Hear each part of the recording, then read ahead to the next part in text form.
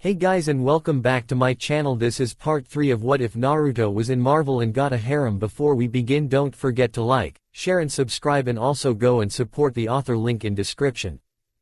There was an unusual amount of activity in the school grounds tonight, specifically the auditorium, where both adult parents and younger students sat waiting. The chatter died immediately when the announcer called for the beginning of the show. The lights dimmed, the curtains parted, and Naruto sighed, wondering once again just how he'd gotten roped into this to begin with. He had told himself that he should try and build a distance between himself and the rest of the team, particularly the female members, for that was where his brain defers to his hormones for wisdom the most. Yet here he was, persuaded by Kitty and Rogue to come to the former's dance recital. How could Naruto resist? After all, Kitty did not have parents who could come and watch her, and her best friends were Rogue and Naruto. Wouldn't it be wrong for him to not come? Especially when Kitty's efforts landed her the main role.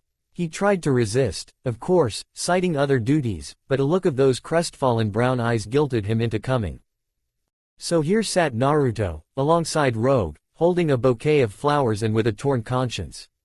Was he doing Kitty good by coming here, or was he just making it harder for the eventual time that the band-aid would have to be torn off?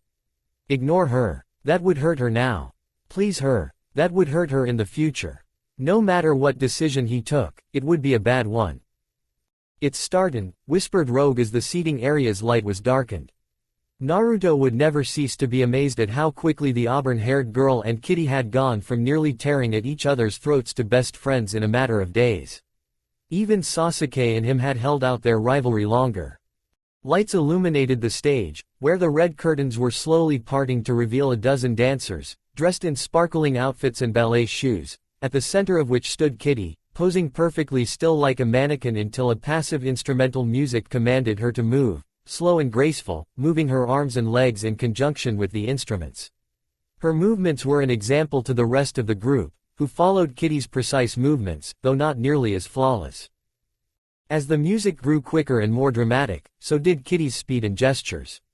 In just a few minutes, she managed to showcase her agility and the amazing flexibility of her body, contorting her body fully at one point, stretching her back all the way to the floor while her legs were split. The show finally ended with a solo performance by her, standing only on the tips of her toes. Naruto wondered how she didn't break anything. Despite the smile that she put on, Kitty was clearly in pain. Despite no longer wearing a bandage, the wounds from the events of Stark Tower were still affecting her, but if Naruto hadn't known about it, he probably wouldn't be able to tell aside from the few moments in which the smile turned into a wince.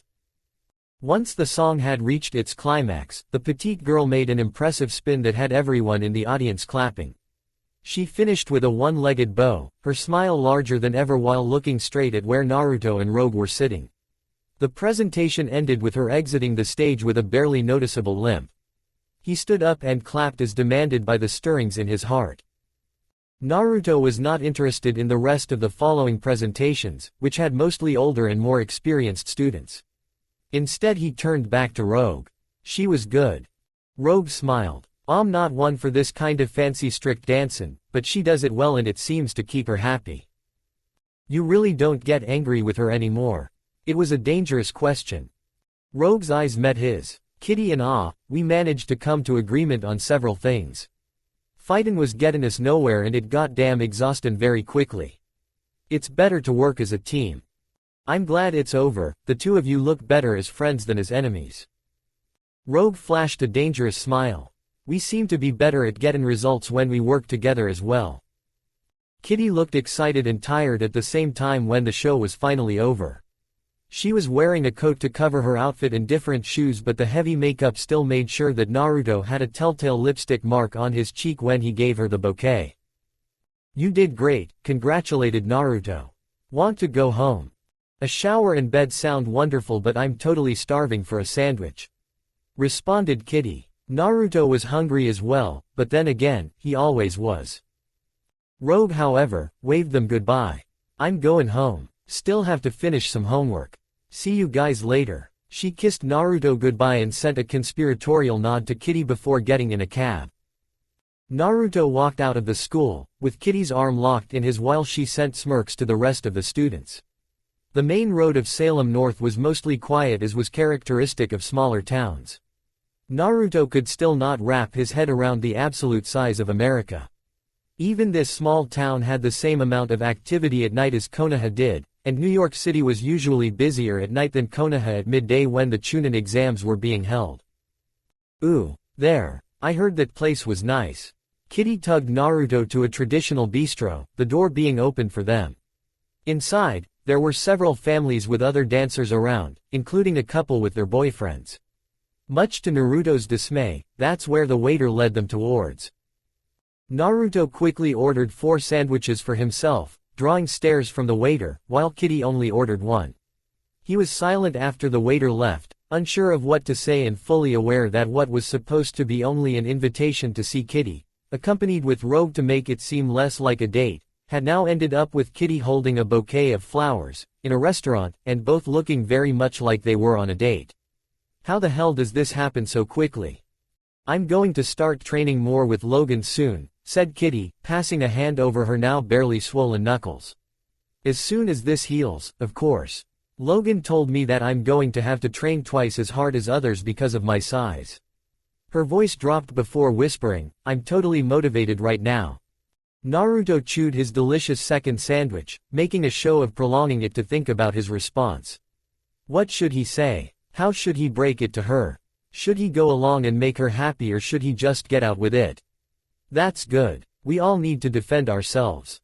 He tried to put meaning into his words, yet they came out empty, not at all how he would usually speak. I was thinking if you could help us. Me and Rogue, I mean. We need help with extra training and you're the strongest fighter in the team. Naruto's ego inflated like a balloon, even if he would question that statement considering that the team had Aurora, Logan, and technically Professor Xavier. Well, I am awesome, I won't deny that. Naruto shuffled around nervously. He truly wished he didn't have to do this. Look. The blonde felt awful when looking at her eyes. I know where all of this is going. Kitty's gaze was fixed at his with an unsure smile tugging at her lips. We can't do this. Why not? Questioned Kitty as if she were asking for a very simple thing. Do you think I'm ugly? Am I too short for you? Is my hair too long? Too brown? I'm still a growing girl, you know. Shaking his head, Naruto took another deep breath. It's not your looks. He looked away from her. You know I'm not from here. Kitty shrugged. So, my grandparents were not from here either, and yet my family has settled so well that I can't even speak a lick of Polish. Rogue probably doesn't know anything about the French aside from baguettes, and Jean is so un-British that she drinks milk, but no tea. You just need to accommodate a little, is all. The difference is that all of your grandparents and great-grandparents came here by choice or because they looked for opportunities. I was forced to come here and I intend to go back to my village at some point. The petite girl sat silent, but not for long. So, you're still here for some time, right? Can't you have a little fun in the meantime? It doesn't have to be totally serious, you know. Or do you have a girlfriend back home? Naruto thought back to his female friends. Sakura, Hinata, Ino, and Tenten. It hurt how little he could remember their faces, and yet he could still remember that nobody would want to do with him what Kitty wanted, at least not that Naruto was aware of. No girlfriends, but a dream to be Hokage, and that means that I will be leaving the institute behind as soon as I find a way back. I'm a shinobi of Konoha, I don't belong here. Yes, you do, Kitty declared, her hand grasping his own. You belong. We're your friends, right? Or are you going to forget all about us when you back to your home? If you can even go back. Naruto ignored the last part his mind read. It's not just that, there's other stuff you don't know about me. There's another reason this won't work. I have a monster inside me. A monster that will hurt you. I don't want to hurt you. If you knew all about me, he let the statement hang, not even wanting to imagine the consequences of the Kyuubi's revelation. Naruto let his mind wander back to days gone by, before coming to Earth, before even becoming a shinobi, the days of loneliness because of a curse he had no choice in. You would all hate me. Kitty, however, was not dissuaded in any way. I don't think you could ever be bad. Even when you are angry, it's because you care about someone other than yourself. Her words could not reach him no matter how much she tried. He could never tell them. Never let them know of what he had been carrying since the day of his birth. His friends should never come across the nine-tailed beast that would bring destruction and woe to all. Just like he could never tell his teammates or Konohamaru. In his nightmares, that was always the worst, seeing friendly eyes turn to fear and hate. Naruto could never allow them to know. "I think we need to go back to the institute," said Naruto once they were done with the meal. He paid for Kitty's meal despite her protests and tried to be as silent as possible as he carried his friend on his back all the way to the mansion. "I'm still gonna try to convince you," declared Kitty, her voice low but not the steel behind the words. "I still believe that you belong here, with us. Nothing will change my mind about that." With that, she gave a quick kiss to his cheek and phased through the door. Naruto sighed. Women are troublesome, he repeated the Nara philosophy. Dissuading women from a chosen path was hard. Even after telling Kitty that it would not happen, she would still continue to try. It would have to take him leaving for her to be convinced. At the same time, Naruto still wanted to spend time with her and Rogue. They were the best friends he had here. If he kept hanging out with them, however, that would only continue to encourage them. Is this why the Tem was so cold to Sakura and Ino? Should I follow his example? No, Naruto thought to himself after just a millisecond of internal debate. He was not going to act like a stick in the ass Uchiha.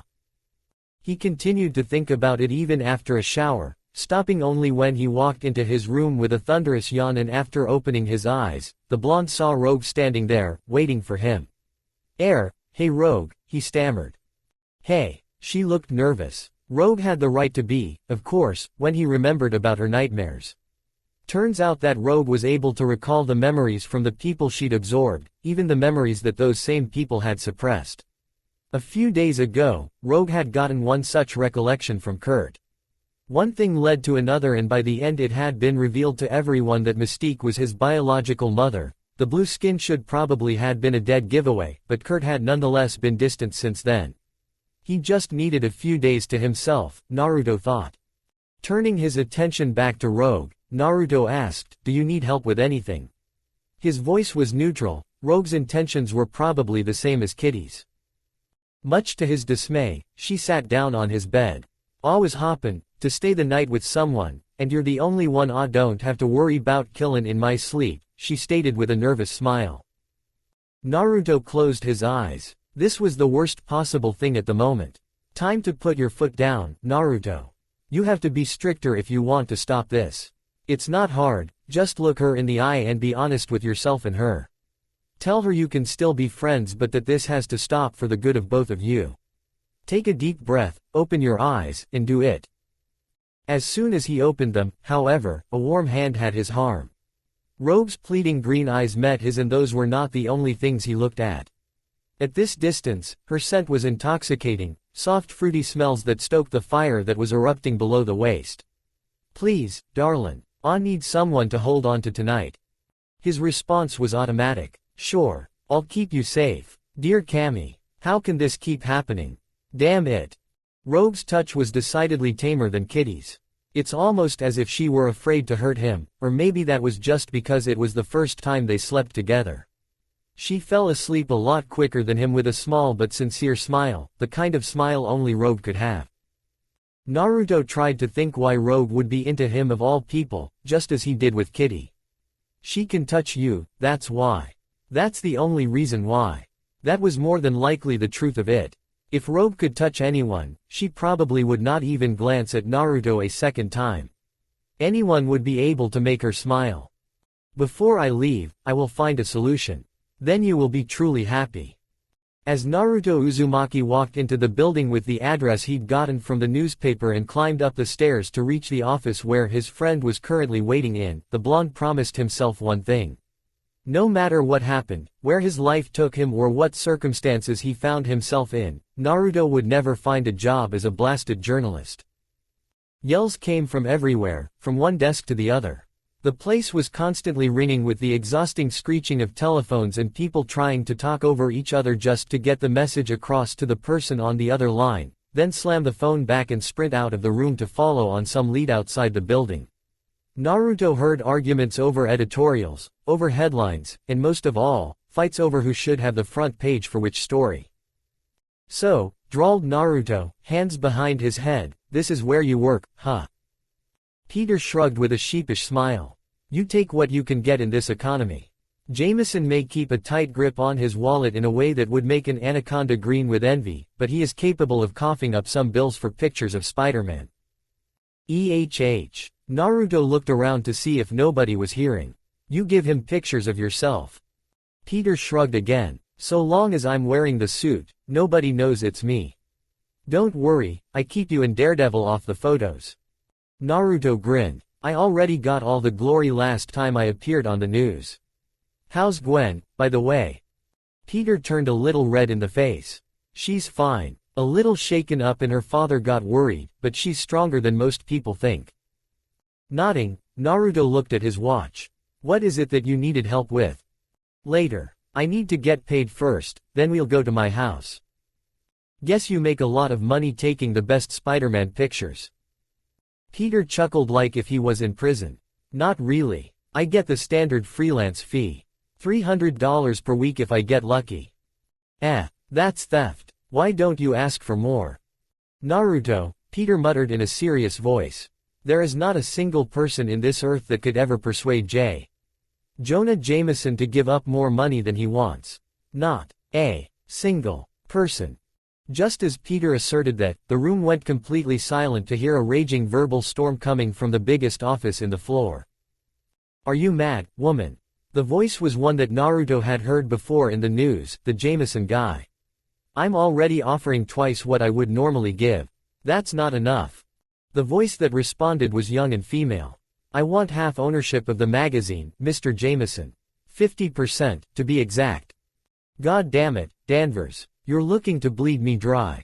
Thundered Jameson in response. You get a salaried position and a bonus for sales, along with being the editor of the magazine. That's it. Do you know how many women still in college get this opportunity? I did not leave an internship in NASA to work for less than I'm asking. There was a pregnant pause, in which only the ringing of telephones could be heard. On second thought, I think I may find some better offers elsewhere. The Daily Globe, perhaps. Another pause. 40%, Danvers. And your magazine better sell what it's worth. Seconds later, the door opened and a young, well-dressed blonde woman strode out with a smirk plastered on her lips, everyone else staring at her in shocked silence. Unless you're her, Naruto pointed out to a flabbergasted Peter. Just as the woman left the floor, a red-faced Jonah Jameson stepped out of his office. What's this? Labor Day. I'm not paying you to just stand there like a bunch of sloths. Get back to work. The chaos returned immediately after that, and Jameson turned his attention to the two teens. Parker. He barked. What do you have for me? He looked at Naruto. And who is this? Just a friend of mine. He helps me with some things, responded Peter while giving the perpetually angry editor an envelope. Well, don't think for a moment that I'm going to pay him. He snatched the envelope and looked through the pictures. Crap, not crap, extra crap, salvageable. All right, Parker, here's your fee. Don't come back here until you got more pictures to sell, he growled while jamming a different envelope towards Peter as if he were giving away one of his arms. Sue, drawled Naruto as Peter placed the envelope in his pocket. Right, we're done here, let's go. After walking a couple of blocks from the building and buying a few slices of pizza, a whole pie in Naruto's case, both of them got into their outfits to travel to Queens faster. The skyscrapers soon gave way to smaller buildings, and later a far less busy sea of small businesses and houses unlike those in Manhattan. They stopped a couple of streets away from their final destination, a humble, gray-colored house. It was equally humble inside, with a rustic feel to it. Almost everything looked to be a little old, and yet it only added to the charm of the place. Naruto saw several pictures of a couple, and some of Peter growing up. He seemed to be especially fond of the older man, who looked not like a father but almost like a grandfather. Peter, is that you? Asked a voice from what looked like the kitchen. A gray-haired woman followed soon thereafter, wearing a smile that immediately made Naruto feel at ease. It's me, Aunt May. Oh, who is this? Aunt May looked at Naruto with curious eyes. Is this a friend of yours, Peter? You've never had friends before. Much less brought them into the house. Naruto smiled sheepishly. I'm Naruto, ma'am. Naruto Uzumaki, he responded, remembering the manners beaten into him by Jean. Nice to meet you, young man. It's so nice that Peter's making friends now. Naruto noticed that there was no mention of the man in the photos, and the way that Peter looked at them with a hint of sadness told Naruto all that needed to be said. It was the same look that Kakashi-sensei's eye made when he thought nobody was looking. We'll be up working on something, Aunt May. No need to worry about us, assured Peter. Naruto was about to follow him up the stairs when he was stopped by a wizened gentle hand. Thank you for being with Peter. He's been so different since Ben. The voice almost cracked, but there was still a strange strength in the woman's voice if not in the body. Peter's a good kid, just a little distant because he's smarter than most people. Naruto grinned and gave a thumbs up. You got it, Oba-san. Peter's room was a little different than the rest of the house, a bit like Reed Richards on a budget, and a lot tidier despite the massive amount of stuff that made the place almost impossible to move around in. The owner of the room was currently at desk, overflowing with all sorts of modified electronics, some that appeared as if they'd been fished straight out of the dumpster. What is it? Asked Naruto. It was not just one device, but several. Some small gadgets the size of his thumb, a huge radio transmitter, and a handful of receivers. Peter grinned as if he were holding a newborn baby. This is what's going to help us get into all radio communications of the police force, he declared, holding the gadgets in his hand. If we manage to place all of these into their transmitters, they can be rerouted into our own. He patted the big radio. Then we can hear them straight into our ears with this thing. We can even access their database. It was dangerous and probably illegal, yet the idea of having access to all police communications made Naruto return the grin. Do you know if it works? Let's try it out, declared Peter, turning on the volume of the broadcast. I've been working with a prototype but it's faulty and can only give me reports of key areas in Queens. Reports of a half-naked man taking a woman by force near the Brooklyn Pier. Can you confirm? The voice contained a fair bit of static, but was still clear enough for Naruto to make out. Confirmed, dispatch. The woman in question has been identified as the Invisible Girl of the Fantastic Four and the other 3 members are already in pursuit. The suspect looks to be a superpowered individual. Acknowledged. I understand that she insists on being called the Invisible Woman now. Stand by for assistance but do not engage unless necessary. Sue. Gasped Naruto and he immediately jumped from his seat and made for the window. All of it looks good. I'll talk to you later. He yelled to Peter before jumping out, casting his clothes aside and into a scroll, revealing his maelstrom outfit as he continued to speed towards the sea. Naruto didn't even need to turn on his eyes to know where he needed to go. Johnny Storm burned a path right to the destination. The chakra signatures of Mr. Fantastic and the Thing were lagging behind the Human Torch but still making a beeline to where a fit man was carrying an unconscious Susan Storm towards the endless sea. Just as the muscular man was sprinting towards the dock, Naruto appeared before him with gust of wind and leaves. Stop right there. The man glared daggers back. Who is this that dares cross the path of Prince Namor? Name yourself, insolent peasant. Prince. Prince of what? You're just a perverted streaker. Naruto created a dozen clones around himself and prepared for a fight. And you better let go of Sue before I teach you a lesson. The man sneered so arrogantly that he could have put any Uchiha to shame. I am Prince Namor, heir of Throne of Atlantis, and I hereby take Susan Storm to be my betrothed, the future queen of my kingdom. Pointing a finger at the unconscious Sue, Naruto exclaimed, she didn't agree to it, did she? I offered her a deal, peasant. Her hand in marriage in exchange for the lives of her pitiful race. She has agreed to the terms and I have defeated her companions once. I will only cede my claim to the opponent who achieves victory over me. Are you foolish enough to defy the king of the sea? Naruto shrugged. I guess I am. Foolish boy. Cursed Namor as he set Sue on a nearby bench. No human has the power to beat the might of Namor. May your death serve as an example to your feeble kind. Turning on his Sharingan, Naruto adopted a battle stance. That may be true, he whispered before disappearing into smoke, teleporting behind Namor and kicking him as hard as he could on the side of the head with a chakra-infused kick. The muscular man was strong, but he was still knocked a good 20 feet into a nearby warehouse. But I'm not exactly human, pervy streaker. Namor rose from the rubble with clenched teeth and a death glare. Who are you? Naruto grinned beneath the mask. I am a shinobi. It matters not, one Earth dweller is just as bad as the next. Spat Namor, adopting a strange stance and charging at Naruto. He was fast. Faster than any other person Naruto had seen on Earth, and yet, Naruto had seen faster on his world. He jumped away just before a fist made contact with the wall behind him, demolishing it like if it were paper.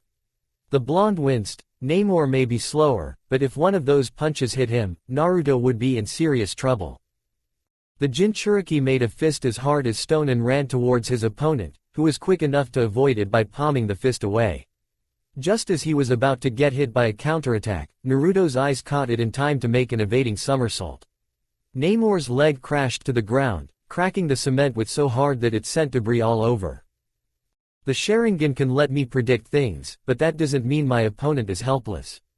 They can still counter my attacks.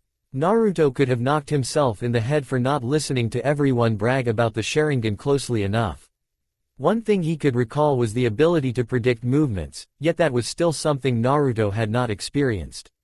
He imagined that this would have something to do with the number of tomo in each eye. Naruto had 1, Sasuke had 3. How could he unlock the rest of the capabilities? You are far more tenacious than those 3 I defeated earlier, snarled the half-naked man, his voice betraying haughtiness with just a smidge of intrigue. Perhaps you are not a peasant after all.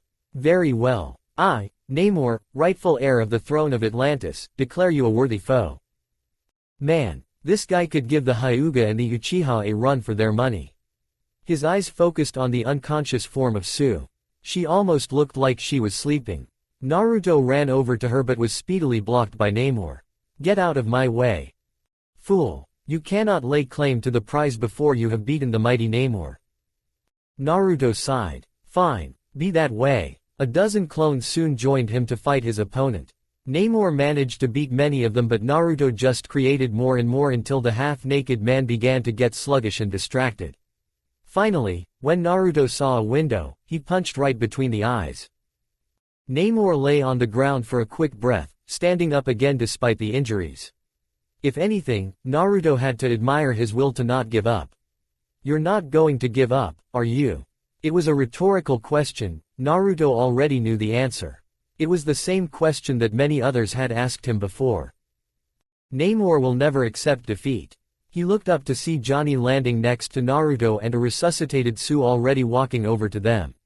Yet, I do observe that you have triumphed this round. Therefore, Namor is willing to cede the betrothal of Susan Storm to you, for the time being, until I regain my full strength to defeat you and stake my claim once more. Betrothal? Questioned Naruto, squinting his eyes. Namor now looked at him with an equally confused look. Namor, and therefore, the Kingdom of Atlantis, considers you a worthy rival for the privilege of taking Susan Storm as your wife. Did you not engage into combat with Namor for her hand in marriage? Marriage. She's not even my girlfriend. Girlfriend. Faye. Such ridiculous nonsense you ground dwellers practice. In Atlantis, courtship is determined by strength and status, not with romantic outings and the exchange of silly trinkets. Right as he said this, Mr. Fantastic and the Thing had arrived, with the latter grumbling even more than usual. Oh man, I didn't know I was going to have a brother-in-law so soon. Can I be the best man? At the very least I'll have to be the one to walk her down the aisle. Hey, Sue, do you have your wedding dress ready? Of course, Johnny just had to turn it into a joke. Alright, that's it, exploded Sue from the sidelines. She thundered over to Namor and jabbed a finger. You are too forceful. Then she walked to Reed. You are not forceful at all. She turned to Naruto. You're sweet. Maybe if you were a few years older and a little more mature, she whispered before walking away and turned invisible. I'm staying with a friend tonight. Namor looked like he had eaten something foul. The stakes still stand. Namor demands to know the identity of his rival before leaving to regain his strength. Naruto sighed, checked to see if there were any onlookers, and then took off the mask. My name is Naruto Uzumaki, shinobi and future Hokage of Konoha. I will be back one day. For now, Namor has other business with his kingdom, promised the dark-haired prince as he jumped into the sea and disappeared below the watery depths. Thanks for your help, stated Reed plainly. Ben Grimm looked a little more reluctant.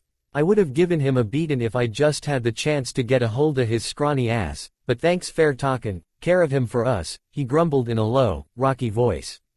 Alright, looks like that's it fair today. This planet is strange. To be fair to himself, that seemed to be the thought of everyday people now who were getting more and more used to seeing these kinds of strange things.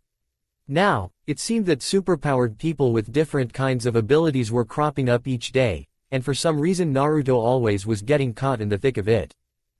This is just one city, realized Naruto. Back home they didn't have the advanced and accurate maps that Earth had, and every time the Jinchuriki looked at the globe, he began to fathom just how huge this planet was. He hadn't even left the country and so far, he'd seen more threats than back home. Orochimaru and Akatsuki, those were what Naruto had to focus on. Here, there was Magneto, the many gangs of New York, the group that had attacked Stark Tower, and now this fish man, all in one city. What else was hidden in the shadows, lying in wait for the correct moment to strike? What else would come descending from the stars with nefarious intent? What other threat was lurking just around the corner? This planet was so easy at times, and yet so complicated as well, and that wasn't even getting to the women. Troublesome. Channeling Shikamaru was the only way to cope now. Was that the reason why he looked at the clouds while jumping back to the institute? It's all so troublesome. Wesley straightened his tie just as the elevator reached the tallest floor. The doors opened and he was met with several professional men guarding the door where his boss was currently in a meeting. None of them batted an eye as he walked towards the entrance. Wesley had never seen any of them before, but that was to be expected of agents belonging to the Federal Bureau of Investigation. His boss was standing where he always was, in front of the window overseeing the city, his back turned towards both Wesley and the man seated on the other side of the massive hardwood table. What is it that the esteemed members of the FBI wish of me? I believe if you go through my records you will find them completely clean of any wrongdoing. The man, deputy director if Wesley remembered correctly, was as still as stone when giving a response. You are, on the surface, at least, Mr. Fisk. Of course, we both realize that there's a lot of things the appropriate people can hide, as well as things other types of appropriate people can find.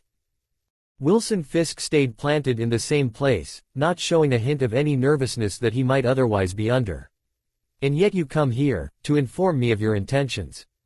That means either one of two things: you are a fool, or you want a deal. I am under the impression that your agency has the reputation of not being fools. The real question then, is why you come to me now, Mr. Sanderson. Circumstances have changed in Washington, and with it, the status quo. Fisk turned around and slowly walked towards the desk. His massive body was probably more than Wesley and Sanderson combined. Continue. Our agency is just one of many in this country, all of us serving a different purpose, and every year each agency receives funding depending of their necessity to the nation. For most of the time, it has been stable, with us and the CIA getting most of the funding with a few ups and downs. As you might imagine, the unfortunate events of the towers meant that we had an increase in that budget.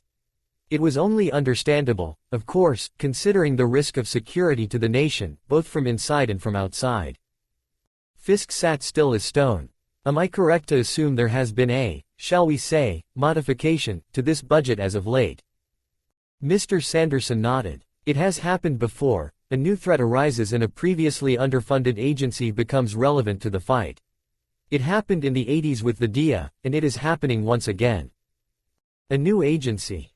The deputy director nodded his head.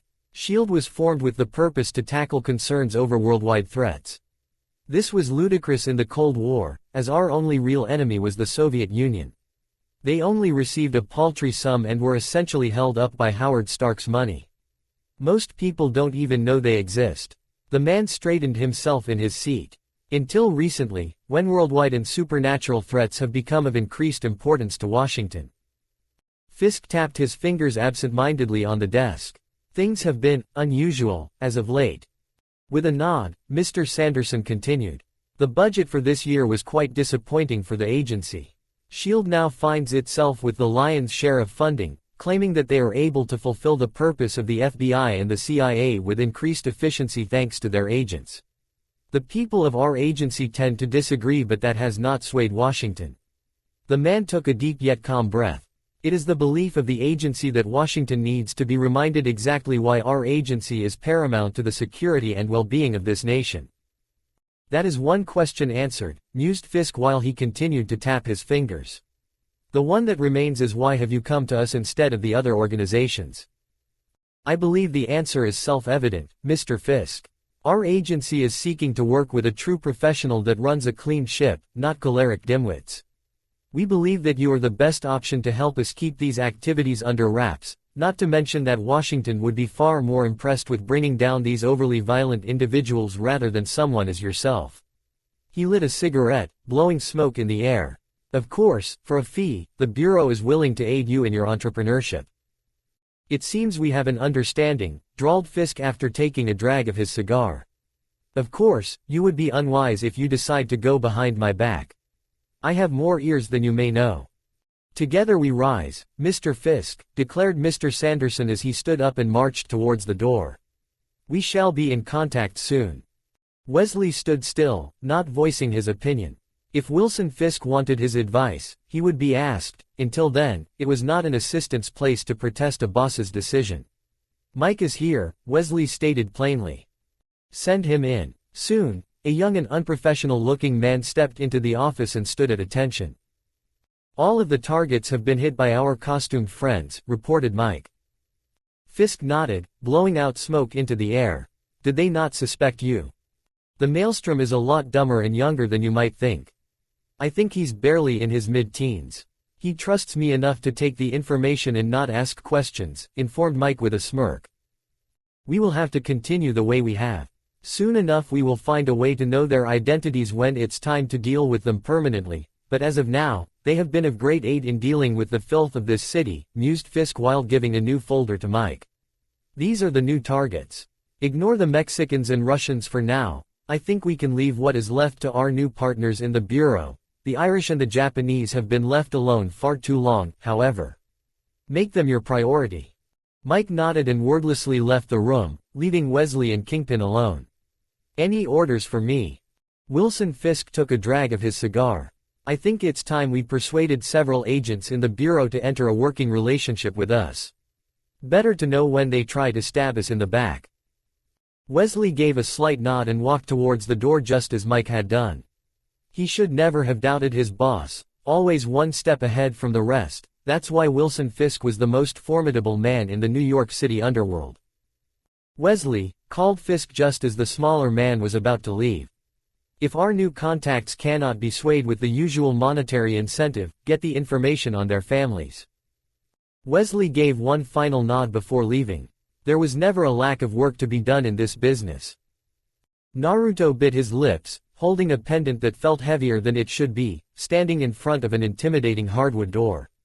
He hadn't talked with Jean at all since she'd discovered his after-dark identity, and after a few days it really started to eat at him. The blonde was used to talking to her at least once every day since coming here, and the disruption of that constant assurance in his life was uncomfortable in a rapidly changing world. Finally, after minutes of staring at the lifeless oaken barrier for minutes, Naruto raised his knuckles and tapped firmly against the door. Coming, announced the voice from the other side just before Naruto heard the clicking of the lock and handle, the door opening along with a gust of perfumed air. Jean's emerald eyes peered from the entrance at him and a smile dropped. Oh, hey, Naruto. Can I help you with anything? The Jinchuriki shuffled his feet. Can I talk to you? He asked, eyes glued to Jean's expression as it evolved from gentle glare to uncommitted indifference. Okay, come in, relented Jean. Her room was neat and tidy. The walls were adorned with posters that ranged from musicians to human anatomy, a shelf with small drama novels right next to massive textbooks. Every surface was absolutely spotless, and quick peek at her desk told Naruto that all her homework had been done even though it was still Friday. What do you want to talk about? She asked, not unkindly despite the stony stare. I want to know what I can do so everything can go back to normal and we can be friends again, stated Naruto. Jean pursed her lips, sitting down on her bed. You're still my friend. It's just, I don't know what to make of you. She must have seen something interesting out the window. Since I've come here, I told myself that my powers would not define me, that I would try to fit in with the rest of society as well as I could. No heroics, just learn control and then go to college, learn biology, become a doctor or a researcher. It's something I try to tell everyone else here. She said, looking back at him. You seem to want to live this life. The blonde found a seat near her desk before he responded. That's completely different from where I come from. Naruto fished his headband from a pocket and showed the leaf symbol emblazoned on the metal. From the moment I was given this, I was considered an adult. I was sent to missions where I could easily die just like many before me. I wanted to become the Hokage, the leader of my village.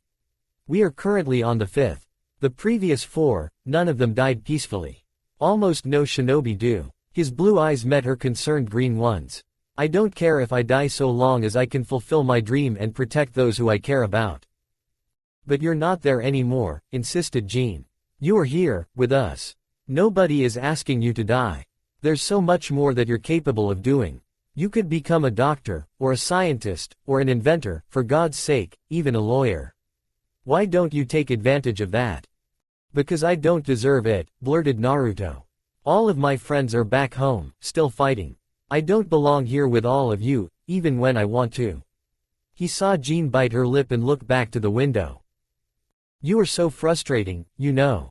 She sighed once she turned her gaze again. Sometimes, you're so childish and immature, and yet, at other times you're competent, absolutely brilliant, and the most dependable person I can think of. I'm confused about you, and every day that goes by I try to understand you, but I just find myself wandering deeper and deeper into a maze. She stood up in front of him. But I do know that you do deserve it. No matter who you were before. I am not. If I told you who I am, you would not think that. Naruto raised his head and handed her the pendant. I got something for you. I tried to give it to you before but you were angry. Jean's fingers curled around the chain. Why are you giving me this?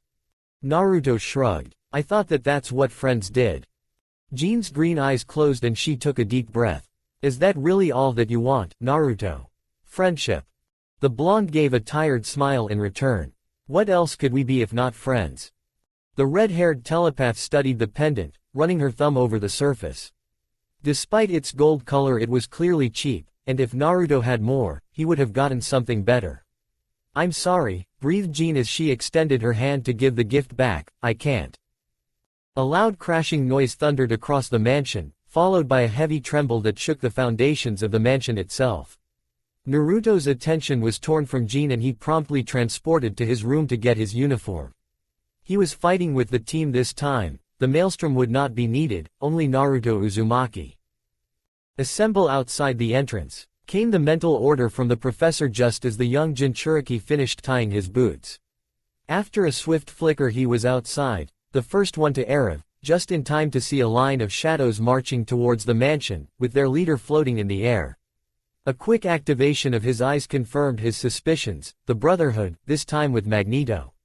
One by one, he saw them, Lance Alvars, Todd Tolansky, Fred Dukes, Mystique, and 2 others he hadn't seen before, one around Naruto's age with silver hair and a smug smirk plastered over his mug, and the other a tall, beastly man with a predatory gaze and a confident stride.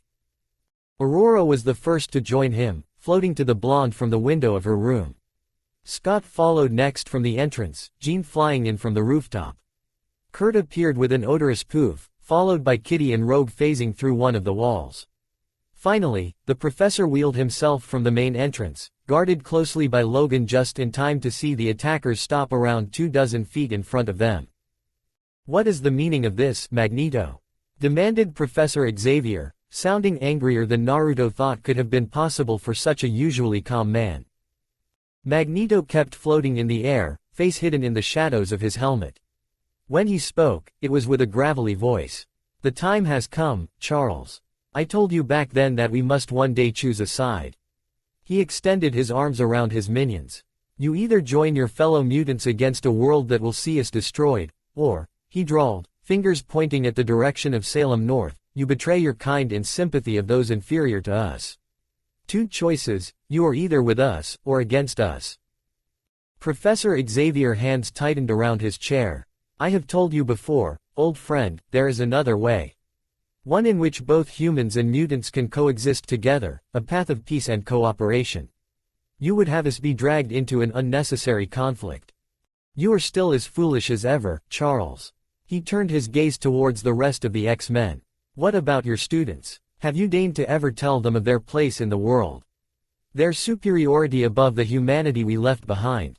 Or have you been stunting their progress to keep them blind of their innate potential above the lesser species? It was now Jean's turn to respond. The professor has told us to control our abilities and use them for good, not for selfish reasons. Her voice was hard as steel with conviction.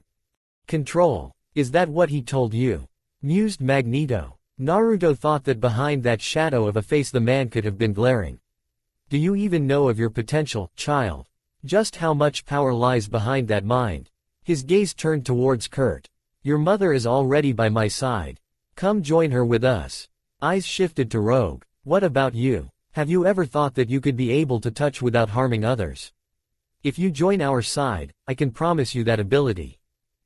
Mystique's poker face shifted for just a second to look confusedly at Magneto, only just baring her teeth for a few moments, but that did not stop the master of magnetism from continuing. Scott Summers, he drawled towards the bespectacled member of their team. Can you imagine not being imprisoned by those glasses? Can you imagine ocular prowess far beyond what you have now? I can help you, I am already helping your brother with his pain. Scott's mouth immediately began to gape. You are someone who wants to lead, Scott Summers, but you cannot lead without power. I offer you power. Scott turned to their leader. Professor. Do not listen to him, Scott, commanded Professor Xavier. He is lying to you to get you on his side. But, how does he know about Alex's pain? Asked Scott. He only ever told me and I haven't told anyone else. He took a step forward. Maybe we should hear him out. If he wants to give his strength, how can it be a bad thing? Soon, everyone started to protest as Scott took another step forward to where a large metal ball was floating down. Don't do it, Scott, yelled Jean. You cannot leave with him, Scott, exclaimed Aurora. Come back, you little brat, continued Logan. It went on and on until Naruto stepped up. The blonde could see it. It might have been a different place, and a different person, but Naruto had seen it before. Scott, he yelled, drawing a look backwards from his teammate. Do not do this. Never turn back on your comrades. In spite of the initial look of hesitation, Scott just looked down in shame. I am doing this for you, all of you, so that I may become a better leader, so that I may protect you all. His eyes turned to Naruto. So that I may become as strong as you. With that, he stood up in front of the opening metal ball and stepped inside. As soon as the teenager was swallowed in the darkness, it closed and rose up into the air until it disappeared in the blackness of the moonlight sky. Naruto turned around to see Professor Xavier gripping the handles of his chair so hard that his knuckles turned pale.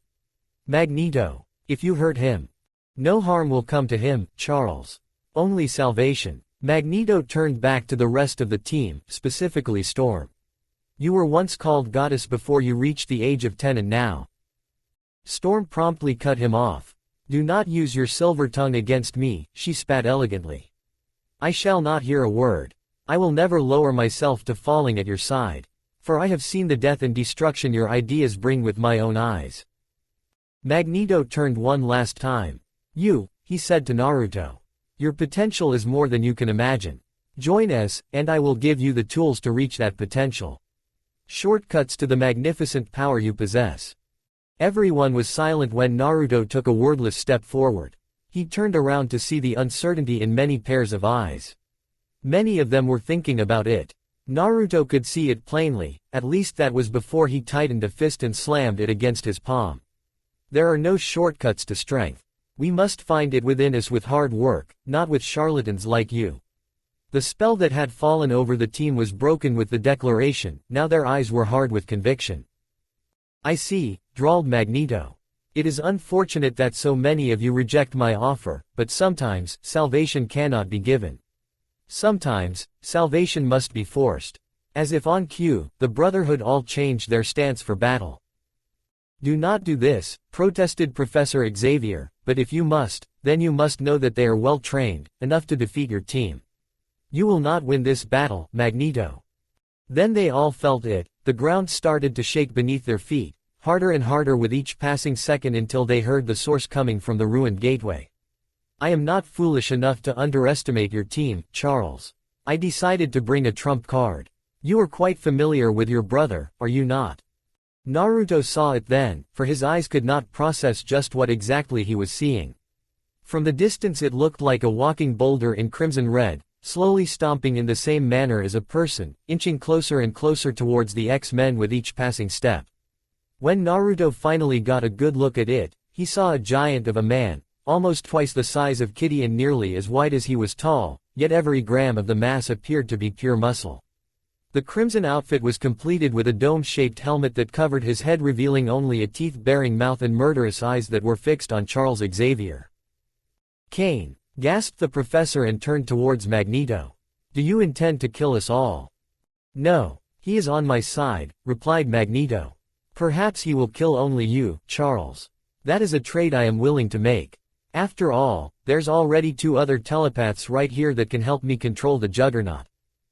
Professor Xavier shook his hairless head. You are a fool, Magneto. No one can control him. He then turned towards the X-Men. Leave, all of you. You cannot win against him. No, bellowed Naruto with as much steel as he could put in his voice. This is the only place we have. We are not giving it up without a fight. Usually Scott would be issuing attack orders now, but Scott was not here. The bespectacled teen was supposed to be the leader, that was how they'd been trained. How can we defeat your brother? He mentally asked Professor Xavier. The professor looked hesitant to tell them anything, more than likely hoping they would run away, yet Naruto kept that determined look in his eyes. You cannot hope to beat him physically. His body is strong, yet his mind is weak. If you can take off that helmet, then I'll be able to subdue him. Naruto turned to see with the Sharingan that there were 4 clasps that held the helmet attached. Naruto nodded and turned to the rest of the team. Jean and Storm, you distract him along with my clones while Nightcrawler undoes the clasps. Shadowcat, you and Rogue try to get close to him, see if Rogue can absorb his powers. If he attacks, then use your phasing to protect both of you. The blonde nodded to the rest of the Brotherhood. I'll go and deal with these clowns and join you later. Understood. Understood. They all replied in unison. Naruto then turned to Logan. But before he could say anything else, he had already brandished his claws and made a beeline towards the equally wild member of the Brotherhood with a roar. Sabretooth. Wolverine. The 2 apparent rivals engaged in a savage brawl that shattered the stalemate. Naruto immediately crossed his fingers and created roughly 100 clones, much more than he'd needed since arriving here. Even the Brotherhood widened their eyes at the sight of the mass amount of Naruto replicas. With a war cry, the replicas promptly charged towards the hulking beast charging towards the team. Seeing the rest of the team engage with the Juggernaut, Naruto turned his attention towards the 4 foes standing before him. Toad, Avalanche, Blob, and the cocky silver-maned newcomer. Magneto and Mystique looked content with watching the battle for the moment with analyzing gazes. All right, taunted Toad with a yellow-toothed grin. Now it's all of us against you, Blondie. Just make it easy on yourself and Surin.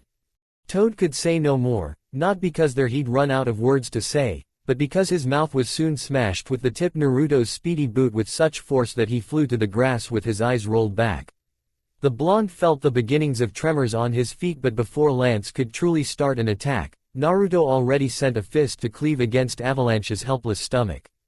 The shinobi heard an exhalation of hot breath and a whimper followed by his opponent collapsing. He did not have the time to relax, for in the corner of his red eyes, he saw a meaty fist looking to bash his head in and stepped away as the blob smashed the ground. Naruto knew his telepath skills were not as honed as Professor Xavier or Jean. Yet with someone as simple-minded as Fred Dukes, little effort was necessary. The massive teen soon got a dumb look and crumpled face first to the ground. A disgusted sigh came from Magneto. He turned towards Mystique. Months of training for this spectacular failure. Mystique grit her teeth like she had eaten something foul.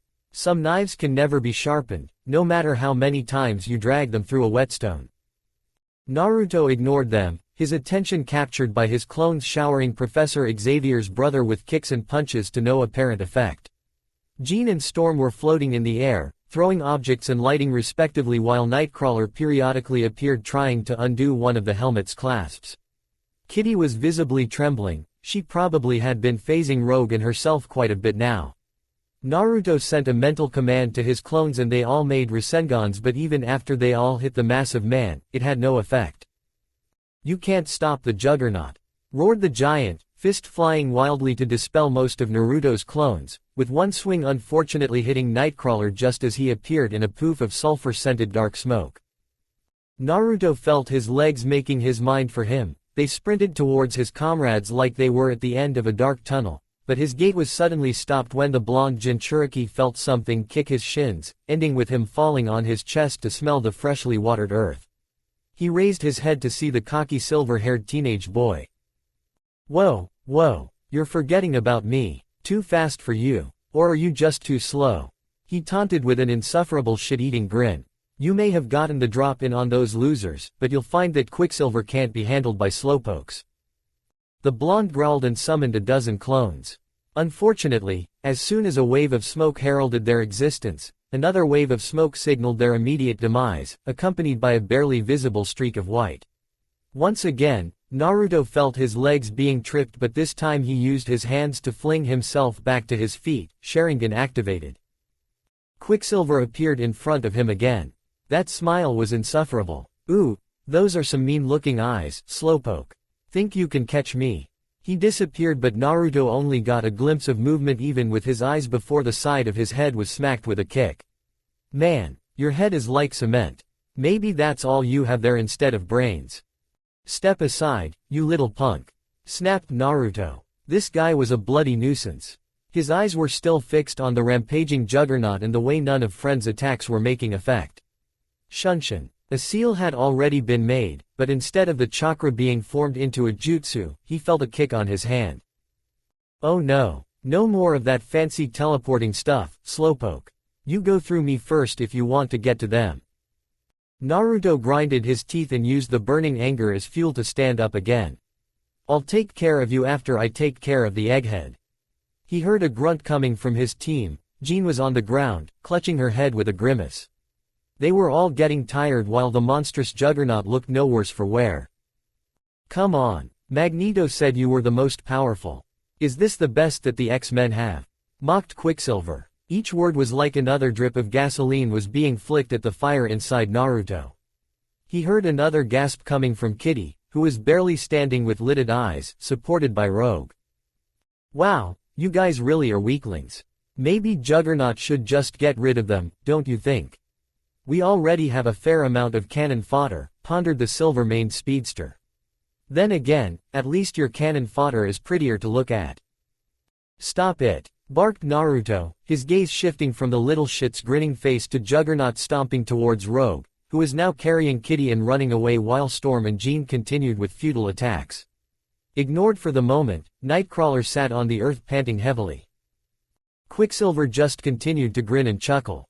"Begging, is it? Come on, slowpoke." He stood next to Naruto to see what I was seeing. "Hey, I got an idea. How about a little race, huh? See who can reach them first." A silver flash and he was gone. Next thing Naruto saw as he stood up was Rogue getting hit on her back and falling down along with Kitty, the Juggernaut snapping at their heels. "Aw, guess I win," cackled the speedster. "Want to try again?" Just as Rogue was getting up and limping towards Kitty, she was slammed on the back and fell down again. Jean and Storm stopped their attacks to place themselves between the walking muscle of mass and his target. The flash of silver came back. "Too slow. Who's next?" "The redhead. The blue guy. Help me choose here, slowpoke." Naruto was sure that if he tightened his jaw any more, he would shatter it. His fingers curled into a tight fist to be hurled at his opponent.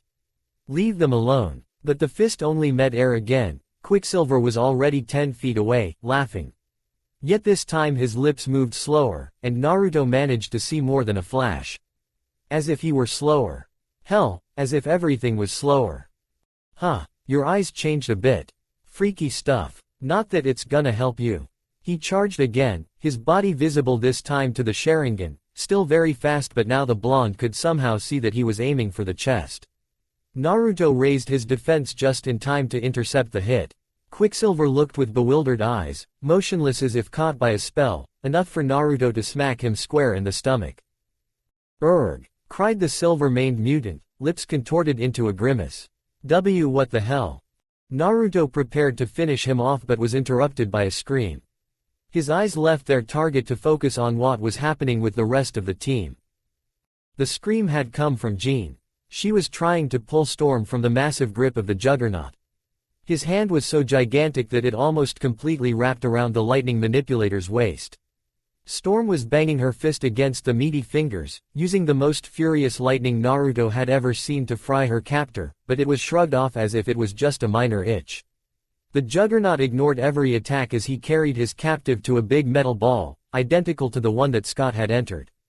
The sphere opened its metal maw and Juggernaut unceremoniously dumped Storm into it, metal tentacles restraining her entire form. Naruto watched as Storm struggled angrily at first before truly taking in her situation, then her eyes changed completely. Terror. Primal and unadulterated terror that the blonde thought would be impossible for his white-haired friend. And no, she wailed as the metal jaws began to close. "Get me out. By the goddess, get me out." Her eyes went from white to their natural blue, and tears began to flow uncontrollably as they darted about before settling on Naruto. Please, Naruto. Help them." That was the last Naruto saw before the sphere closed completely, yet he could still hear her mental agony. Storm wailed and screamed and cried inside the metal prison, pleading, begging, praying to her goddess for someone to let her out. "No," sobbed Jean, banging her fists against the sphere, cheeks wet with a trail of tears. "Don't do this to her. You have to let her out." "That's enough. Stop this, Eric," roared Professor Xavier, angrier than Naruto thought possible. "This is between you and me. Leave her out of this." Magneto acted as if he were deaf, raising his hand and the metal sphere followed the command. Up and up it went and Naruto could hear Aurora's mental cries fading the more she rose. The screams turned to whimpers by the time the sphere was no bigger than an orange in Naruto's eyes, and finally into nothing as it disappeared into the blackness of the sky. A mocking laugh broke the silence. "Well, that's one down. Hey, Kane," Quicksilver called to the Juggernaut. "Go for the redhead next." Naruto's mind went blank, his gaze turning away from where he last saw Aurora's metal prison to the chuckling speedster, then to the grinning Juggernaut stomping his way to a sobbing Jean. The cruel laughter was drowned out and the blonde could hear nothing, feel nothing, and his eyes could see nothing aside from encroaching blackness. Then he felt it. Pump. Pump. Pump. Each beating of his heart felt like a punch, pumping burning rage over every inch of his being, and with it came power beyond his control. Naruto felt his front teeth turn to fangs, and his fingers became claws. When there was previously a blackness in front of him, now he saw red like blood, and in that crimson visage the first thing was the laughing speedster. "Hey, slowpoke, looking for another kicking? Happy to oblige." Quicksilver sped and his leg did hit Naruto, but the blonde felt nothing even as he grabbed the leg and the silver boy screamed. The raging Jinchuriki then swiped his claws at the chest. Even when he saw nothing but red, Naruto could still recognize blood. "The Kyuubi, it's the Kyuubi," thought Naruto in a moment of clarity, which was gone the moment his crimson visage set itself on Juggernaut. With a snarl, Naruto charged on all fours, each step leaving a smoldering crater and smoking wisps of orange embers until he slammed claws first into Juggernaut's helmet with such force that he staggered a few inches behind.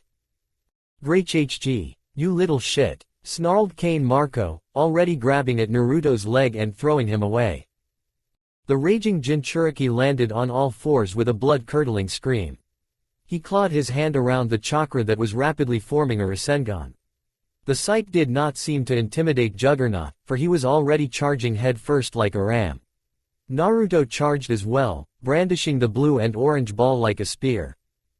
They met with an explosion, the pressure flattening everything around them, yet both stayed still, an unstoppable force meeting an unmovable object. Hateful eyes staring at each other in a battle to stalemate. Last time, Naruto had lost memory after the Rasengan, not this time. This time he felt even more power. Power that he added to his hand as the ball grew and grew tenfold from its original size until it exploded into Juggernaut's helmet and the massive mutant crashed into the ground. Before he could get up, Naruto was already on him, his crimson tail pinning him down and both hands scratching at the helmet. Clawing and slashing until they found the orifices for eyes and lanced down hard. Naruto heard the roar of his opponent but his mind was set on digging deeper and deeper, fingers soaking in blood as they squished the two eyeballs like they were grapes, spurting on his thumbs as the blonde reveled in the anguish. He wanted to make the man cry. Make him cry like he had made Aurora cry. Then, there was a tickle in his brain, a tickle that turned into a voice. Naruto! Naruto! It yelled and the Jinchuriki turned his gaze to meet Jean. But it was not just Jean, it was also Kitty, Rogue, Kurt, and even Professor Xavier. All of them looking, all of them with those same eyes. Those eyes. Those eyes that Naruto had seen many times before. Those eyes that he saw in his very first memories. Those eyes that Naruto hated more than anything in the world. The faces changed, but the eyes were the same. Naruto never had the same nightmares everyone else had. Oftentimes Sakura had told of men hiding under the bed, or monsters in the closet, or even fire burning through their house. Naruto never had any of those. His nightmares were always the same, the eyes that Jean was looking at him with now. They know, he tore his eyes away from them. Naruto could not bear to see those eyes on Jean. He would rather never see her again than see her with those eyes. He turned towards the woods, dark, hidden, and removed from civilization, and leapt away into the trees as fast as he could.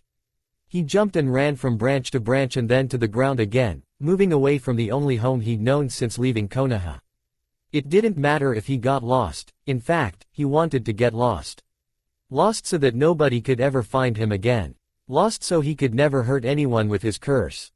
Unfortunately, his wish did not come true, for as soon as he stopped for a moment to breathe, he heard and felt the cratering steps snapping at his heels.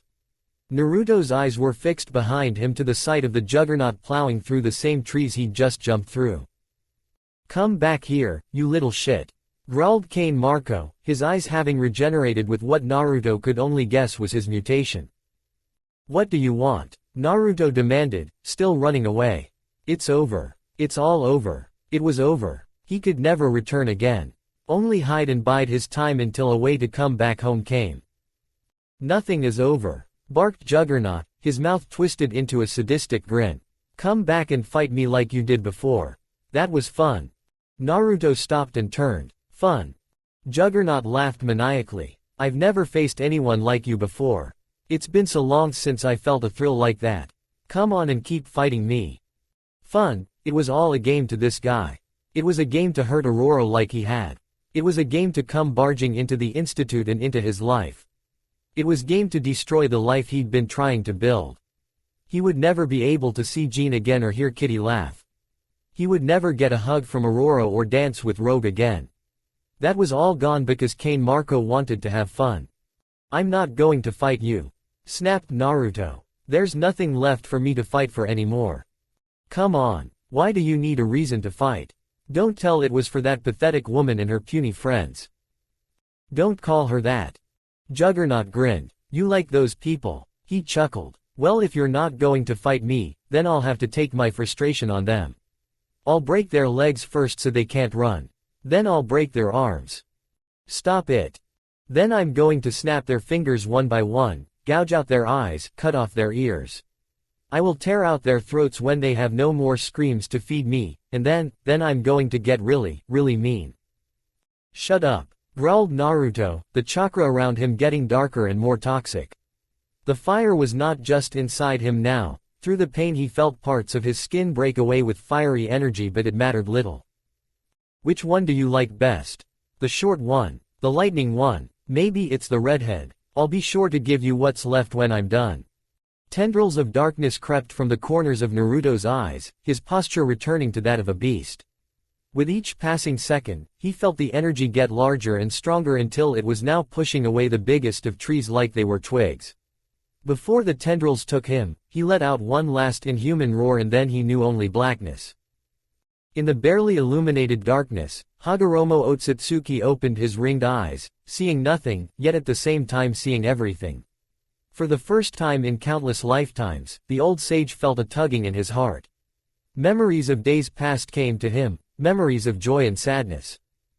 "Oh, Indra," he whispered in a solemn tone. "Your love, 'tis a frightening thing." The wind smacking against Jean's face was the only thing she could feel. It was also the only thing that kept her from letting go of her telekinesis and falling to the forest she was flying above. That and her order. Follow him. Professor Xavier had ordered, and Jean was doing just that. The path was easy to follow. All Jean had to do was look at the path of fallen trees and burning grass. She knew that the former had been caused by Juggernaut. She clenched her teeth when the memory of the massive mutant manhandling Aurora into the metal sphere returned. It had been cruel, even more so than others could have imagined. Jean had been one of the only a handful of people that Aurora had confessed to about her crippling claustrophobia. The redhead let a couple of tears roll down her cheeks. The fire, she also knew who was responsible. The burning crimson energy that had surrounded Naruto was something Jean had felt before, in a dream. She shuddered at the memory of the red-eyed monster. It had undoubtedly influenced Naruto to be so violent, regardless of how much Quicksilver and the Juggernaut deserved it. Before she had flown away, Jean could see the worry in Magneto as he held the gray-haired boy that had been almost cut in half. "I have to find him, before he does something he regrets." Jean's thoughts were broken by a massive surge of malevolent energy. It was so strong that it forced her back several feet. The unmistakable sounds of battle soon reached her. She was getting closer. When she found them, it was at a clearing, surrounded by recently uprooted trees. At the center was Naruto, or whatever it was that had possessed her blonde friend. The toxic red energy that had cloaked Naruto before now formed a circle around him, and while she had seen only one tail before, now there were three, with the beginnings of a fourth slowly forming behind his back. "Naruto, what has happened to you?" His teeth were clenched, and they looked more like fangs. The whisker marks that had looked cute before were now darker and feral, claws had replaced normal fingernails, and his eyes, once blue, were now an angry crimson red. Not like those he activated during training sessions, but those of a predator about to rip apart its prey. Where once those eyes were filled with mirth and mischief, they were now twin pools of absolute hate. And when Jean turned her attention to what he was looking at, she felt a similar hate starting to brew. Juggernaut, the monster that had been horribly cruel to Aurora, was opposite of Naruto. Dark eyes shone with sadistic glee, capped with a bloodthirsty grin. Jean felt her heart clench as she recalled Aurora's scream of sheer terror. For just a moment, she thought of letting Naruto hurt the man for what he had done to her best friend. Jean shook her head and concentrated on Naruto. It was clearly getting worse by the minute, and a brief recollection of the dream reminded her of what he could become. She had to stop it, but at the same time if she calmed Naruto, both would be defenseless against the Juggernaut. As much as she hated seeing Naruto like this, he was the best to go against their opponent. The helmet. The professor had said that his brother's helmet was the key to stopping him. She looked closely to see that two of the clasps had already been taken off by Nightcrawler. Jean had already tried to pry off the clasps with her telekinetic powers only to fail. She would have to get close enough to use her hands. A brief study told Jean Juggernaut was concentrated on just one thing, Naruto. "I have to take my chance now, while he's distracted." But as soon as she started to fly at the massive mutant, a wave of sheer, murderous power slammed into her. The redhead screamed, getting her bearings just inches away from the ground. Immediately, Jean set her eyes on the source. If she had not seen Naruto before, she would not have believed it was him. His skin was gone, replaced by a dark crimson coat. His eyes were perfect circles of pure white, the same as his suddenly sharp teeth. The only thing that remained was his spiky hair, though that too was turned to black and red. Behind him, four tails now swayed back and forth like demonic snakes wanting nothing more than to strike. Jean was only partially relieved that they were focused on his opponent. Both opponents stood by for only a few agonizingly long seconds. Juggernaut was the first to lose his patience and charge like a living boulder against Naruto. His hands, each big enough to envelop a grown man's head, were held in front of him, looking to crush the transformed blonde. Naruto let out a primal growl that sent a visible shockwave. The trees shuddered around him, and Jean had to hold on to a branch to stay in place. He charged, leaving a trail of blackened grass behind him. It was only a short distance between the two, yet to Jean it seemed to be forever, as if she were watching two trains collide and could not stop it no matter what she did. When they reached one another, it almost seemed like the world stopped. A bang that nearly shattered Jean's eardrums was accompanied by another shockwave. This time, several trees were torn from their place and the ones that stayed put lost several branches. Once the dust had settled, Jean could see them. The Juggernaut was like a boulder, and just as slow and clumsy.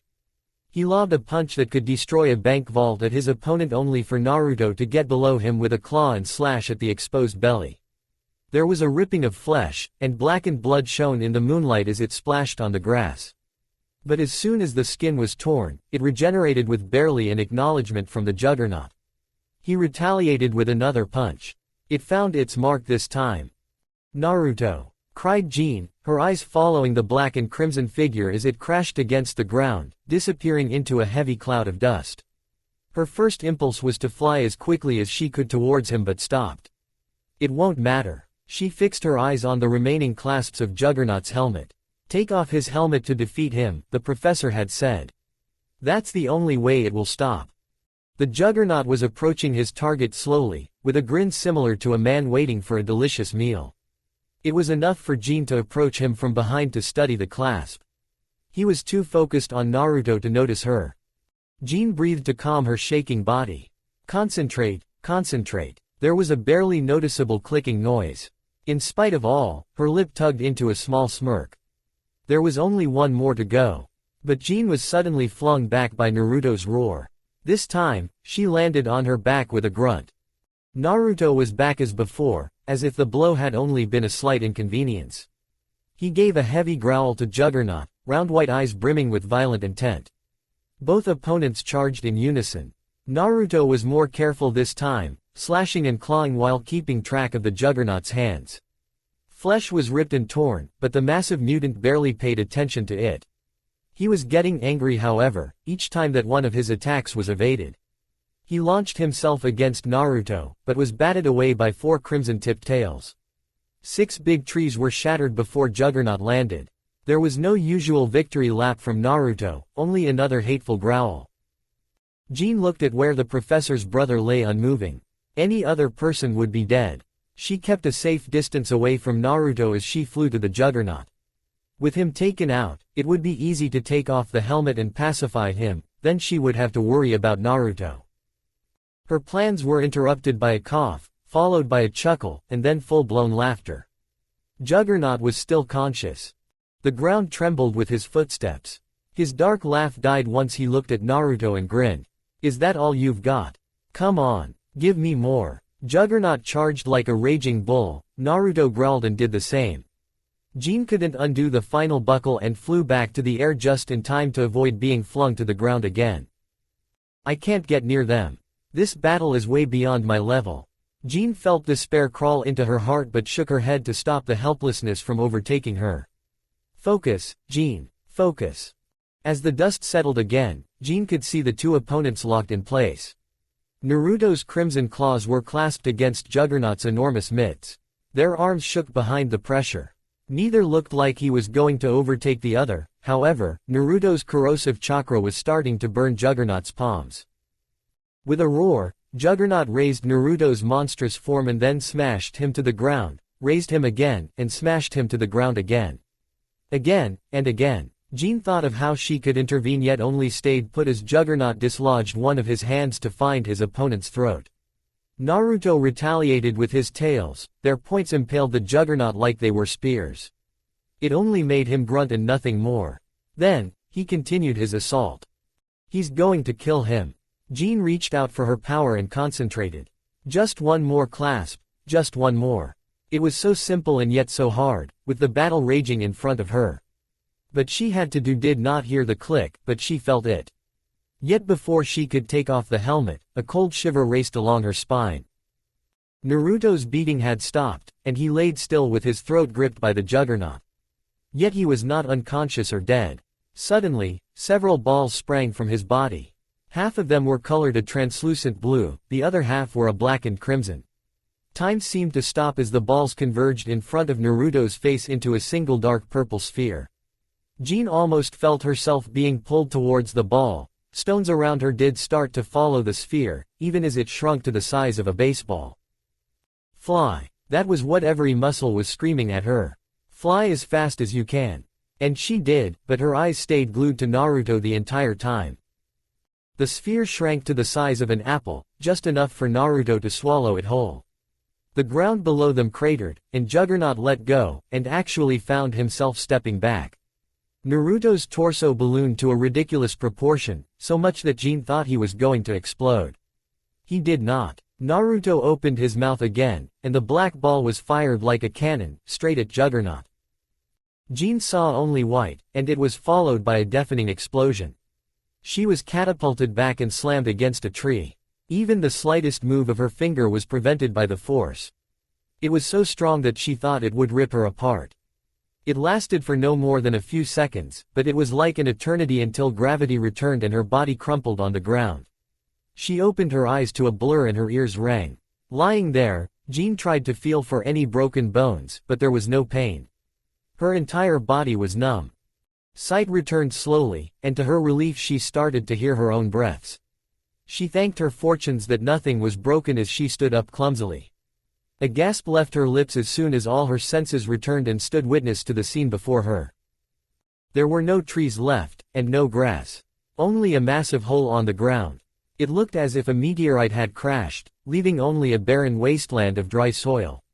As if that wasn't enough, the trees around were flattened in a perfectly circular shape, only the big ones like the one she crashed into still stood, if slightly bent. And at the center of the cataclysm stood Naruto. It's over. It had to be. Juggernaut was surely dead after that. The professor would not be happy, but at least it was over. Now, Jean's mind was focused solely on Naruto, and racking her brain to find a way to bring him back. Naruto. She asked the four-tailed figure. Can you hear me? It's OV. A chuckle came from the darkness. Jean tried to ignore it, as if that would be enough for it to disappear. She didn't want to look, but the chuckle was followed by footsteps. It can't be. What met her eyes was a vision that made her want to gag and tremble at the same time. The footsteps came from two legs that were held apart by only a few slivers of muscle. One arm had the entirety of the flesh blown off, hanging only by a few tendons beneath the hand, of the other, there was barely anything. She looked at what she assumed was his chest, but saw only a ribcage with few organs left. The beating heart was in full view. That and the working lungs evidenced that this thing was still alive. Juggernaut's face was barely a ghoulish skull, with scraps of raw flesh suspended around his neck. The path he left was an amalgamation of blood and organs, with intestines trailing behind him like a nest of red snakes. Jean stood frozen in place, watching as the body slowly but surely began to reassemble itself. At her side, Naruto growled menacingly again. The corrosive energy was seeping out of him and Jean twitched as goosebumps sprang across her body. It felt as if she was being enveloped by a coat of rancid oil. More. I want more. Juggernaut exploded into psychotic laughter. His lidless eyes were wide open and the missing lips made it look like he had a spine-chilling grin perpetually fixed on what remained of his face. Come give me more. He made to charge again and Jean stood frozen in place. Suddenly, Jean's eyes met something that her fear prevented her from realizing, yet was plain to see now. Juggernaut didn't have his helmet. Jean immediately set her mind to action. Professor Xavier had been right. While Juggernaut was an unstoppable beast with his body, what lay between his ears was barely above that of a child. It didn't take a lot of effort from Jean. Nah. Juggernaut's eyes darted around until they settled on Jean. What? You were like, no. Not again. I want more. I want, erg. His charge slowed to a trot, then to a walk, and then to a crawl, until he finally stopped moving. A breath that Jean didn't realize she'd been holding escaped her lungs. The adrenaline left her body and she felt the exhaustion deep into her bones. Still, a grin tugged at her lips. It's done. Her eyes struggled to remain open as she turned to Naruto, then her grin fell. He still stared at Juggernaut's body, with the same murderous growl rumbling from his throat. The poisonous crimson chakra still seeped out of him. Naruto? She questioned, braving the chakra's nauseous effect on her stomach. It's over, Naruto. We won. He snapped his head at her direction with a snarl. The chakra only got more powerful, but she stepped forward nonetheless. Come back. This isn't you. There was another warning growl, but still she went on. Don't make me do this, please. Then he roared, and wind and dust flew all around him. Jean covered her eyes with her arms, but still she continued. Behind him, she could see the beginnings of a new tale being formed. There can't be another. I have to stop this. She looked at him and said, I'm sorry, Naruto. Then she focused her mind on him. Time stopped still, and suddenly she was not in a crater in the middle of a forest. She was weightless, and her eyes registered colors and shapes of all sizes that made her head hurt. Her eyes closed. This was not going to be as easy as Juggernaut. Naruto was not stupid. He was loud, obnoxious, tactless, rude, and had a habit of rushing into things without thinking, but he was not stupid. When Jean opened her eyes, it was to the hallways she had seen in her dreams. Like before, doors were arrayed on the walls. Each one identical to the last. Tepid water reached her shins, which made it annoying to walk around. Naruto. She yelled only to hear her own voice echo back.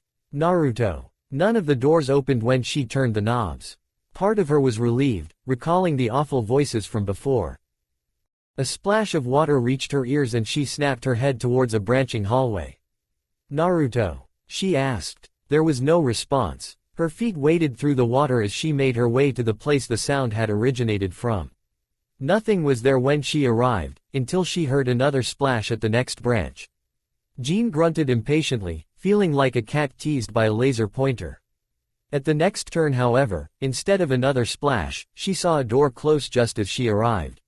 She opened it with a shaking hand and entered. There was only darkness at first, but eventually her eyes settled into what seemed like the center of the room, where a dim light emanated from an unknown source. As Jean got closer to it, she started to notice things. Water gave way to grass and a gentle breeze. Sounds reached her ears. It was the unmistakable noise of children. As the vision became clearer, she started to see them, playing, laughing, and talking to each other in a language she could not understand, Naruto's language. She smiled as she saw the children, remembering simpler times when she too ran around the playground without a care in the world. Before her powers, before Annie. The children mostly had brown hair, but some were quite exotic, white, gray, blue, even pink. The shade that made her stop was a familiar spiky blonde. It was Naruto all right, but much younger, and unbelievably cute. He was wearing a green shirt with a red swirl emblazoned at the front. His hair was as spiky as it had always been, his whiskers were even more adorable at this age, and his blue eyes looked to the ground, filled with a deep sadness. A ball rolled away from the children and towards Naruto. A smile broke out, small but clear. Picking up the ball, he approached the children. It was like any other scene she had seen where a child wanted to play with another group. That was until the mothers that had been chatting among themselves sprang from their seats and hurried towards their children, taking them away and reprimanding them while either ignoring Naruto, or worse, glaring at him. The deep sadness returned to Naruto as everybody left. He dropped the ball and walked back to sit on a swing by himself.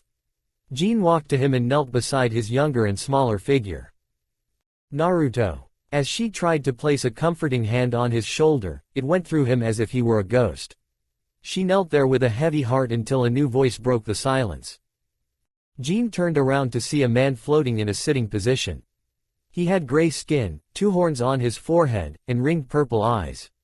Jean felt her brain tickle, and when the man talked, she could understand him as clearly as if she had been listening to the language her entire childhood. My apologies for any discomfort. 'Tis better for all of us to understand each other, correct? Jean nodded and looked back to Naruto. You cannot aid this boy. 'Tis only a memory of yore. But Naruto is in danger at the present, and he is the one you can help, before Kurama breaks out of his prison. She stood up again as she remembered what had brought her here in the first place. Who are you? And who is Kurama? The old man's voice was regal and dignified. I was known by many names, but you may call me Hagoromo Otsutsuki, the Sage of the Six Paths. As for Kurama, he is the entity trapped within Uzumaki Naruto that gives him this destructive power. Jean Grey, she responded simply. He gave a graceful nod in response and floated back to the darkness. Jean followed him, turning back to give a final glance to Naruto, still sitting alone on the swing. They did not go back to the hallway, instead they found another door that led to another dark room, another memory. Her gaze found Naruto's spiky yellow hair again. The room slowly started to shift to another scene. Naruto looked slightly older, around 6 or 7 years old now. He was walking through an apartment, small to her, but at the same time too big for a child. Another person appeared behind him. A short man with white hair and faint liver spots, wearing a white and red robe with a triangular hat that covered the sides of his face. "This is where you will be living now, Naruto," said the old man with a wizened voice that still carried kindness. The landlord was uncomfortable that someone as young as you would be living by himself, but still accepted the money. "You will be given a weekly stipend for your needs and you have also been enrolled into the academy. The orphanage can't look out for you anymore, so try and behave." "Is that why my parents left me?" The people at the orphanage said they did. "Because I was bad." He looked at the old man with downcast eyes. "Can you tell them to come back? I promise I won't be bad if they come back." Jean had to purse her lips to stop them from trembling. The old man knelt to meet Naruto's face. "I cannot bring them back, but they never left you." He pressed a hand to Naruto's heart. "They're always with you." "Who were they?" There was a pained expression on the old man's face. "I cannot say that now. When you are older, I promise I will tell you." He walked to leave the apartment, leaving a saddened Naruto behind. He turned back one last time upon reaching the door. "But you should know that they were very brave, and they loved you like nothing else." "We must keep moving," interrupted the sage. Jean followed him, her gaze never leaving Naruto until he could no longer see him. The following doors led to more memories. Scenes of Naruto being belittled, insulted, but most of all, being ignored, and in the few times he was acknowledged, it was only as if he were something nasty that had been stuck at the bottom of a person's shoe. In all of the scenes, there was a final response from Naruto. "I am going to become the greatest Hokage. Then I will show you," he would say, and everyone would laugh. At least they paid attention then. But there were also scenes that Jean wished she could have seen more. A memory of a boy who sacrificed himself for his master, and the master later choosing to die alongside him. A memory of Naruto deciding to choose his fate, rather than succumb to the one he'd been given. Later, one in which he defeated a red-haired boy and saved his village. Finally, a sorrowful one of two best friends fighting each other to near death. "We are close now," said the sage as he nodded to another door. This time, the room was not from a memory.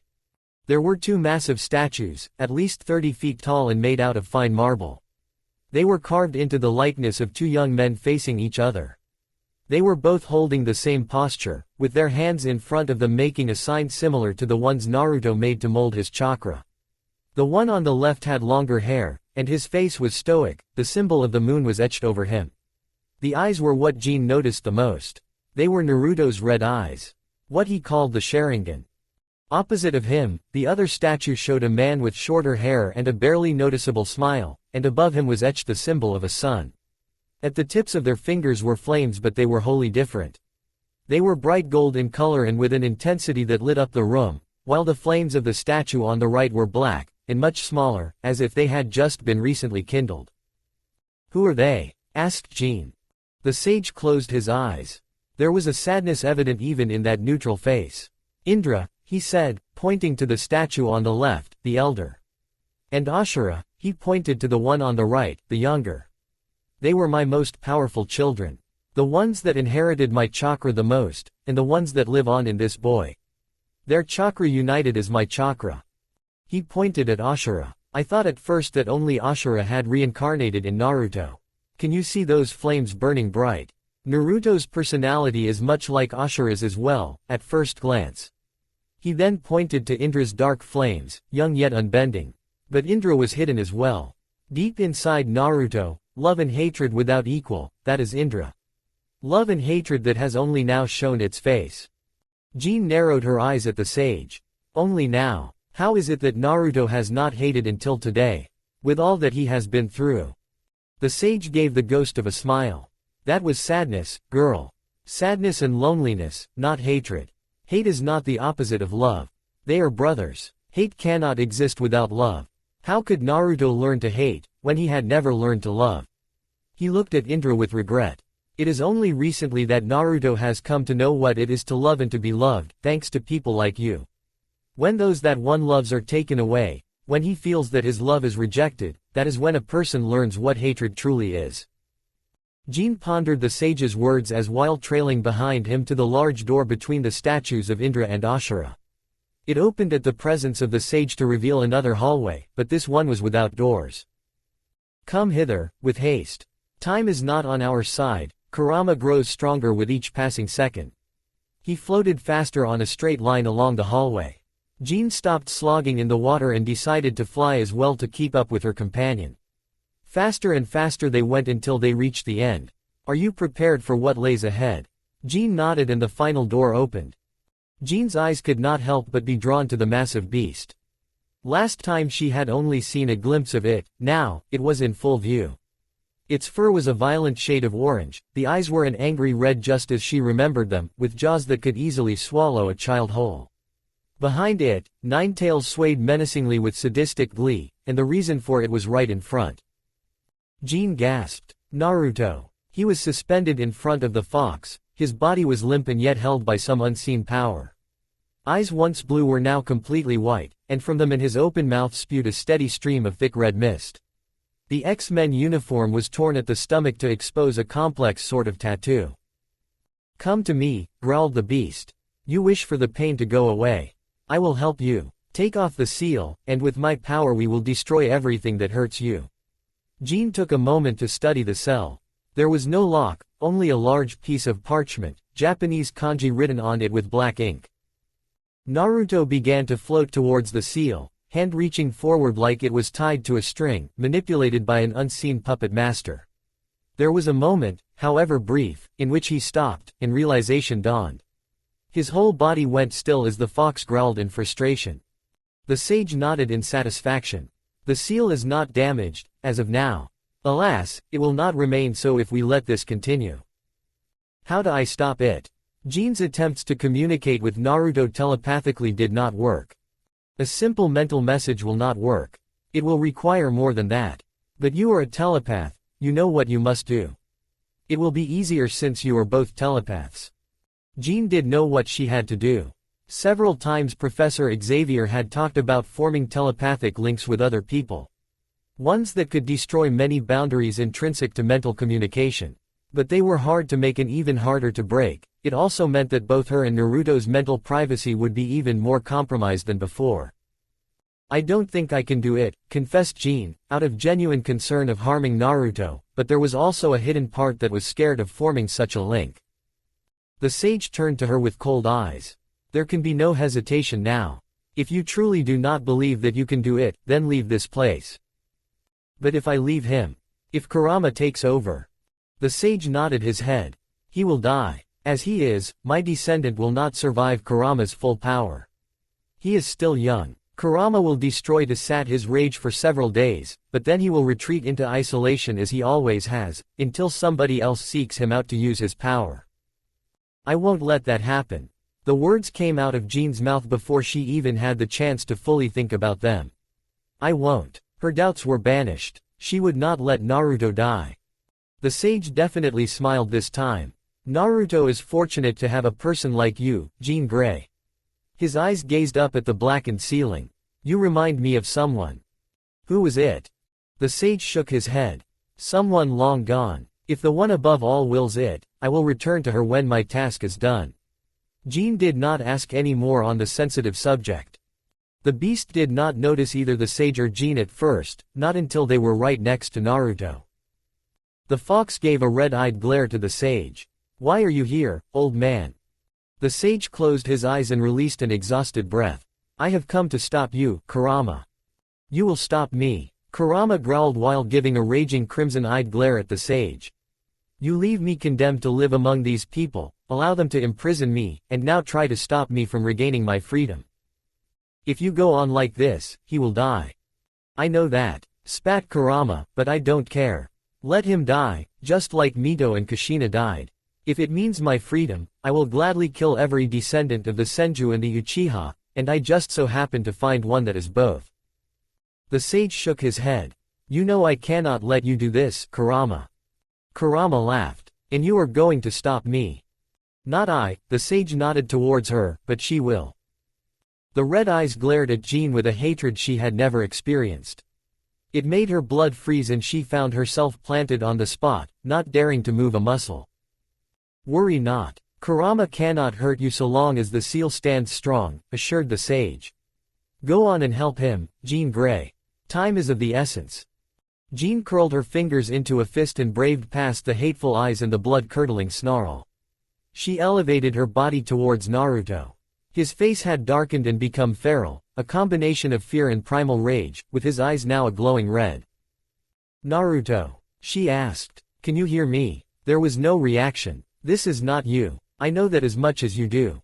Her eyes closed and concentrated on his mind, only his and hers. "You're still there, deep inside. I'm going to reach out for you. Hold on to me." Her mind dove into a boiling pool of rage and hate. Anger so deep it threatened to either drown or burn her alive. She pushed further still, no matter how much she thought the feelings were justified, and even as she left it, she did so growling and screaming at the top of her lungs. Then, the pool became freezing cold, and with it a feeling of deep melancholy and loneliness. Jean stopped dead in her tracks, pushed her head against her knees and wallowed in her own misery. Her lip trembled, her eyes watered, and sobs escaped her lungs. There was no warmth, no hope, no love, no reason to exist. Suddenly, there was a spark at the tips of her toes that halted her cries. The feeling spread up her feet, her legs, her spine, and eventually her whole body. A hand settled on shoulder and finally she opened her eyes. Naruto was in front of her, the same child she'd seen in the first memory. Another hand settled on the other shoulder. It was Naruto when he was found almost a year ago. Finally, her eyes met a figure in front of her. It was still Naruto, an older Naruto, on the cusp of adulthood. Jean took his offered hand and stood up. His hair was spiky as ever, but the remaining baby fat was gone, and he'd gotten one hell of a growth spurt. Despite an aura of maturity, that same warm smile remained. One that she returned with her own. There were no words that needed to be said. He readily opened his mind to her and she responded with the same, hesitantly at first, but the feeling of peace was intoxicating. She was floating away, without a weight in the world. The rage, the hate, and the sadness were obliterated like they had never existed. Even with her departure, a small part of her stayed behind, just as a small part of him went with her. When Jean opened her eyes, it was to the beautiful night sky, with a million stars smiling at her and the moon greeting her like a friend. A smile tugged at her lips, along with the desire to stay there for hours in perfect harmony, but a groan snapped her back to reality. Jean's heart almost jumped out of her chest when she saw the Juggernaut, but he was just as harmless as she'd left him. It was the other figure that gave her more concern. Naruto. The X-Men uniform had been mostly destroyed. Not enough to completely expose him, but enough to see that his skin had reddened to an unhealthy shade, almost as if he'd been dunked into a pot of boiling water. Her panic was only alleviated when she got close enough to hear his soft breaths. Jean ignored her protesting muscles as she placed him over his shoulder.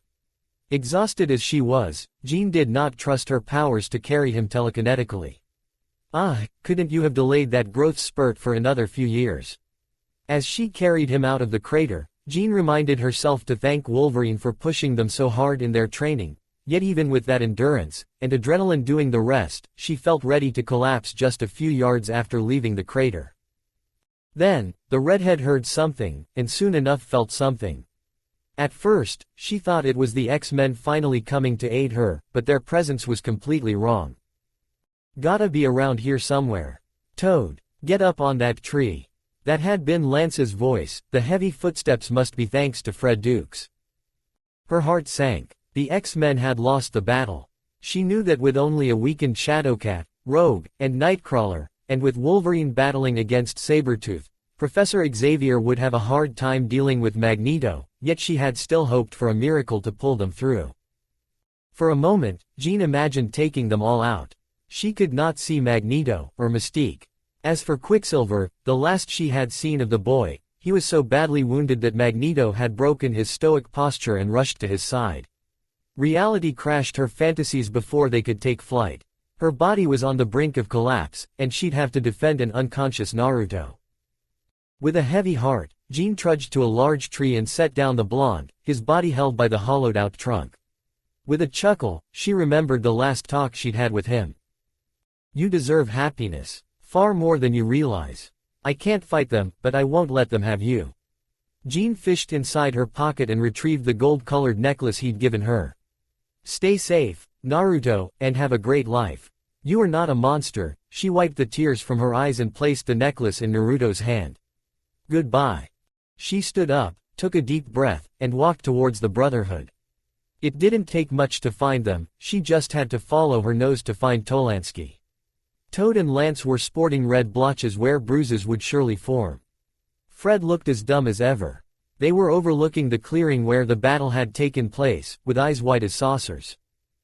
Toad was the first to see her. "Yo, Lance," he alerted, jumping down from the tree. "Well, ain't you a sight for sore eyes, cutie?" Jean felt her stomach turn. Lance turned to face her. "Where's Blondie?" he asked angrily. Being defeated by Naruto again must have dug up old wounds and poured salt over them, especially now that he could see the difference between their powers. She held her ground and nodded towards the crater. "He's dead." "You expect me to believe that?" He turned to his teammates. "Maybe these two would, but I don't think so." Jean held her ground. "I told you, he's gone." Lance grit his teeth. "I was told to bring the two of you in and there's no way that damn blonde died." Whoa. Are you really thinking about bringing him with us?" interrupted Toad as he perched on a thick branch. "Are you insane? Didn't you see what that freak did to Pietro? Guy's lucky to be alive." Freak. Jean hated that word, always had. But it was especially cruel when used to describe Naruto.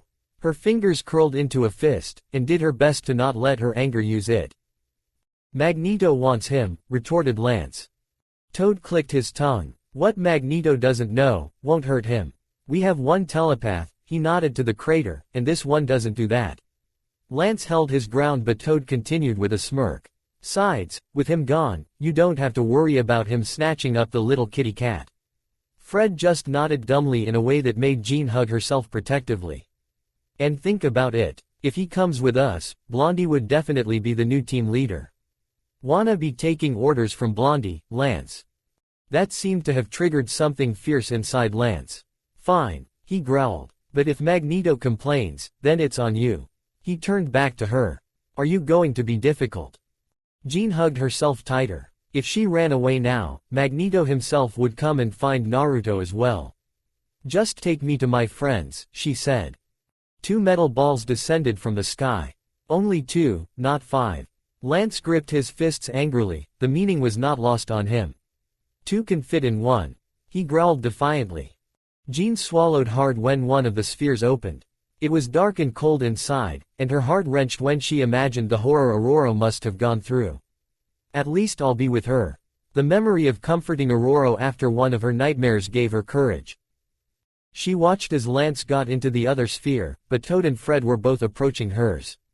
"No, you don't." She growled and used the last of her energy to forcefully throw the two together with Lance. Jean noted with satisfaction that it was a tight fit. It was short-lived. The metal prison sealed itself and she felt it start to levitate. In the darkness she found Naruto. The part of him that was forever linked to her now. Jean felt it get dimmer and dimmer, but never fully dead. "Goodbye, Naruto. Goodbye. Goodbye, bye. Before Naruto even opened his eyes, he hissed. His skin felt as if it had become 10 times more sensitive, like being burned with a frying pan, but on his entire body. He tried to sit up despite the pain, but collapsed back to the ground. The blades of grass were almost like 100 pins stabbing him all at the same time. "Easy there." The voice was that of a man's, deep and tired. Once the blurriness left Naruto's eyes, he saw the man even looked tired. The greasy, dark brown hair appeared to not have been washed for days. He was wearing a worn brown coat with dirty jeans. His face was unshaved and dark bags were under his eyes, yet he acted normal, as if he had been living like this for years. He approached, smelling like an amalgamation of sweat, smoke, and an overflowing trash can to offer a canteen to Naruto's mouth. Don't drink too fast. The water was warm, slightly salty, and had the tinge of a metallic taste to it. It was the best water Naruto had ever tasted. The liquid cooled his frayed throat and alleviated some of his pain. The man nodded and returned to a makeshift fire to stir a worn pot.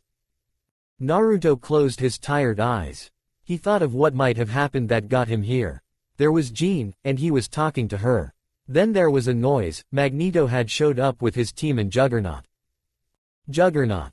His muscles snapped to attention, but all he got for his efforts were several cramps. Lying down in the grass, he realized his uniform had been all but destroyed. What happened? He remembered Juggernaut fighting against Aurora and Jean, and then Aurora was crying. It had made him snap. The QB, he realized with a grit of his teeth. That's right, everybody knew now. A pleasant smell reached his nostrils. The man approached with a steaming wooden bowl which he promptly offered to Naruto. Naruto's stomach growled before he could thank him properly, and the man just smiled mirthlessly while he wolfed the stew down so quickly that he barely managed to process how delicious it was. Thanks, said Naruto. There was an uncomfortable silence. Do you know what happened to me? They sat on a fallen trunk. I found you by a tree. You either must have crawled out of the destruction or somebody left you there. You were lucky it was me that saw you, and not, he trailed off. Who? The man sighed. Well, it's better that you see for yourself. Can you stand up or do I have to carry you? However brief, the rest had been enough for Naruto to regain some strength. His stomach growled again, but he would not take more of the man's stew without anything to give back. Still, even when their destination was not far off, Naruto felt the exhaustion creep back to his bones. It was easy to ignore once he saw what lay before him. The crater must have been around the size of the mansion grounds. All around it were devastated trees either half blown up or torn down by the force. As for the hole itself, it was only lifeless brown where it had once been green. But that was not all. Figures were slowly climbing down to the center of the crater, while others surveyed the area around it. There were some in uniform and armed, while others wore white coats and carried notepads, but all of their vehicles bore the same symbol, a round insignia depicting an eagle. Behind the yellow plastic lines that had been erected, people with cameras and microphones were almost struggling to get in. The man cursed as a helicopter flew above them. We can't stay here long. They're interested in the crater now, but soon they'll start a sweep of the area. Naruto looked at him with furrowed brows. How do you know? Trust me, the man said simply. Once they returned to the campsite, they ate the final portions of the stew and did their best to destroy evidence of the fire. By the way, said the man as he fished for something in his pockets, this was on you. The blonde grabbed the object and his hand began to shake. A necklace the shade of gold. He had bought several, but this was for Jean. He thought he had felt Jean before passing out, even when he woke up. The message was clear to him. They hate me now, Naruto said to the ground. I tried to hide it, tried to make sure that they never knew what I really was. The man gave him a sympathetic look as he hauled the gear behind his back. He bit back some words and walked the opposite way from where the crater was. Naruto followed him half-heartedly through the forest. He was silent the whole time, but the man seemed used to it. What's your name? Naruto finally asked. No names, responded the man. I won't ask for yours. And don't get used to my company. I prefer to stay alone, for my sake and for yours. Naruto looked at the ground. I don't like being alone. The man grunted. Best get used to it. Naruto gave him a confused look. Look, don't ask about it, but I'm pretty sure I know what you're going through. You can't control it, I know. You don't want it to happen, but it does, I know. You are afraid of hurting those that are close to you, I know. So, the best thing to do is to move on.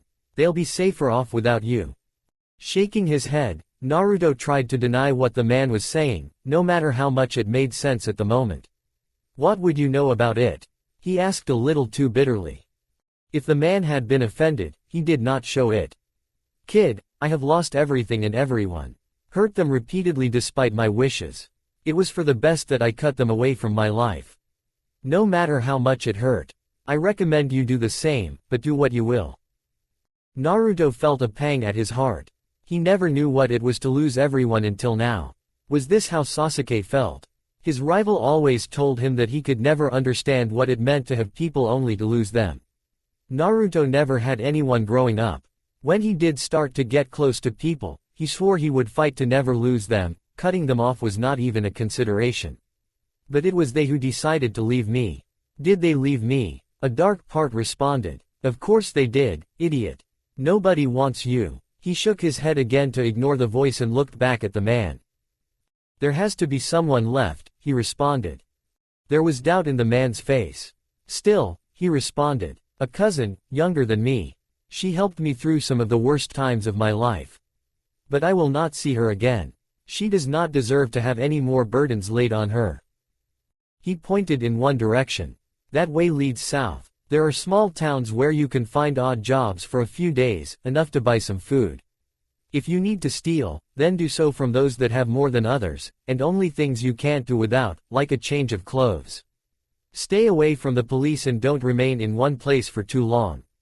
He rambled on after Naruto stopped paying attention. Where are you going? He asked. East, until I get to the sea. Then I'll go north. Canada has as many isolated areas as the United States if not more. Then I'd figure I'd go to Alaska. After that I'll have to figure something else again. Maybe come back, or catch a boat across the Pacific. It depends. Won't say any more than that. Naruto looked at the ground and grit his teeth. So just go around to nowhere in particular, always alone, keeping away from everyone until the end of time. There was no anger from the man, no annoyance, no hate, not even pity. There was nothing at all in his voice other than tiredness. It's how it is for people like us. Memories that Naruto tried to forget flooded back. People often talked about life after death. Depending on the culture, they had different versions of hell. Naruto hadn't thought much about it. If he were to be asked about it, however, he would say that hell was not a place of eternal pain, but of complete and total loneliness. Now, he was being told to follow that path. It's for their good. You will kill them. He shook his head viciously. You are alone. You will always be alone. Nobody has ever wanted you. No. He shouted so hard that the man actually jumped from his stoicism. I won't do it. I won't. And what will you do? Naruto bared his teeth. I'm not going to give up. No matter what. That's my Nindo. I will fight every day, with my fists and with my words too, no matter the pain. It's still better than being alone. He looked towards the nearby hill to get his bearings and then turned back to the man. There's people out there for me. Whether they're these ones or others, I will find them, and I will fight to my last breath for them. Saying no other words, Naruto jumped towards the mansion. The golden pendant was grasped tightly within his hand. They will be there for me. They have to. And I have to be there for them. Shaking his head as he watched as the blonde disappeared into the woods, Bruce Banner could only feel sorry for him. The end result would be the same for him as it was for Bruce. The boy was going to fight it, and that will only make it worse. And yet, there was something in those words. Something that made him remember another time, buried long ago. He was good at that, burying things. Burying his past, his mother, and his father. Burying the friendships and the loved ones and the memories of when he had felt alive.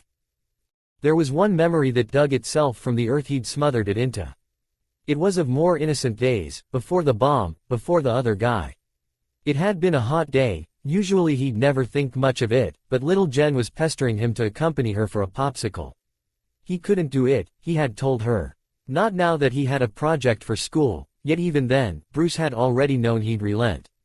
Try as he might, Bruce could never say no to little Jen.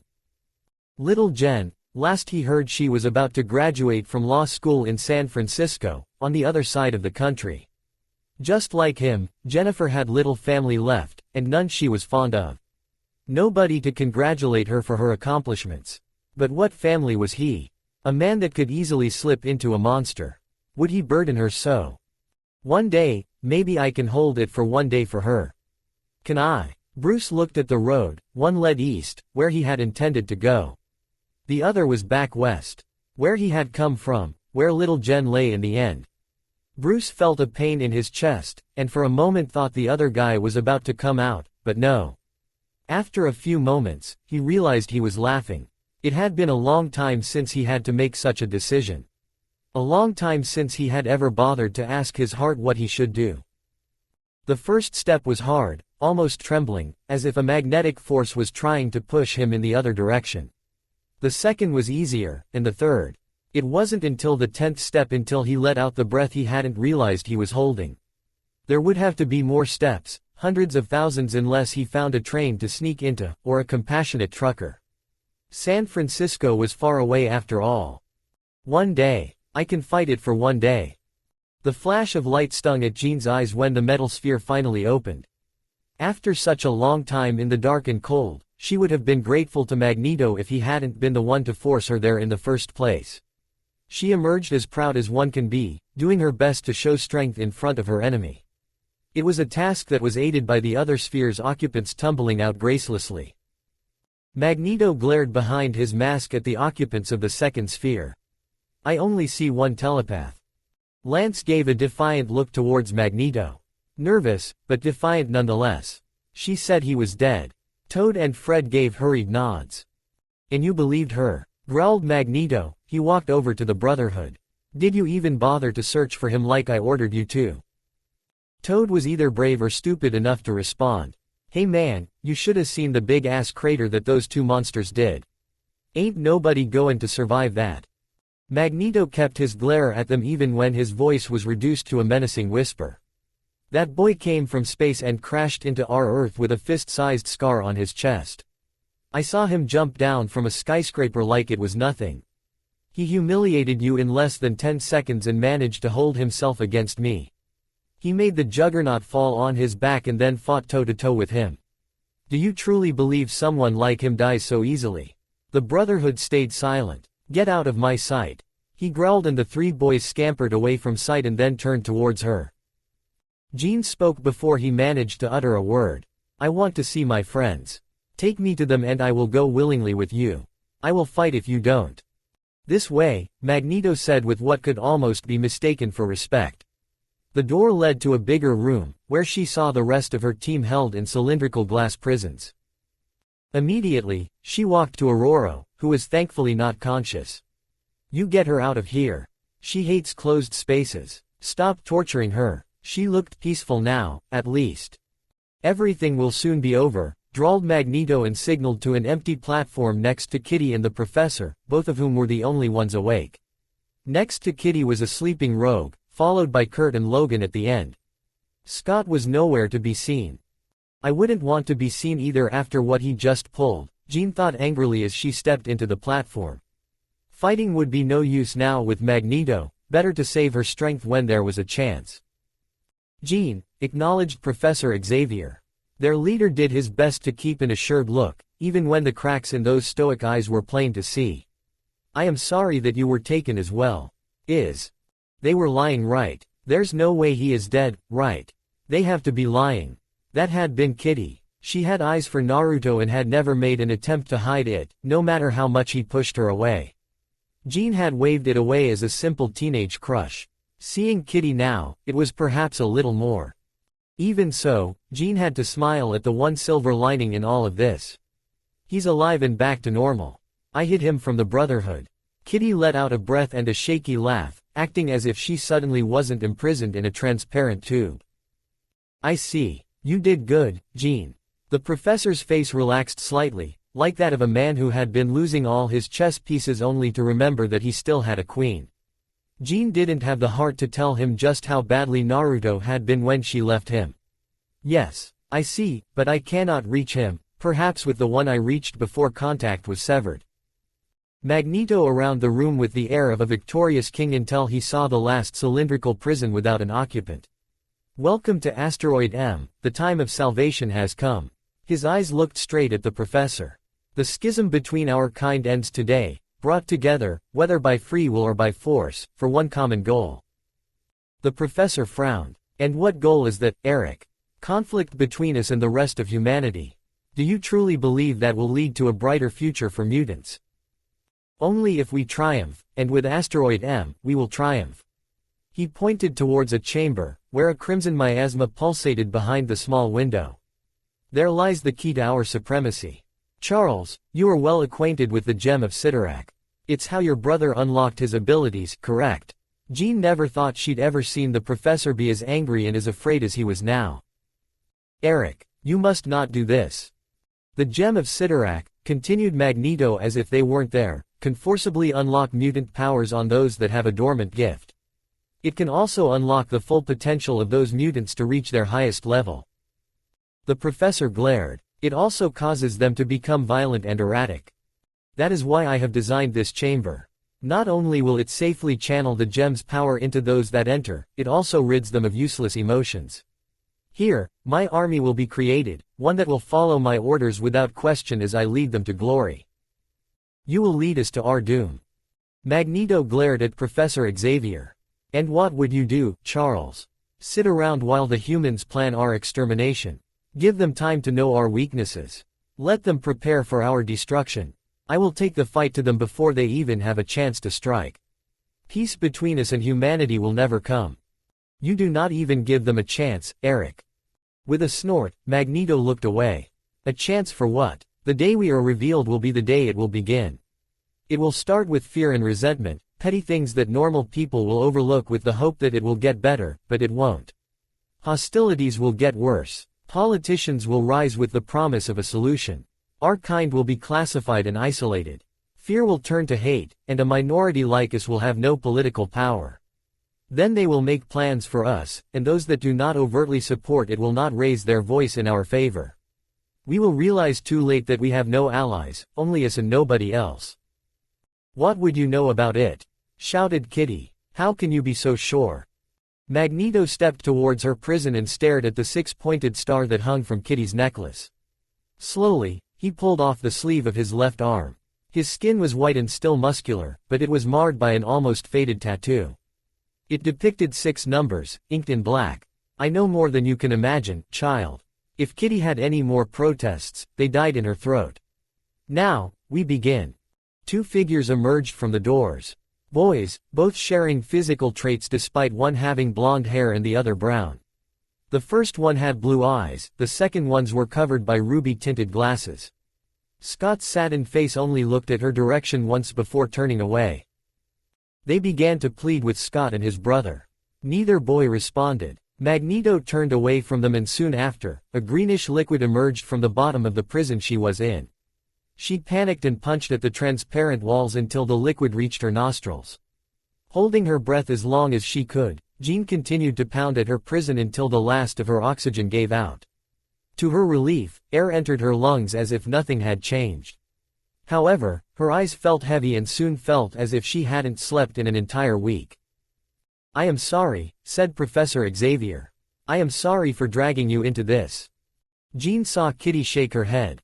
"It's not over. Naruto is still out there. He's going to come. I know it. Naruto will come for us." It was a comforting thought, the only one Jean could hold on to. As her eyes finally surrendered, she reached out for that part of Naruto that remained in her. It was weak as an ember, but it shone like a star in the darkness. With all her strength she held onto it, the last bit of hope they had left. Held onto it even as oblivion took her. Naruto had been dreading what he would see when he returned to the Institute. In the first fantasy, he imagined they'd all glare at him and tell him to get out. Later, he conjured up an image of them still fighting against Magneto. In the worst one, he'd seen all of them dead by his hand. He didn't expect the isolation. The building itself was lightless, as if it had been abandoned several years ago, and the broken windows did not help. Debris littered the floor, most of it chipped from the building itself. The only thing that would make people realize that it had been occupied that very morning was the lack of graffiti, and the fact that nature had not yet started its conquest over human labor. When he passed through the doors, he saw the destruction continue over the first half of the entrance hall, then fade away at the furthest. "Jean," he called out only to receive silence in return. "Kitty, Rogue, Kurt, Aurora, Logan." None of the names received a response. Had they all left? Where to? Were all of them that desperate to get away as far as possible from him? With a dawning horror, he recalled the worst possibility: had he killed them all? A noise came from the entrance, which he was thankful for. Footsteps revealed a woman in white, with dark blue skin and red hair. Naruto knew her as Mystique, Kurt's mother. Immediately, He went into a defensive stance, ignoring the sharp pain all over his body. Mystique gave a single, mirthless scoff. One of you got away, did you? Magneto must be furious about it. Hey, serves him right. Naruto frowned. Wasn't she supposed to be on Magneto's team? Drop that pose, boy. I'm not going to attack you. Why? I thought you were with Magneto. Another scoff. A lot of good that did me. I served Magneto loyally for years and he stabs me in the back for all my effort. She looked away from him and began to walk up the stairs, towards the rooms. Don't you know where they are? We can go and rescue them. Mystique gave one insignificant glance at him. It is hopeless, boy. You don't know that. A glare and bared teeth accompanied her answer. They are in space. Do you happen to have a direct line to NASA? Even then, it matters little. Magneto will destroy the metal inside the space vessel as soon as it comes close to the asteroid. There is nothing you can do except run away before he comes to try and capture you again. She disappeared into the halls. Naruto found her where he least expected her, Kitty in Rogue's room. She was sitting on Rogue's bed, lightly passing her hand through the green necklace he'd gifted her, then picked up a photograph and looked at it, completely ignoring his presence. What are you doing here? He asked. Entering the girls' rooms was not something he did every day, even Kitty's. For privacy reasons, he'd always been told, despite the fact that they violated that agreement when it was the men's rooms. Especially Kitty. A heavy weight settled in his heart as he remembered his friends. Mystique didn't glance away from the picture. She is my daughter. Naruto raised his eyebrows. Not by birth, but I raised her, even if she didn't know it. I found Anna Marie alone and took care of her ever since. Magneto told me that she wouldn't go through the process like the rest, he lied. Anna Marie. Was that Rogue's true name? Naruto felt his boot touch something, Rogue's photo album. Not a lot of pages were filled, though the few that were told a story. The first few only had her, wearing a plain face and nothing else. Then Naruto entered the pictures and she started to show small smiles. After that entered Kitty, and Rogue's smiles now showed white teeth. Then came in Aurora and Jean, and later the rest of the team. The final picture was all of them together, and Rogue's smile finally reached her eyes. I won't do it, said Naruto, and Mystique finally looked at him. I won't stay here and do nothing. Not while my friends are still out there. Even if you give up, I won't. He ran to his room and changed into a spare uniform, making doubly sure that he was carrying no medals. Throbbing pain pulsated all across his body as he stepped out into the entrance hall. It would not stop him, nor would Mystique's words. Slow footsteps approached behind him. Did you not hear me? You will not be able to touch him. He's on an asteroid circling around Earth's orbit. Are you really going to toss away the chance you have been given? Leave, you imbecile. I will not. Listen to me, I don't care if I have to jump to the damn asteroid, I'm going to save my friends. Mystique laughed mockingly. Oh, this I have to see. I've met my share of stubborn morons during my life, but you're something else. Go on, then. Let's see how you're going to get there before Magneto starts their transformation. Do you happen to have a metal-free spaceship hidden around here? That's exactly what we have. Both Naruto and Mystique whipped their heads to where they heard the voice. Coming in through the entrance, was a man with the body of a football quarterback, but Naruto knew that he was just as good in science as he was with sports. Hank Sensei. Had it not been for the fact that he was a long way from other shinobi, or Mystique being right beside him, Naruto would have been convinced that this was a doppelganger. What are you doing here, Sensei? Hank gave a tired chuckle. Who do you think designed and built the mansion's defenses, the danger room, and the Blackbird? He asked with a smile. You made them. He knew Hank was a great teacher, but he imagined the X-Men's equipment being made by Professor Xavier's government contacts. The Blackbird was the work of genius, technology that even the military didn't have on their hands. It could rival even some of Tony Stark's works, all done by Hank McCoy. The science and PE teacher of a private high school. How do you know the professor? Do you know? I know, said Hank, I am one. Naruto felt his eyes widen. The professor never told me. Hank nodded. Not many know, aside from him and Logan. It's what I asked for, to remain anonymous. That is only one part of it. I've made experiments to keep this form for as long as I can. He gave a moan. It's going to be hard to return to be a normal human after today, but I owe Charles this much. From his coat, Hank took out a syringe and injected it to his arm. At first there was nothing. Then, a wince, and then another, followed by a groan of pain. Slowly, his skin started to shift and bulge, his body becoming larger than it already was. The hair all over his body grew longer, and then turned blue, along with the parts of skin that were left. In the end, he looked almost like a gorilla, but with a very human head. Well, it's been a while since I've been like this. Time to get used to it for a little while. The words came with the same tone as before. Naruto had almost expected an animalistic grunt, if words would even come out at all. Hank looked at the mirror and sighed. A man cannot destroy the savage in him by denying its impulses. The only way to get rid of a temptation is to yield to it. Now am I still a Dr. Jekyll, or will I become Mr. Hyde? Professor McCoy, asked Naruto. Hank nodded. I was once called Beast. A fitting name, don't you think? He stood as straight as his new back would allow. Now, I think it's time to rescue our good friends, is it not? Naruto nodded so fiercely he thought his neck would break. Mystique scoffed again. Another fool. Instead of looking insulted, Beast gave a smile entirely too human for his form. Ah, the fool doth think he is wise, but the wise man knows himself to be a fool. And today's fools are tomorrow's geniuses. Come with me. He led them down to the basement like it was his home. If what he said had been true, it might as well be. When they reached the hangar, they saw the Blackbird, undisturbed by the earlier fighting. I told you that whatever metal hunk of garbage you decide to travel in, Magneto will destroy before you even manage to land. Hank gave a patient sigh. Please wait until you see what my plan is. You know I don't just rush into trouble with blinders on, Raven. Naruto frowned. Did they know each other? He knew that Professor Xavier knew Mystique, and Hank knew the professor from a long time ago. Also, Professor Xavier knew Magneto. What past did they all share? A cautious fool is still a fool, responded Mystique with a sneer. Unless you find a way to cancel Magneto's powers, this rescue is a futile errand.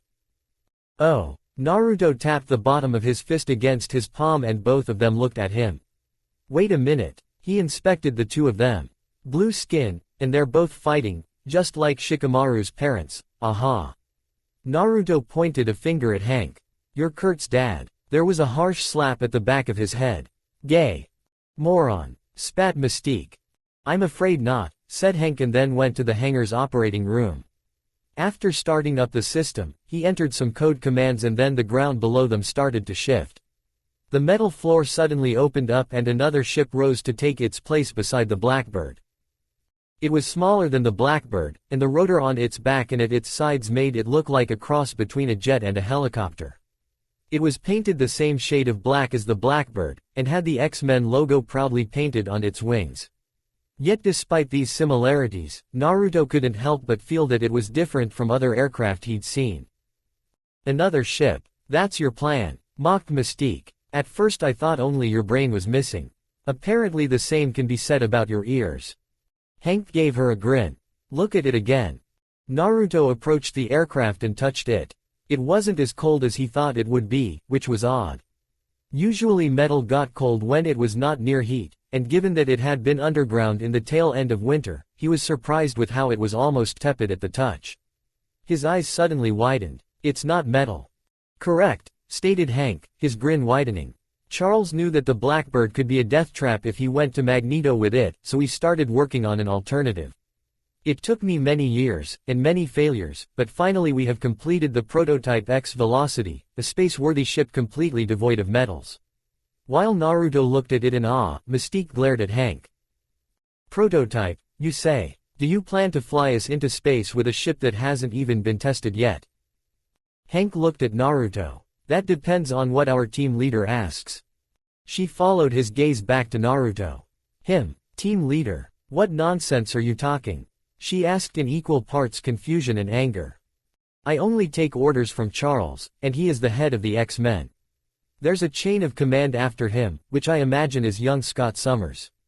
Alas, he is gone as well. Since there's only one member in sight, he is the leader. Mystique glared. You cannot be serious. Naruto pumped his fist. Yosh, we set out immediately. There's little time to waste. The grin on Hank's face turned serious. Without reinforcements, we can't waste any time. Magneto could be doing something terrible to them. We go now. He jumped on the ship and then looked behind him sheepishly. Can you pilot this thing? Hank sighed. Now it is then. He entered the cockpit and settled on the pilot's seat. I suggest you put on your seatbelt and hang tight. Just as the door was beginning to close, Mystique jumped at the last moment and elegantly sat down on the co-pilot's seat. Somebody has to supervise the two of you. Naruto grinned and pointed at the exit. Let's go. The X velocity was not as stable as the Blackbird. More than once he saw a concerned look on Hank's when a particularly violent bit of turbulence hit them. Eventually, he felt his head being squeezed as they passed by the highest clouds, until the only thing in front of them were the minuscule lights of the stars surrounded by a sea of night. Space, proclaimed Hank, the final frontier. These are the voyages of the Starship X Velocity. It's one-day mission, to explore strange new worlds. To seek out new life and new civilizations. To boldly go where no man has gone before. Naruto chuckled. Hank often trailed off in class with a quote of some famous writer. Shakespeare again. That one was quoted the most. No. Star Trek. He looked at Naruto's confused stare. Don't tell me you've never heard of Star Trek. The blonde shrugged. Not from around here. Well, we're going to have to sort that out when we get back. I assume you've already read those Dickens and Fitzgerald books I lent you. Naruto scratched the back of his head with a nervous smile. Ah, you can see that I'm a busy guy. Be careful not to waste your potential, Mr. Uzumaki. A boy with your talents can reach very high, and it would be a shame to see that squandered. He looked at Naruto with serious eyes. You better prepare now. We'll be at the enemy base in less than 5 minutes. Nodding, Naruto went back to the small cabin where Mystique with one leg crossed over the other, sporting her ever-present glare. He sat opposite to her and did his best to heal himself with the mystical palm. It barely worked despite the training the sage had forced him to do, but at least the pain had lessened. Suddenly, Mystique broke the silence. Why do you care so much? What do you mean? Mystique's yellow eyes bore into him. Why do you care so much about them? You have only known Anna Marie for less than a year. Is that enough for you to risk your life for her and the X-Men? What is the reason for this selflessness? She scoffed. Did you even know her real name? He laughed mirthlessly. I'm not selfless. Saving them is the most selfish thing I could ever do. He met her prodding yellow eyes with his own. Do you know what it's like to be alone? Truly alone. She did not answer. I was alone for most of my life. I wasn't beaten or abused or anything, they just acted like I never existed. Like I wasn't there. Sometimes, I wondered if people could even see me. The only times I realized I was a real person was when they yelled at me to get away whenever I came close. Why did I exist? Why was I here? Those were the questions I always asked myself. Being alone is worse than being dead. Dead people are remembered, their graves are visited, their memory lives in those that cared for them. If they were really important, they even make monuments to make sure their deeds are never forgotten.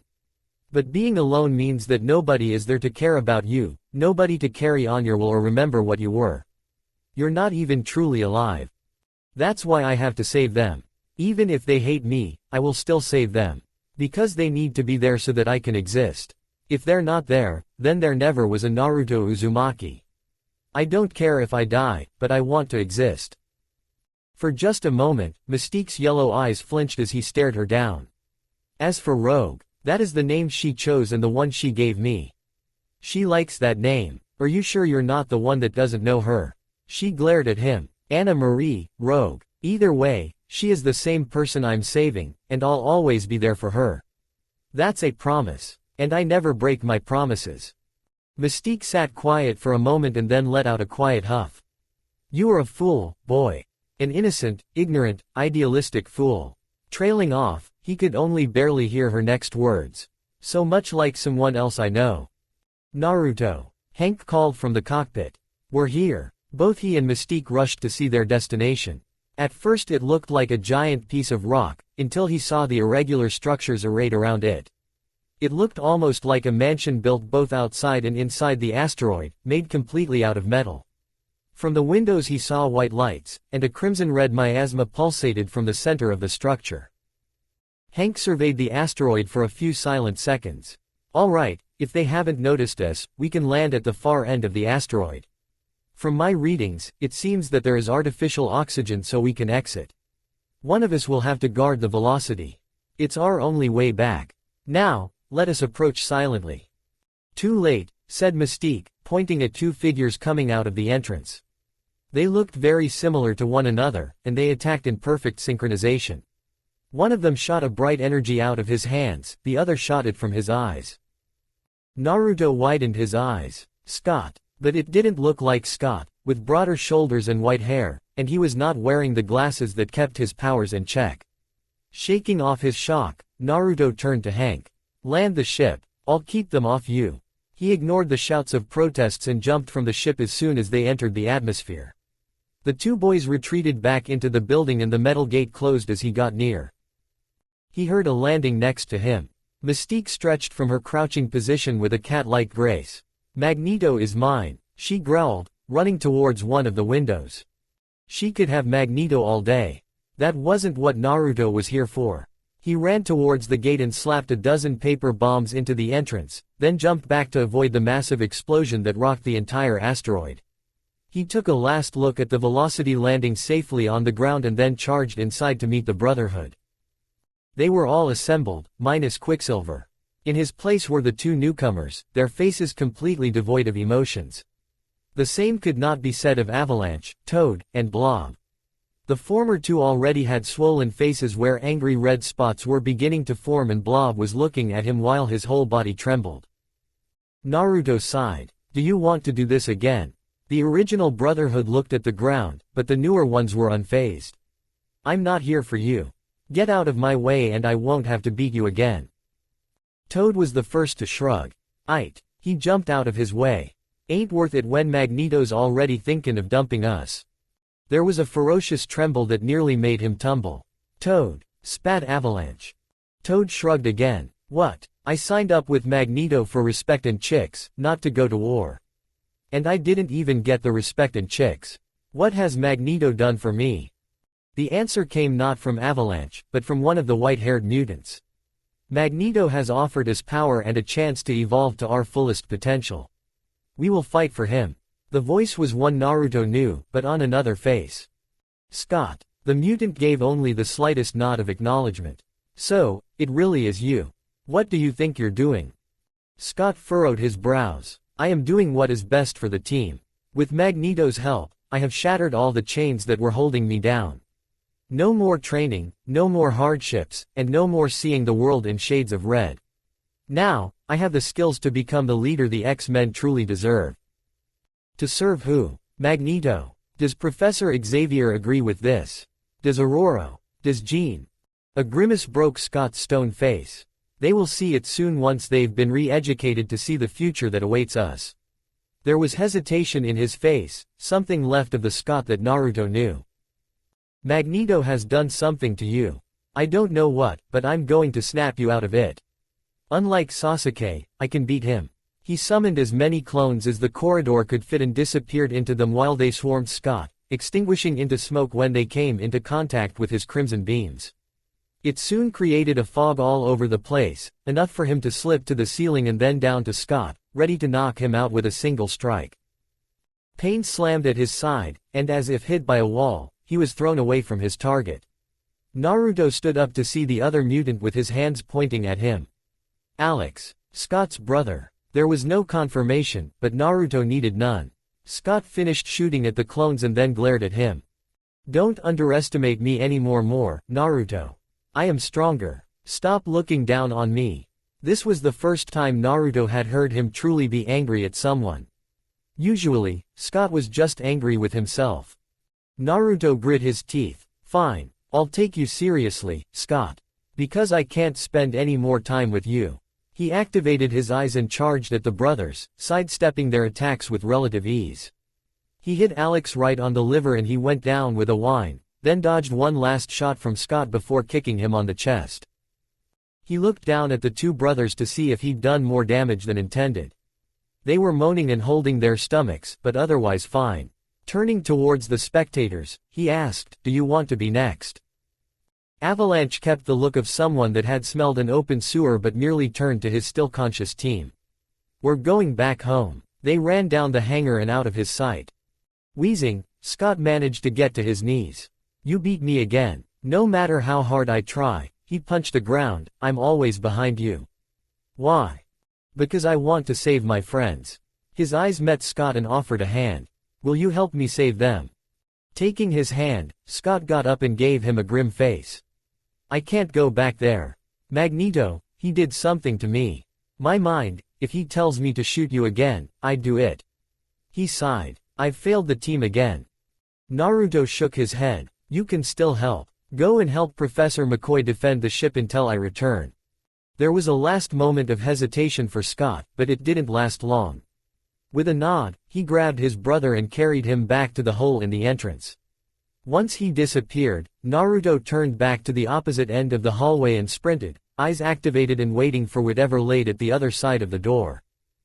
It was a brightly lit room, but almost completely barren. The walls and floor were the same drab gray metal as before, while the ceiling was simply the stone of the asteroid itself. Computers were arrayed against the walls, flashing yellow and red lights, and there were several doors like the one he'd come from. One of them, however, was like a circular vault door with a single small window on it, where the source of the crimson miasma danced like an ethereal hellish fire. At the center of the room, in cylindrical prisons, laid X-Men. Before doing anything else, Naruto breathed a sigh of relief to see that all of them were there, and none looked unharmed. None were conscious, and were floating in some sort of green liquid. Rushing to the controls at the side, Naruto pressed several buttons randomly until the prisons started to drain the liquid and open them one by one. Logan was the first to be released, dropping to the ground with a groan. The same happened with Kurt. The professor just went limp in his chair.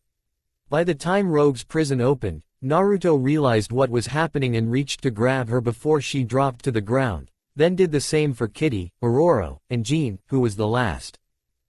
Green eyes opened and looked at him. "Naruto." She groaned as she tried to move her body. "Is that you?" Naruto smiled. "Who else could it be?" Jean chuckled weakly. "You really did come. I reached out for you, yet I never thought you would listen." He nodded. "I listened." He helped her stand up, summoning a few clones to do the same for the others. Either the liquid or some other thing in the prison must have weakened them greatly. Even Logan, after proudly refusing the clones' help at first, accepted the aid to stand up and take a few, wobbly steps. Kurt was perched on the back of another clone, while both Rogue and Kitty opted for a princess carry. Aurora smiled at him and lay on the clone's back in a fireman position. Professor Xavier only had to have his wheelchair moved. The professor nodded. "I am glad that Jean was able to reach you, even in our weakened states. Thankfully, you managed to control." He trailed off and silence settled in the room. The look was there, in all of their faces, even if for just a moment. Fear. Naruto felt like a knife was being plunged at his chest. "That's right. They know now, and they're afraid of you." The smile he made started to ache. Metal doors slid open with a hissing sound, and footsteps on the metal ground heralded Magneto's entrance. "It appears that I didn't even need to look for you, Naruto Uzumaki. I'll admit that you surprised me with your ship, but now all the cards are in my hand." He gave Magneto a pair of defiant eyes. "I will not serve you." "No, you will not," came the cold response. A boy that came from space not 1 year ago, and could do that much damage to Pietro. A boy who managed to fight against the Juggernaut on equal terms. A boy with incredible powers I have yet to comprehend. So young and with such strength, I'm afraid I cannot let someone like you live. "Eric," warned Professor Xavier. "You will not threaten my students." Magneto ignored him. "You understand, don't you? For me to lead our kind to a great future, I must be absolute in my authority. Power is authority, and I cannot let someone as powerful as you live and challenge me. You must die before you have a chance to gain more power." Suddenly, the vault door opened, and a wave of thick crimson fog poured out. A figure stepped into the room, and it took Naruto a moment to realize it was Sabretooth. He looked even more feral than before, with actual saber-like teeth worthy of his name. 2 against 1, said Magneto. It might be a stain on the history of my leadership, yet I must win this battle. History will always be written by the victor either way. They both made ready to attack when an ear-splitting siren thundered inside the room.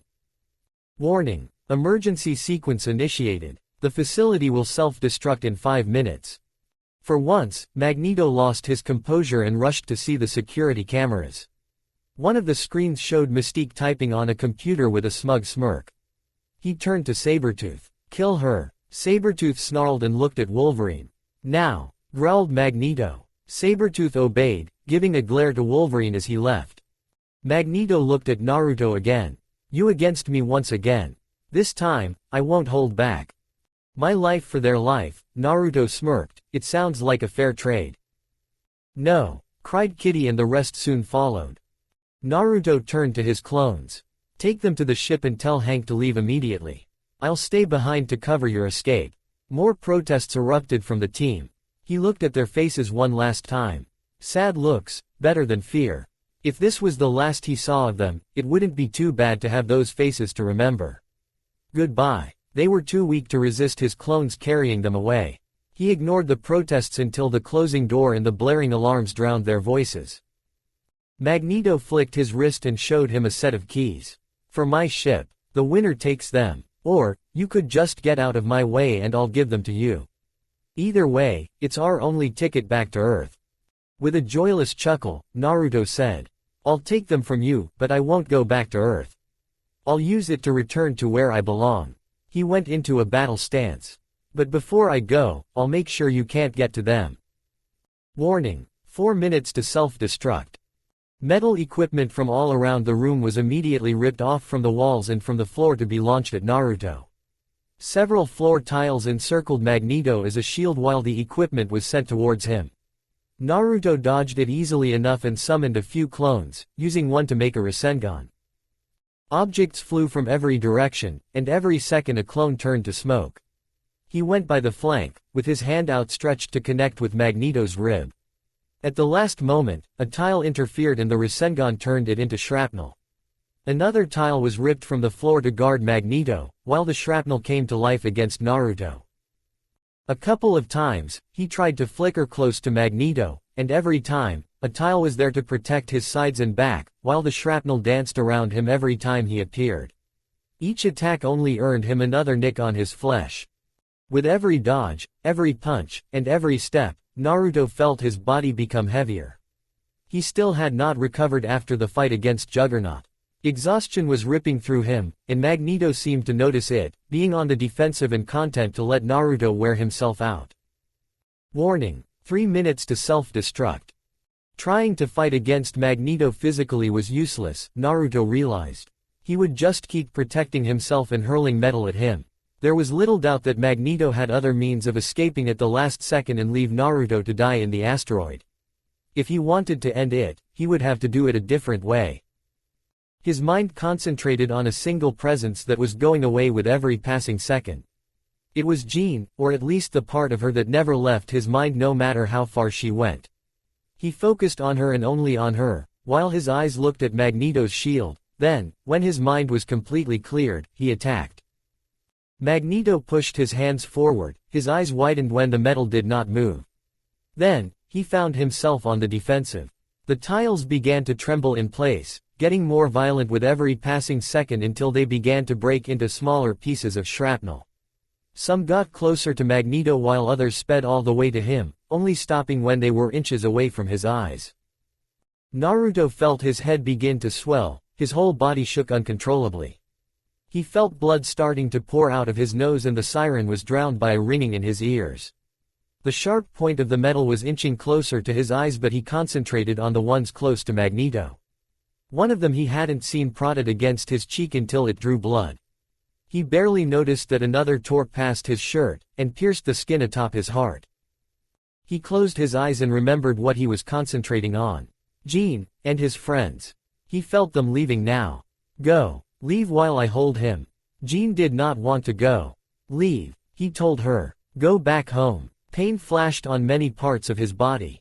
The dagger at his cheeks reached his teeth, another at his stomach, and one between the ribs. Then there was the one at his heart. It had dug deep, very close to its target. When Naruto opened his eyes, he saw only the last piece, barely scratching against his pupil. But Magneto was grimacing too. One had pierced his shoulder and another at his leg, while a particularly small but sharp one was drawing blood from the throat. It was close. So close, just one final push. A blur of blue and white came, and an explosion rocked the room. Warning: 2 minutes to self-destruct. Both opponents were blown out of their concentration. Metal shrapnel dropped to the ground like puppets with cut strings.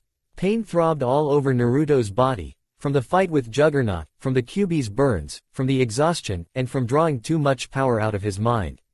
He tried to move around shakily to see Magneto in the same situation, and Mystique standing between them. "I told you," she said to Naruto, "that he was mine to kill." His legs were wobbled when he stood up. "I have to fight him." Mystique glared at him. "That's not what you came for, remember?" Naruto shook his head. "The X-Men are rescued. I see one of them right before me. To give them time to escape. That's why I stayed. He wants to kill me, not them. And I will gladly give my life for them. Go while I hold him back. My duty is done." "Fool," spat Mystique, yellow eyes piercing into his soul. "Your duty is not yet done. Do you not remember your oath? You told me that you would be there for Anna Marie. So I ask again, why are you here?" An image flashed inside Naruto. Rogue, she would be sad if he died, wouldn't she? He had promised to keep her safe, and to find a solution to her powers. Was he truly breaking his promise? You do not break your promises, remember? And you made a promise to me, and to her. Keep her safe. Be there for her, or I will haunt you, fool boy. She pushed him back towards the exit. Go now. Yes, Naruto remembered. I have to be there for them. Even if they hate me, even if they don't want me. I have to be there for them. A newfound energy found his spent body. Only one last glance was spared to Magneto and then he ran. Warning: 60 seconds to self-destruct. When Naruto emerged outside, he quickly searched for where he'd seen the ship. It was not there. His stomach dropped again as his brain went into overdrive. Had they really left him? What should he do? How had the Brotherhood escaped? Should he go back to try and get Magneto's ship? Was it too late? Naruto. As soon as Naruto looked above, he saw the X-velocity, with Jean looking at him. Meteorites were dancing all over the asteroid. Those that were going at the ship were being shot at by Scott and Alex until they crumbled to small pebbles. Jean stretched her arm at him, despite the distance between them. Hurry, we don't have much time. Fly to us, Naruto. Flight. It was a power that he hadn't mastered yet, and the only thing that would save him. He jumped, floated for a few inches, and then dropped to ground again. Again, he jumped, and again he plummeted. An explosion rocked the asteroid, and pushed his whole body down. Naruto. Jean's soothing voice rang in his head, drowning the chaos around him. Listen to me. Forget about everything and just focus on me. You can do it. Take my hand. When he jumped again, it almost felt as if a pair of hands were supporting him. He floated for a few seconds, waiting for the fall. It did not come. Fly to us. He saw Jean stretch his hand out to him. Aurora, Kitty, Rogue, and Kurt were behind her, all of them stretching their fingers. Take my hand. He thought only of them, heard only Jean's voice, and his body felt light as a feather. Closer and closer he got, until he was only a few feet away. I'm coming, a massive explosion made him stumble. A brief look behind and he saw a couple of metal pods shooting from the asteroid as it went in flames. Suddenly, he couldn't breathe, and his head felt as if it was being squeezed. A fog of darkness settled in Naruto's sight, and every movement felt he was struggling against a river. I'm dying. Naruto. Jean was still there, green eyes desperate. It wasn't just her, all of the team was shouting at him, encouraging him, holding out their hands. Come to us. Take my hand. A final push was all it took, and Naruto flew like he'd been fired out of a cannon, straight into the ship, and to many pairs of arms that broke his fall. Air entered his lungs painfully. His sight was still darkening, and the hands were nothing but a numb pressure all over his body. "You did it!" cried Jean. Other voices joined her, but Naruto barely heard the words. He allowed himself one last look at the team. Rogue was indeed crying, but tears of joy, the same tears as Kitty and Jean. Aurora was hugging him close to her body, while Kurt grasped his crucifix between his hands in gratitude. "I'm here," he moaned and then passed out into a blissful sleep. Naruto's eyes opened to a gentle light and a comfortable bed that wasn't his own. As his vision got clearer, he started to recognize the medical room of the Institute's underground, with its drab metal walls that almost made him think that he was back at the asteroid. But there were things that made him feel at ease: the presence at his bedside, the get-well balloons around him, and the pressure of Kitty's body at his side. The gifts ranged from flowers from girls he didn't even know but made a mental note to thank, to books from the school clubs he belonged to, and some chocolates, all of them accompanied by a get-well card. There was even one from Susan Storm, who wished him well on behalf of the Fantastic Four. There was a movement at his side. Kitty was sleeping as she usually did, enveloped against his arm and using his shoulder as a pillow. Barely a noise came out except for the slightest whisper of breaths. She looked completely fine, even the bruises she got during her fight in the Stark Tower were gone. "How long have I been asleep?" Gently, he started to nudge her. "Kitty." She moaned and snuggled deeper. Yes sir, I deserve the paddle, I've been bad." A disturbing giggle erupted from her lips. Eventually the nudges were able to wake her up. It took a few seconds for her to get out of her sleepy haze. "You're awake." Naruto chuckled. "Yeah, how long have I?" He was interrupted by a full-body hug. Kitty buried her head on his chest. "Thank God. I thought that, when we took off, I thought that." He felt his shirt get wet and panicked about what he should do. Settling, for just caressing the back of her head, Naruto waited until she calmed down. "I've survived worse things than Juggernaut and Magneto." Kitty looked up to him. "Guess that's to be expected. But you've never told us." "I don't want to interrogate you or anything, but all of us have been asking ourselves the same questions. You don't have to hide anything from us." He nodded slowly. "I know, and I'm sorry I didn't tell you." There was a hissing sound and the door opened. "Hey, Kitty, it's my turn now to watch him." Rogue's eyes widened once she saw him awake. She rushed over to him and also gave him a hug. "I'm going to tell everyone." She left as speedily as she came, returning with many other pairs of footsteps. The one to speak first was Kurt. "Wunderbar, mein Freund. I have dedicated prayers for you the last 3 days. You've finally awakened." 3 days, yelled Naruto, everyone bursting into laughter. Aurora had a small smile for him, Jean's was bigger. Scott couldn't look into his eyes. Approval shone in Logan's nod while the professor, behind his smile, was clearly brimming with questions for him. I guess I owe you some answers, don't I?" Professor Xavier shook his head. "You don't need to tell us until you are ready." Naruto could tell that his words did not reflect his true feelings. Shaking his head and taking a deep breath, Naruto said, "I will tell you." "Well, you don't have to tell us now," interjected Jean firmly. 3 days may have passed, but you still need more rest. It's best to tell us when you're out of bed." She sent a firm stare to the rest of the team that shut down any protest. Logan grunted and made to walk away, not before giving a glance to Naruto. "You did good, brat." Kurt gave him a long blue thumbs up and then teleported away. Scott avoided his gaze and slid away silently. The professor gave him a nod. "It's good that you're back with us, Naruto. As you can see, we are all thankful for your actions. Just one more hour of hesitation on your part and Magneto would have done unspeakable things to us. We have all been worried, especially Kitty and Rogue. They have barely left your side if they could help it." Kitty and Rogue went red in the face as he left. Aurora stepped forth and hugged him lightly. "I am indebted to you. Just imagining the horrors of what I would have been forced to do, I thank the goddess for the day I met you, and will continue to do so from this day forward." Kitty and Rogue didn't look like they were ready to go until Jean politely asked them to. They nodded hesitantly and walked out. Jean waited a few seconds in silence after the door closed behind them and then turned towards Naruto with an unreadable expression. "Naruto Uzumaki." She pinched the bridge of her nose. "You are without a doubt, the most knuckleheaded, reckless, densest, most brash person I have ever met in my life. Closing her eyes for a second, she took a deep breath. And you're also the bravest, noblest, and most outstanding man I've ever met. Her hug was tight but also the most heartfelt of them all. I'm sorry for how I've been treating you. If only I had known. He let her hug him as long as she wanted to. You were the one who helped me, right? When I was, she didn't deny it. I knew it was you. It's all so fuzzy but I remember you. I had to help you, said Jean, her mouth quivering. I saw things about you. She saw his alarmed face. Don't worry. It's not something I will reveal to anyone.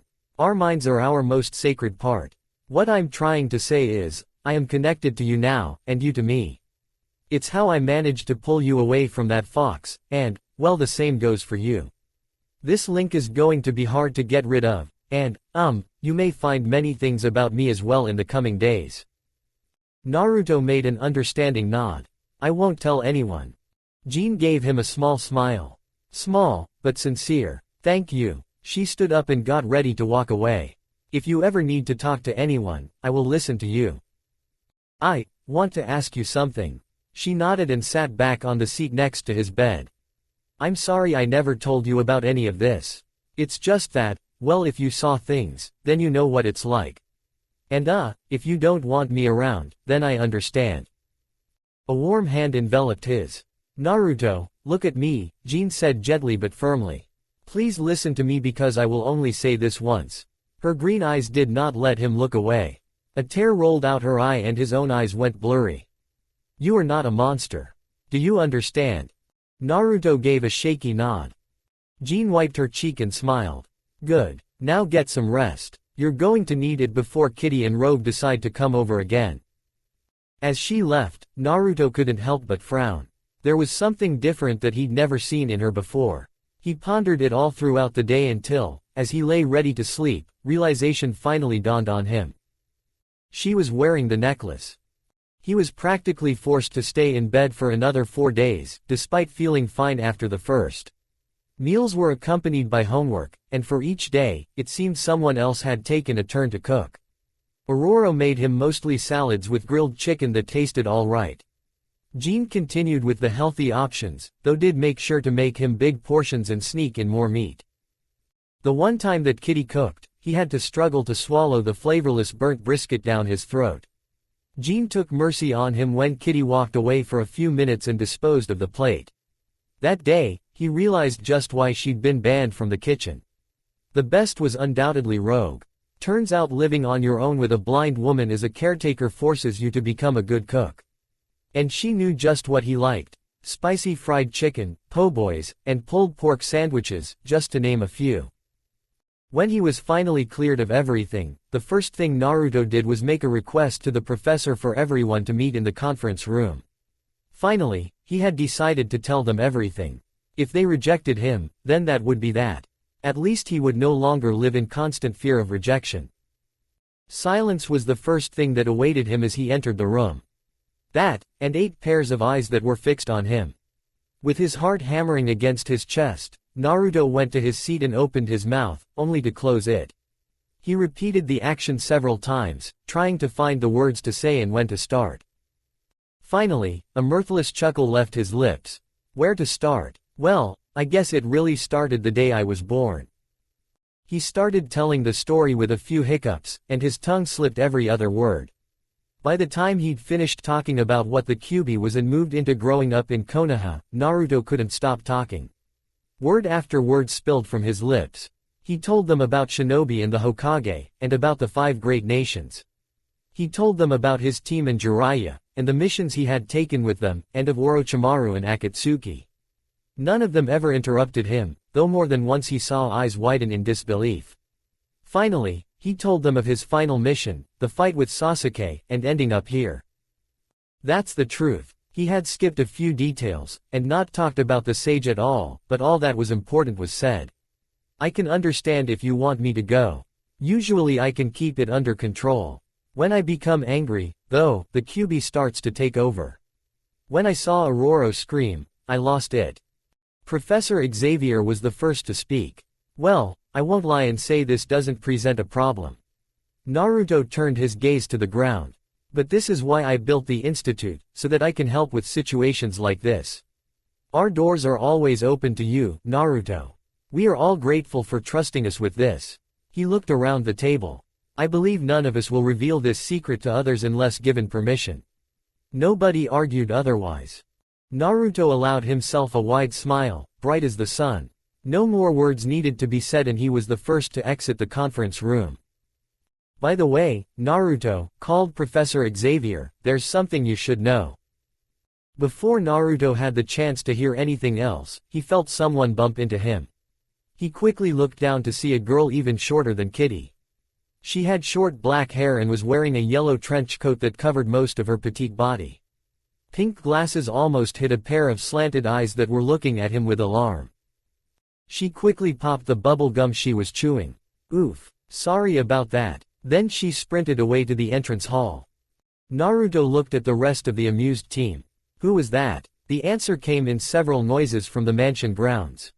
His eyes met a group of teenagers, boys and girls, and all of them showing off some kind of power. There was a blonde boy with short hair that was showing off an ice sculpture to a pair of girls. The first one had short, dark red hair and later turned into a wolf. The other girl was also blonde and summoned magma from her hands to melt the statue. A dark-skinned, dark-haired boy laughed at both of them and then his body went completely black, with a bright orange outline shimmering around him. Then, the girl that stumbled onto him went to them and threw fireworks from the tips of her hands and into the air. There were others that were not so eager to show off.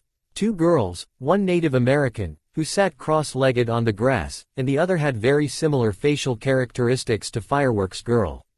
The last one he saw was a tall, slim yet muscular-looking blonde boy, who was content with watching the others. The professor rolled his wheelchair beside him and smiled at the sight. We have new students at the institute, he said proudly. Throughout the day, Naruto learnt their names. The blonde with ice powers was Bobby Drake, and Naruto almost growled when he gave an ice flower to Kitty. Rani Sinclair was from Scotland, and she could turn into a wolf. Roberto da Costa and Amara Aquila were both from Brazil, while Sam Guthrie was from a small mining town in Kentucky. Fireworks Girl was called Jubilation Lee, though she insisted on being called Jubilee. She had been an orphan, making a living by showing off her powers to impressionable kids at the malls. Kitty and Rogue had been the ones to recruit her. The most distant ones were definitely Danielle Moonstar, another telepath, and Xian Koi Man, a girl from Vietnam. The team had been busy while he'd been sleeping. After a brief introduction and supper, Naruto was ready to retire to his room for the night. He wondered if Spider-Man and Daredevil thought he'd ditched on them after being gone for over a week. Well, tomorrow it's back to normal. Peter will understand. As he was thinking of an excuse for Daredevil, he opened the door and was met with Kitty sitting on his bed. Kitty, what are you doing here? Asked Naruto. She breathed in deeply. I knew there was more to you than what meets the eye. It's just that I didn't know how much there truly was to you. Naruto nodded. Now you know why I rejected you. To his surprise, she just laughed and gave him a playful grin. Don't care. She walked over to him and grabbed his hands. Was that the reason? It had nothing to do with me. Because I don't care. Cammy, just looking into her blue eyes was starting to make his heart pump so hard that he thought it was going to explode. I can't. You know why I can't. Any moment, I could snap and hurt you. You know now what's inside me. He looked away from her. He had to. Before he did something stupid. But Kitty did not let him escape. Listen to me, she said with the most serious voice he'd ever heard from her. You could never hurt me. I know what's truly inside you, and it does not scare me. Her eyes bore deep into him. Tell me what you really feel. If you really want me to go and leave you alone, tell me. But be honest. That's all I ask. Naruto felt as if 1,000 bees were ringing his ears. I don't know what it is. I don't want to be alone, but I don't want to hurt you. Kitty raised herself on her toes and closed her eyes. But every time I'm with you, I feel like I stop thinking. Her hands found the back of his head and began pulling his face to hers. My heart starts beating fast and I get sweaty and I can't talk straight and I can't think straight and. His lips stopped moving when they found something soft and warm. It took a few extremely long seconds to realize what was happening, and when he did, his brain went numb. The rational part of his mind told him that he should pull away, he needed to pull away, but he could not. His beating heart easily overpowered his thoughts. Why should he pull away when it felt so good? Naruto's arms moved like they had a mind of their own to embrace Kitty. His eyes closed, and for a moment nothing mattered. The Kyuubi didn't matter. Konoha didn't matter. The Hokage didn't matter. Akatsuki and Orochimaru and Sasuke didn't matter. All that mattered was the fact that this beautiful girl knew what he was, and still kissed him. They pulled away silently, and didn't say a word to each other for what seemed like the entire night. It was their eyes that said everything, blue and hazel, neither willing to look away. "Do you still want me to go away?" asked Kitty, her head resting against his chest. Naruto's brain told him that he should push her away. No matter how much it would hurt him, no matter how much it would hurt her. This was dangerous. If he went on to forget what he was, it would be a dereliction of duty, and he would forever be a disgraced traitor to his village. He had to end it. Go away. 2 simple words. But those thoughts were not what commanded what came out of his lips. What he said came from the most primal, most desperate part of his heart. No. Their lips met again, this time he started it, and the bliss drowned the guilt. It's not wrong, it can't be wrong. Not when it feels so right. It had been weird, looking at his reflection on the window. Thankfully, every day, the more Naruto stared the less shocking it became. But there was still a bit of disbelief at what he was seeing. His face had become sharper, with almost all traces of baby fat gone. Since coming to the institute, he'd already been growing taller, especially compared to his previously shorter size, but after the incident he'd shot up a couple more inches overnight, putting him above Aurora and Jean despite being younger than both of them. Not that Naruto was complaining, despite the stares and questions he'd gotten at school. Why would he complain about looking like he'd jumped 2 years in growth? There was no sign of him stopping, either, even if he'd been forced to up his training so that the muscles could keep up. The only one who had any objections was Kitty, making several comments of needing to catch up and the difficulties of kissing while both were standing up. Speaking of Kitty, Naruto looked away from the mirror towards the bed after zipping the uniform that had to be made for his new body. Kitty was still sleeping soundly, having replaced his body with a pillow for her to hug. A smile tugged at his lips when he rested his hand on her hair. It seemed like such a silly thing to make him smile, running his fingers through Kitty's hair. Nevertheless, he found himself constantly doing it, and Kitty always let him. Her brown tresses were soft and straight thanks to the care she put into it every morning, yet sometimes they formed into natural curls at night. It was but one of the many joys he'd discovered since she became his girlfriend. "Good morning," he whispered into her ear, his nose catching wisps of her flowery perfume. Kitty mumbled under her breath and hugged the pillow closer. "Don't leave," she said without opening her eyes, "it's Saturday." It was tempting, so very tempting, to take the pillow's place again and go back to holding her. That was another one of the little joys, holding her. Not saying anything, just holding her to reassure himself that she was real and that he was loved. "I have a girlfriend," he thought with joy. Several times in the past he had fantasized about such a relationship. Hoped for it, dreamed of it. Few times did he visualize how it would be. He'd had very little time to train. His locker at school had little pink paper hearts snuck into it every morning. He'd been relentlessly teased by his friends and classmates. His wallet was much skinnier as a result of taking her to dinner and movies every other night, and his lips had gone sore from too much kissing. It had been the best week of his life. "Can't stay," Naruto finally responded. "Logan's away this morning and I'm in charge of evaluating the new students." Kitty groaned. "Why did you agree to train the ex-babies on a Saturday morning?" She yawned and snuggled deeper into the covers. "It's not like they're going to be in the heart of danger or anything. The professor is calling the team the New Mutants, and they're supposed to be our backup in case anything happens. Better to have them than not." He passed his fingers through her hair for a final time and gave her lips a quick kiss. "I'll make it up to you with a date tonight." Kitty moaned appreciatively. "Remember that we have a team meeting after breakfast." After a yawn, she hugged the pillow tighter and went silent. Naruto went door to door, knocking to see if the new students were up. "Shion, or, Sean, as most had taken to calling her, was already up and dressed. Rani and Roberto were also ready. He was about to knock on Donnie Moonstar's door when he looked out the window and saw she was already outside. Sam Guthrie and Amara Aquila were still sleeping but woke up and dressed with no complaints. He had to knock several times on Jubilee and Bobby Drake's doors until, bleary-eyed and grumbling, they stepped out into the field as the orange sky heralded the sun's rise. Professor Xavier explained that the New Mutants team were supposed to be a team for trainees, to be used as a last resort in case of an emergency. Naruto understood. In war, the shinobi that took to the front lines were Jonin and Chunin, but even academy students were still supposed to help as the last line of defense. He looked at the newcomers, innocent, tired, and grumpy, and yet all very eager. Chief among them was Bobby Drake. "When are we going on missions?" said Bobby while the rest of the group started murmuring. "Can we pick our own code names? I choose, Iceman." Naruto held his hand up. "Whoa. Who said anything about going on missions? And what makes you think that I'm the one authorized to do that?" They all murmured to each other uncertainly until Jubilee raised her voice. "Well, you're the leader, no?" The rest of the group nodded. "The rest of the team was always talking about you while you were asleep. Refused to train or go out on anything other than recruitment missions until you recovered."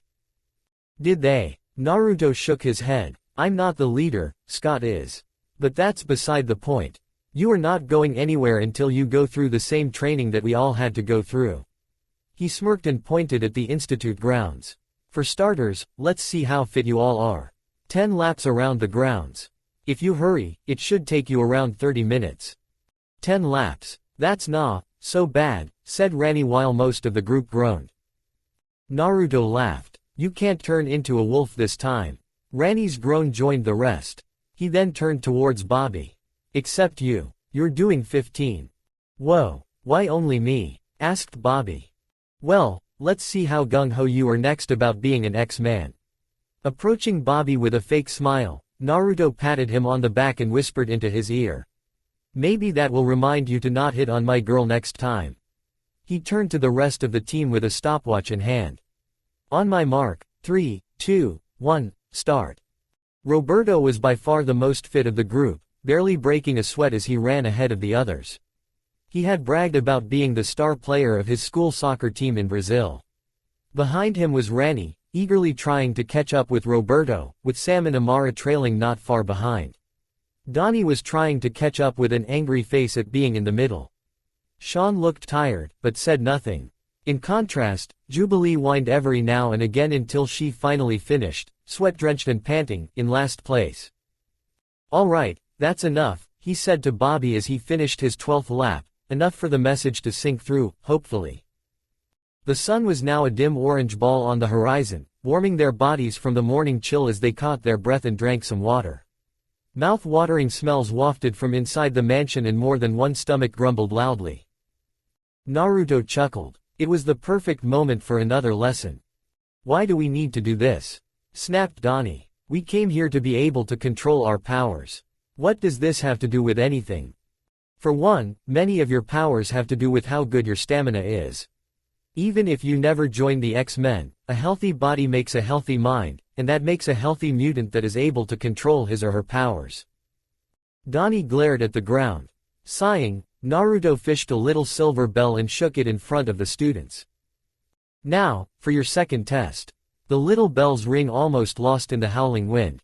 "You all think these training sessions are annoying, right? All right, so here's the deal. If you manage to take this bell from me in less than an hour, then you'll be exempt from all training sessions." He tied the bell around his waist. "Deal." They came to Naruto as he expected them to. One at a time, each trying to find an opportune moment for themselves, and only for themselves. Hungry, they all made mistakes, some worse than others. Roberto and Bobby were the most eager, and the first to fall. Others were more strategic and hid in the woods. Still, alone and isolated, it didn't take long for him to ambush them. The one that surprised him with guerrilla tactics was Donnie. When her telepathy failed, she resorted to traps she must have learned thanks to her heritage. Unfortunately for her, they were more than likely meant for animals, not experienced shinobi. "Nice try, Donnie," he commended as he pinned her down.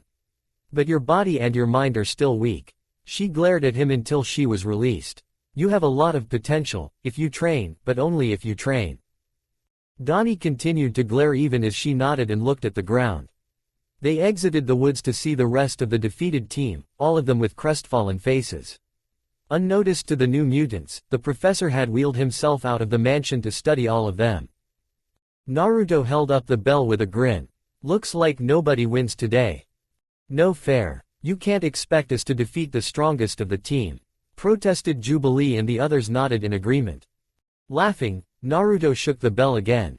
You didn't need to defeat me, only take the bell.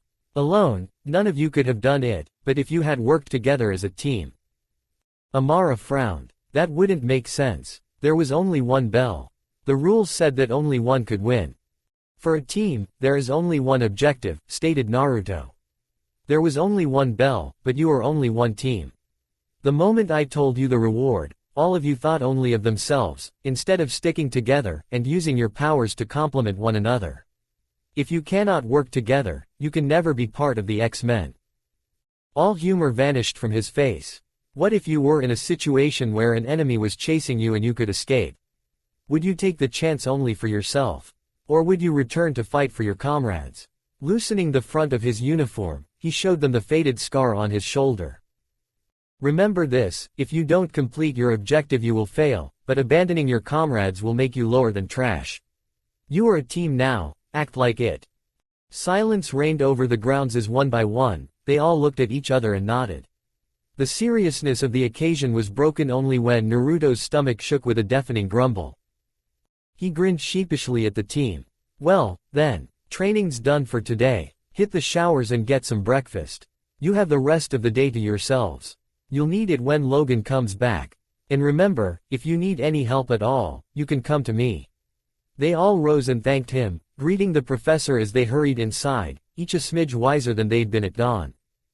A wise lesson, said Professor Xavier with a small, sincere smile. Thank you for teaching it.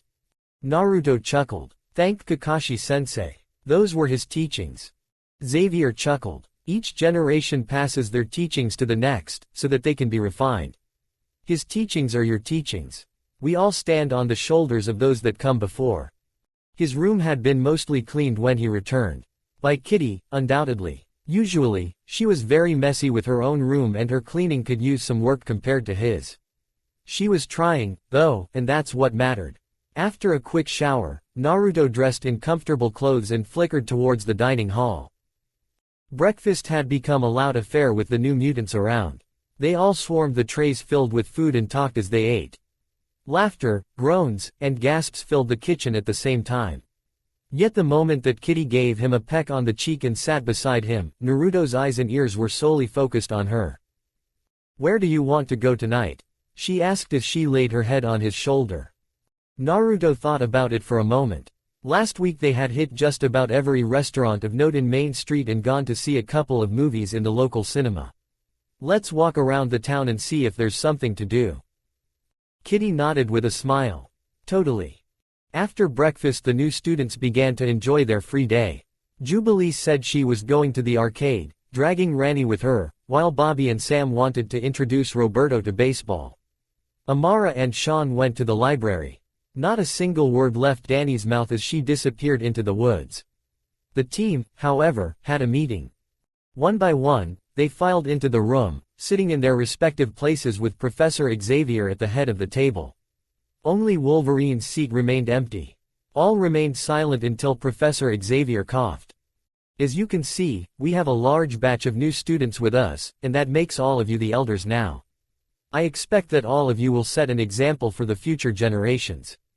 Cerebro detects more mutants every day and soon enough, we will not be able to maintain our anonymity. The big factor is if we introduce ourselves as friends like I wish for, or as enemies as envisioned by Magneto. Kurt snorted. Well, with Magneto dead we no longer have to worry about the latter. Professor Xavier narrowed his eyes. Kurt, if there's anything I've learned from personal experience, it's that people like Magneto do not die so easily. You saw the escape pods before the asteroid was destroyed, did you not? There is no question that he was in one of them. He is hiding, licking his wounds, but very much alive.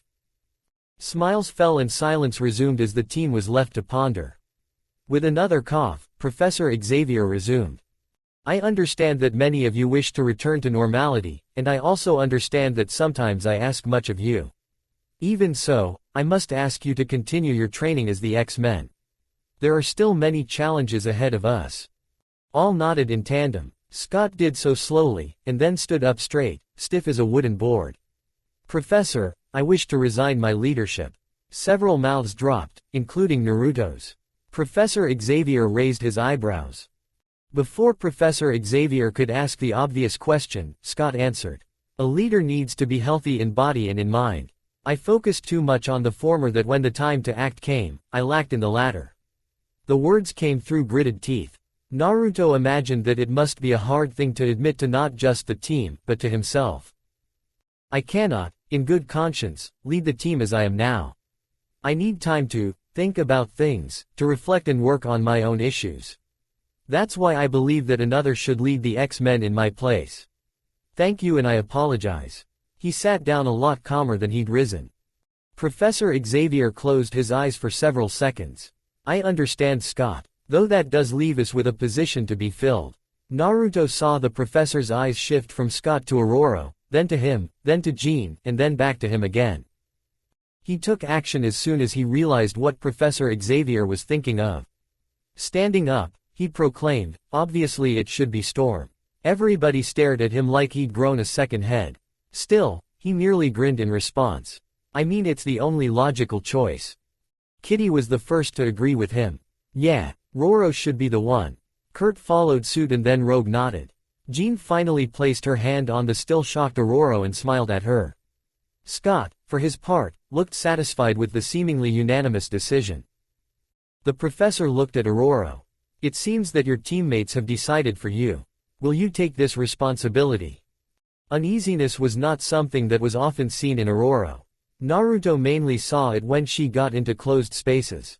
Today was one of the few exceptions where he could see it clear as day, but still, she nodded after giving all of the team a long glance. If the team believes me capable of this task, then I will, she said simply. A round of cheers came from the team as she sat down again. Very well. That concludes our meeting. Enjoy the weekend. Conversations erupted as they left the meeting room. Naruto was about to go with Kitty but a psychic nudge made him stop. Naruto, called Professor Xavier. I was wondering if you could help me with something. It won't take all your day, and I would be most thankful. We will be back before the sun sets. Naruto sent a short look at Kitty's eyes and nodded, then returned his gaze to Professor Xavier. All right. He left for his bedroom to gather his wallet and a coat. As he closed the door, he turned to see Rogue standing in front of him. Hey, she muttered with a smile. I was wondering if you could help me with some trainin' tonight. Scratching the back of his head, Naruto gave an uneasy smile. Sorry. I promised Kitty I would take her out again tonight. Rogue looked at the ground and her shoulders slumped a little despite the smile. Oh, that's fine. Guess I'll ask someone else. See you later, she asked with an even less cheery tone. Sure, when I have time, responded Naruto and waved her goodbye. Just as he was about to flicker to the garage, he saw Aurora leave her room and walk to him. The professor was going to choose you. I could see it, and you could see it, she said emotionlessly. Why did you nominate me? Thinking quickly, Naruto grinned. You are the most qualified. Are you sure about that? Hey, you're smarter than me, calmer than me, and don't rush into things like I do. Aurora gave him a small smile. There are things more important than that.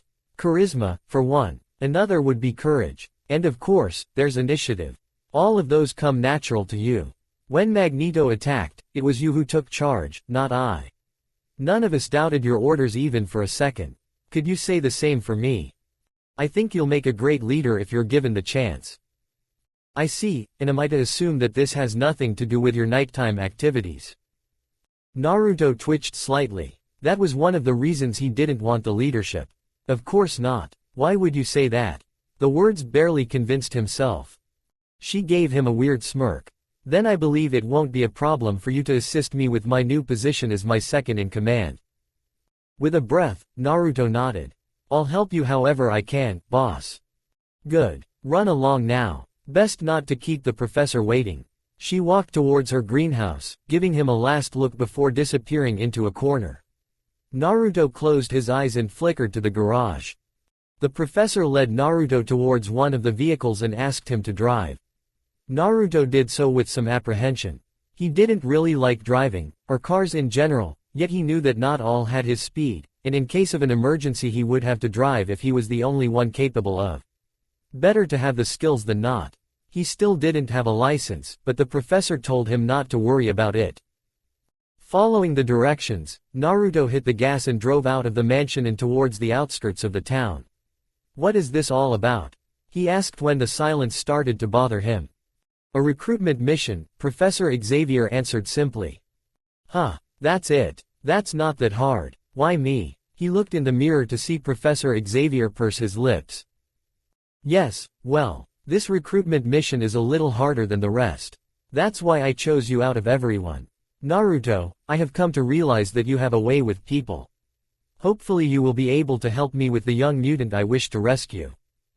Rescue? Asked Naruto. Professor Xavier answered with silence, and as soon as they reached their destination, Naruto realized why. The building was almost completely gray, at least the parts that were not being slowly conquered by nature. A lot of statues and engravings were already unrecognizable, save for one at the entrance, by the black iron gates, Salem Center Mental Health Institute. Oh, breathed Naruto as he saw a couple of guards opening the gates for them. I see the problem. Who is he? She, corrected Professor Xavier as he exited the car and sat on the wheelchair. He nodded to the guards and wheeled himself to a man in a white lab coat. Good morning, Dr. Brown. Is Wanda available for today's session? The doctor nodded uneasily. She just finished taking her meds. I'll bring her to you. Please, my assistant will show the way. He gave a brief look at Naruto. Is he? Naruto is an apprentice of mine. I believe his presence will aid Wanda. I have full confidence in him. Dr. Bowers shrugged. As you wish, Professor. Any problem and we will be there to pacify the patient. He called for a younger man to lead them inside the building. The inside was just as drab as the outside. Identical doors covered the walls, some occupied, most empty. Every now and again, a shout or scream shattered the monotony, followed by silent, white-clothed nurses wheeling carts filled with pills or food. Eventually, the man opened one of the doors to a room that held only a metal table, a couple of chairs, and nothing else. Take a seat. I'm going to go and help with Wanda. He closed the door behind him. Naruto took his seat facing the door, at Professor Xavier's side. Who is she? The professor took a deep breath. Wanda Maximoff. Of all the mutants I have seen, only a few I would count as having unlimited potential. There's you, Jean, Aurora, and then there's Wanda. Why is she here? She was brought here when she was only a child, by her father. Her powers were too erratic, and he would not have trusted me with her. It is only thanks to Cerebro that I managed to find her. Naruto frowned. Who would be heartless enough to put their children in a place like this? Who is? Eric Lenscher, his eyes pierced into Naruto's, Magneto. Naruto's mouth opened wide, first from shock, then to respond. His words were cut off by the door squeaking open. Dr. Brown's assistant walked in with a shorter figure in tow. She looked to be around his age. Curly auburn hair reached halfway down her back, slightly frazzled and greasy. Her skin was an unhealthy shade of white that looked as if it hadn't had the sun touch it in years. When she raised her head, he saw dark bags that circled a pair of lifeless green eyes. Despite all that, Naruto thought she was beautiful. Hello Wanda, the professor greeted confidently, trying to put as much cheer in his voice as possible. How have you been this week? Wanda shrugged. The same as always. She looked at her seat and the professor with half-lidded eyes. When she looked at him, however, life seemed to enter the pair of green orbs for a few moments. Silently, she sat on the seat and Dr. Bauer's assistant left without a word. We are going to try something different today, Wanda. The professor looked at him. This is Naruto, a friend of mine, and hopefully a friend for you. I think it's nice to meet someone your age, is it not? Naruto made a smile and waved. Hey. Wanda studied him emotionlessly. Hello, she muttered with a voice to match the dull gray walls. To Naruto's surprise, Professor Xavier wheeled himself out of the room. Well then, I suppose it's better for me to leave you alone for the next half hour. That way you get to know each other better without an old man like myself in the way. He gave Naruto a subtle nod and then shut the door behind him. The room was silent for a few moments. Naruto waited to see if Wanda would react, but she merely stared at the table in silence. Tired of waiting, he clapped his hands together. It's great to meet you. He offered his hand. Name's Naruto. Naruto Uzumaki. Wanda looked at the hand and did nothing else. Sighing internally, Naruto began to talk to her about anything that might get a reaction. Minutes flew by as he told her about the Xavier Institute and all of the people in there.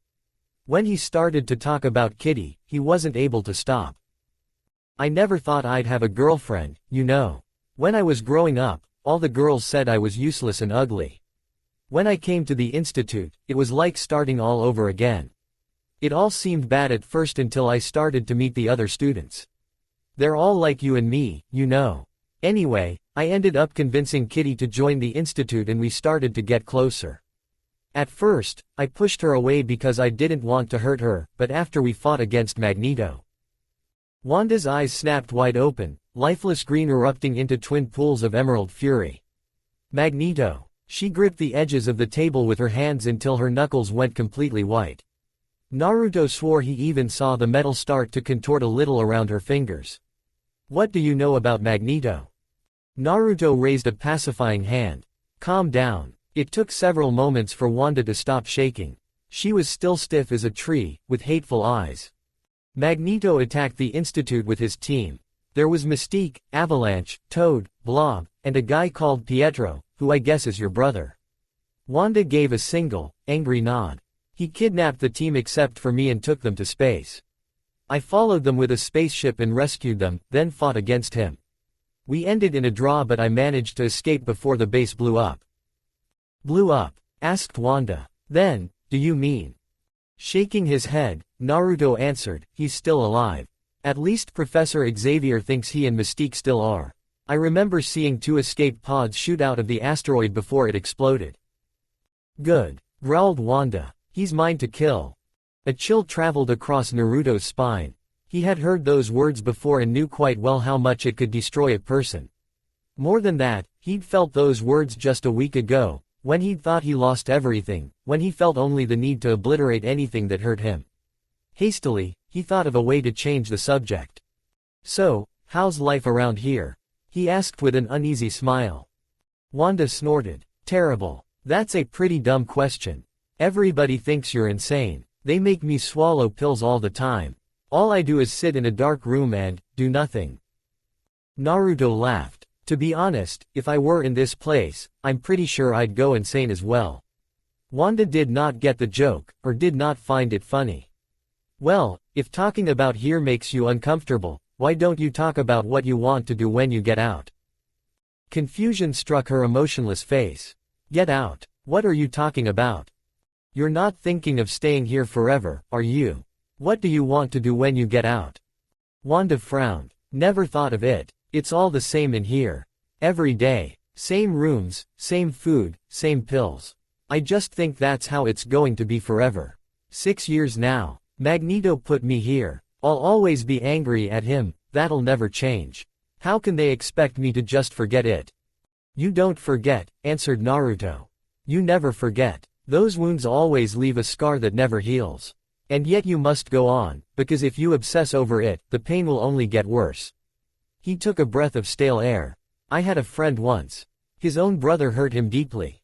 At first it seemed as though he was going to get over it. We tried to make him forget, and yet he never did. When I tried to stop him, he showed her the scar over his shoulder. Wanda's let out a silent gasp. He did this to me. Vengeance only made him hurt the few remaining people that still cared for him. I'm sorry. Don't feel sorry for me, feel sorry for him. He took her cold hand with his own. Listen to me. I want to help you, I really do. I will help you, and I will get you out of here, but please don't go down the path he chose. The scars you'll get will tear your soul apart. She didn't answer him, only stared at the floor. At least she didn't look as sad anymore. After a brief look at his watch to see that the time was almost up, Naruto rose from the chair and walked to the door. Pasta. Naruto turned around just as his hand grabbed the door's handle. Pasta. He walked back to his seat. She slowly nodded, still looking at the ground. It's my favorite. The doctors won't let me have it. They say it's not good for me. Finally, her green eyes met his. The shadow of a smile formed on her lips as she licked them. If I get out of here, that's the first thing I'm getting. Her eyes then focused on the window. And the parks. I loved going to the parks. Sometimes they let me out into the courtyard for a few minutes, it's not the same. And books, I miss books. Naruto grinned. When I get you out of here, I'll buy you all the pasta you want and we'll eat at the park. We can even pass through the library to buy you a book before that. That's a promise. Wanda looked at the ground again. You can't. I've tried everything and they still think I'm insane. They'll never let me go. 2 months, declared Naruto with his best smile. You're getting out in 2 months at most. Hopefully sooner, but I promise you that you'll be eating pasta by June. You. Grabbing her hand, Naruto looked straight into her eyes. If they don't let you out in 2 months, then I'm going to come at night and sneak you out, he whispered. Believe me, I'm a ninja. A sharp knock signaled the end of the session. Naruto stood up and walked towards the door. Before he could get there, Wanda's hand snatched his. Her grip was desperate. 2 months, she whispered. Naruto nodded. 2 months, I promise. The door opened. He looked at Professor Xavier, waiting for him. I'll be back again next week. For Jean Grey, the last week had been interesting. It had really started with the link she shared with Naruto. When they were awake, the changes were barely noticeable. They didn't read each other's minds easily, but she always knew where Naruto was, and with just the merest of effort, could even know what emotion he was feeling, even if she didn't know the reason. They could talk far more easily as well. But it was in her dreams that the real changes came through, when her mind was more vulnerable. Before, Jean would often find herself slipping into her teammates' minds. Now, it was only Naruto's. His dreams and memories were like an open book. Jean had little doubt that it was the same for him with her own mind. It was taking some time to get used to it, yet a part that she had been trying to suppress couldn't help but be intrigued by it. Her time with the sage and then Naruto telling them all his story didn't even really begin to cover it. She saw more of his world, the brutality of it, and yet the simplistic beauty. Tears sprang from her eyes when she saw the deaths of Haku and Zabuza. Her heart raced when she witnessed Naruto's battle with Gaara, and finally, the fight with Sasuke, his best friend. Murmurs from a nearby table broke her musings. Usually, that was the table where she sat, with all the other members of the soccer team. Not anymore. Jean was sure if she tried to sit with them now, they all would get up and leave. She had Duncan to thank for that. Strange seeing you sit by yourself. Jean turned around to see Aurora just before she sat beside her. Her heart quickened as she heard murmurs erupt again. She didn't need to read their minds to know what it was all about, they were talking about her. Thank you for your concern, Aurora, but right now is probably not the best time, she thought to herself, despite the warm feeling that at least her best friend had not abandoned her yet. I just thought if I have some time for myself, it would be easier to study for the tests. Aurora did not seem to buy it. Is there anything that you want to talk about? Shaking her head, Jean tried to ignore the murmurs. Nothing that really matters. It matters to me, now that Naruto and Professor Xavier have decided to make me the team leader. One of my new responsibilities is to make sure you are all well, physically and emotionally. Jean breathed deeply and closed her eyes. You know that feeling when you're about to go on a hike and realize that there's a pointy little rock in your boot. At first you think it's fine, even tolerable to a point. The hike has started and you're committed, so you ignore it the best you can. Then, it starts to hurt your foot more and more as you go on, until it becomes the only thing you're thinking about. Halfway through the hike you finally give up and untie your boot to get rid of the blasted thing. It feels liberating when you walk again and you laugh at what a fool you were for not getting rid of it earlier.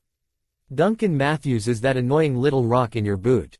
And God knows that my foot has been hurting for a long time. Aurora's usually restrained mood broke for just a moment to give a small laugh, followed by a serious stare. Are you sure you are all right? Breaking up with Duncan is one thing, but it seems that it's not that's broken up. You haven't gone to soccer practice the last couple of days. Pursing her lips, Jean looked at the soccer team's table. They were staring at her until she stared back, then guiltily looked away while whispering among themselves. Yeah, it sucks, but it can't be helped. What happened? Hotness spread across Jean's body. It's embarrassing. Aurora's hand settled on her shoulders and the whispering from the other table resumed even more furiously than before. I won't force you to tell me, but I'm always willing to lend an ear. It took a moment of internal debate whether to tell her or not. Well, Duncan has been complaining for a while that I'm not physically receptive.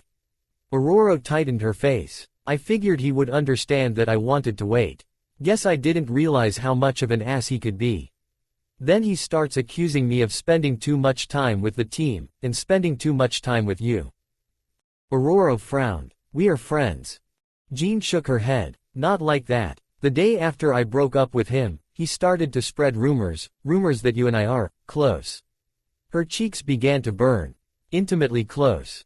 It took a moment for Aurora to catch what she was saying.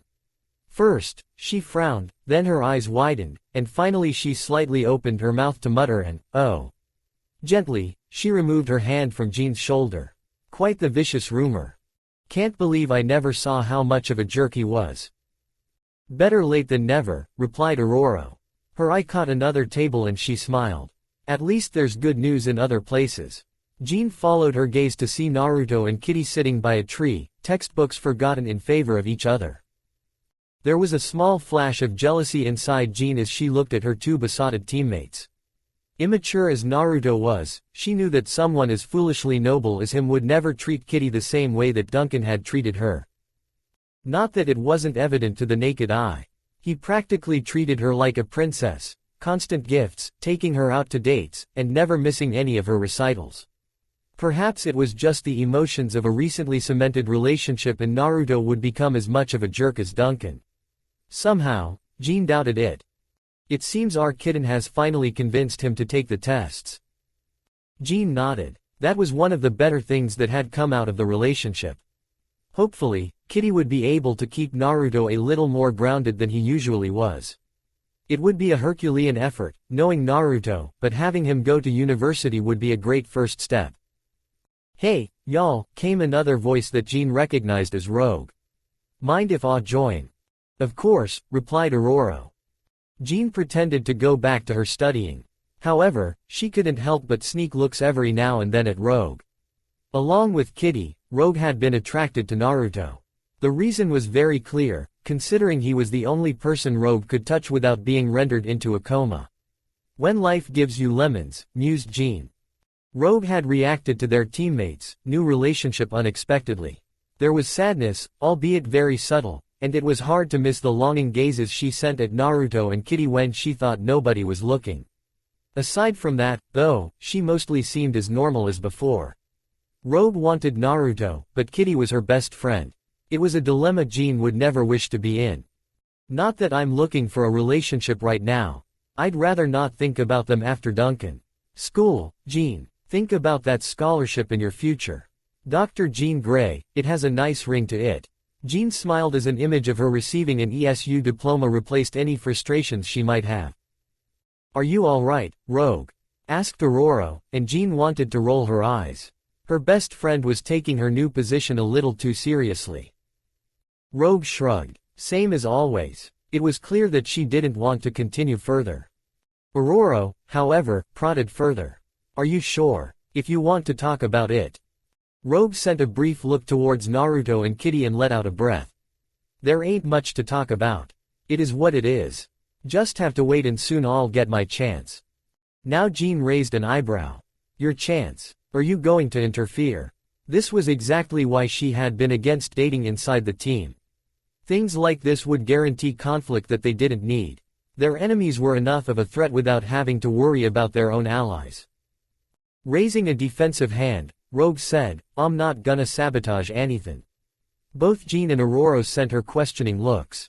Look, Kitty's my best friend, I'm not gonna do anything to hurt her or Naruto, but, she took a deep breath, even though she's my friend, Kitty's a princess, a privileged daddy's girl. And if there's one thing I've learned from girls like her, it's that they don't know what they've got till it's gone. Kitty wants to domesticate Naruto, turn him into something he's not. Naruto's not gonna wear a suit and tie, go to work from 9 to 5 and return home for apple pie. That just ain't the kinda guy Naruto is. He ain't normal. Kitty wants normal. One day, both of them will come to that realization and I think she'll be the one to end it. I'm not gonna interfere until then. I'll just wait and see, then I can keep her as a friend when she finds a guy that'll fit in that white picket fence house she wants. I'm not normal. I can't be normal, just like Naruto. Jean pondered rogues for a bit and came to a realization. Her own bad experiences with Duncan had caused her to only be concerned with the thought of Naruto breaking Kitty's heart and not the other way around. Memories of only a few weeks ago came flooding back, of Naruto's childhood, and the words of the sage. When love is rejected, that's when a person truly learns to hate. She watched Naruto kiss Kitty again, this time, with worry. For all our sakes, you better know what you're doing, Kitty cried. When Naruto had called Tony Stark to accept his offer, he had expected to go in through the front door, not the roof window. He imagined that it was more to keep Naruto's identity a secret. After all, it had been just a couple of weeks since he'd announced to the world that he was Iron Man. If suddenly one of the vigilantes was linked to high-tech Stark gear, people would start asking questions. The heavy metal door hissed open the moment he stood in front of it. "Come in," called a familiar voice from inside. Tony Stark sat in the middle of a large workshop that was even larger than Reed Richards'. Computers were everywhere, and far more expensive looking than the ones he'd been taught to use at school. Speakers that surrounded the room blared rock music which Tony was humming to while screwing a nail into a metal arm.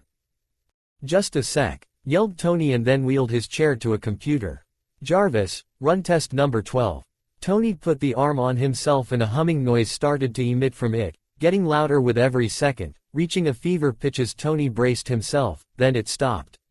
"Huh, will you look at that? Suche." A flash erupted from the hand's palm and it launched back halfway across the room into a messy table. He emerged with a groan. "Well, looks like titanium's not a good choice. File that in the notes, will you, Jarvis?" "Understood, sir. I will remind you that it's time for lunch. Shall I order the kitchen to make your nutritionist-approved meal?" "Nope, that's taken care of. Sir, I will remind you that your calorie intake is." "Jarvis, don't nag. I already pay Pepper for that." Finally, he seemed to take notice of Naruto. "Sorry about that, kid. New experiments," he said, walking to a door further inside the building. It led to a larger room, with glass windows that oversaw a large part of the city. Every piece of furniture looked new, and extremely expensive. It was a stark contrast to the brown bags of fast food that he rushed at. "Catch!" yelled Tony as he flung him one of the bags. "Figured you'd be hungry. I always was at your age." He bit into a burger. "Now that I think about, I guess that never went away."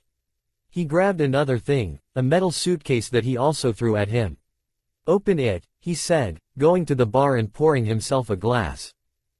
The suit looked to be the same as the one he grabbed during the attack a month ago. Mostly black and covering his entire body. Though Naruto knew there were probably a lot of secrets hidden inside. "I made some improvements to it. Thermal vision, built-in radio communications, high tear resistance, an integrated gas mask, weather insulation, made it waterproof, and, of course, perfectly eye-catching for the ladies." Tony smirked. "And that's just some of the early stuff. I still think I can improve it further if you give me feedback." Naruto nodded and closed the case again. "So, what's the deal?" Tony took a large glug of his alcoholic drink. "Would you believe that I'm doing it out of the kindness of my shrapnel-surrounded heart?" "No," deadpanned Naruto. "You're sharp, kid. I like you." He finished his drink and poured himself another glass. "You and your friends are helpful to me. After I left the weapons business some other people filled that gap, with a rather subpar product, I might add, and I've had more than one of these organizations attacking my interests. It's likely that they may have been behind the attack that you helped stop." Naruto was still not convinced.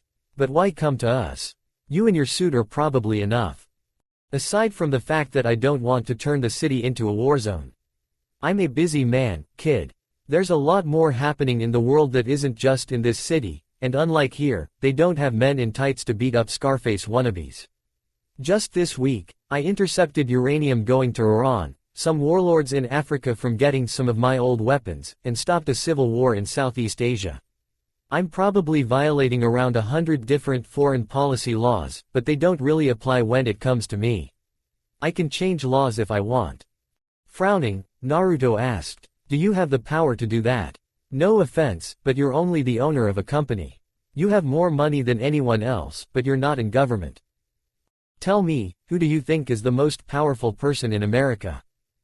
Naruto thought about it for only a moment. The president is the most powerful person, I'd say. It was the closest thing that America had to a Hokage. A leader of the nation, and the military. Tony gave a single dry chuckle.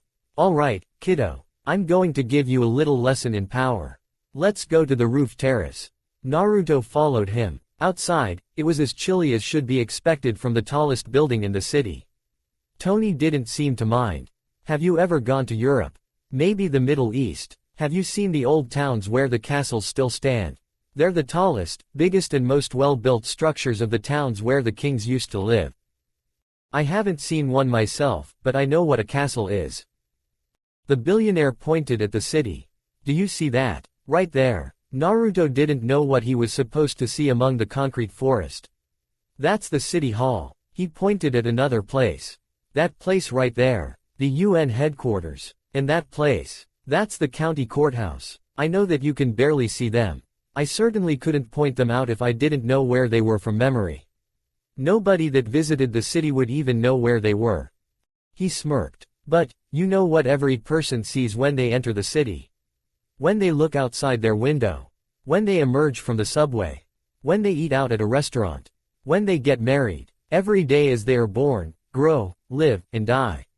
He pointed at the sign atop the tower, where the words, "Stark," were proudly emblazoned, the tallest point in the city. "That's what they see." It was a drastic change from Konoha. While the rich certainly had power, the village and the nation were still beheld to age-old restrictions of power. The daimyo were at the top and the shinobi right behind them. No matter how much money a person had, they couldn't rise above their status. As a shinobi of Konoha, money meant little to him. Just something to keep him clothed, fed, and with a roof over his head while he reached towards his real goal of becoming Hokage. Power as a shinobi was what defined you as a ninja. Money was for the civilians, and it could do very little to stop a kunai. Those who did not have power, bought it, the shinobi took care of the rest. On Earth, military or political strength did not get you to the top of a country, or even a city. Money did. Money meant more than power. Tony Stark was admired, not because he could grow a forest with chakra, or summon water from thin air, but because his name, plastered on neon lights, shined through the night on top of the tallest tower in the city.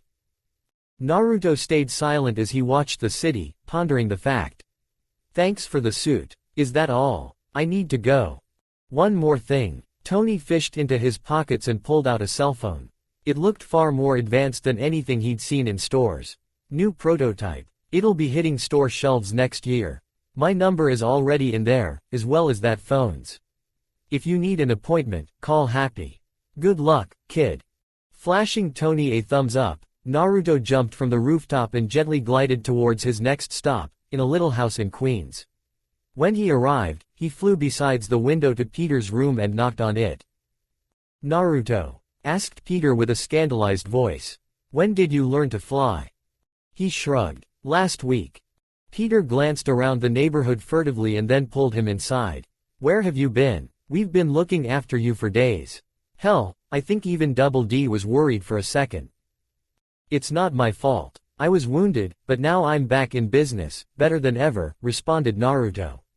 "How's it been going? Anything new?"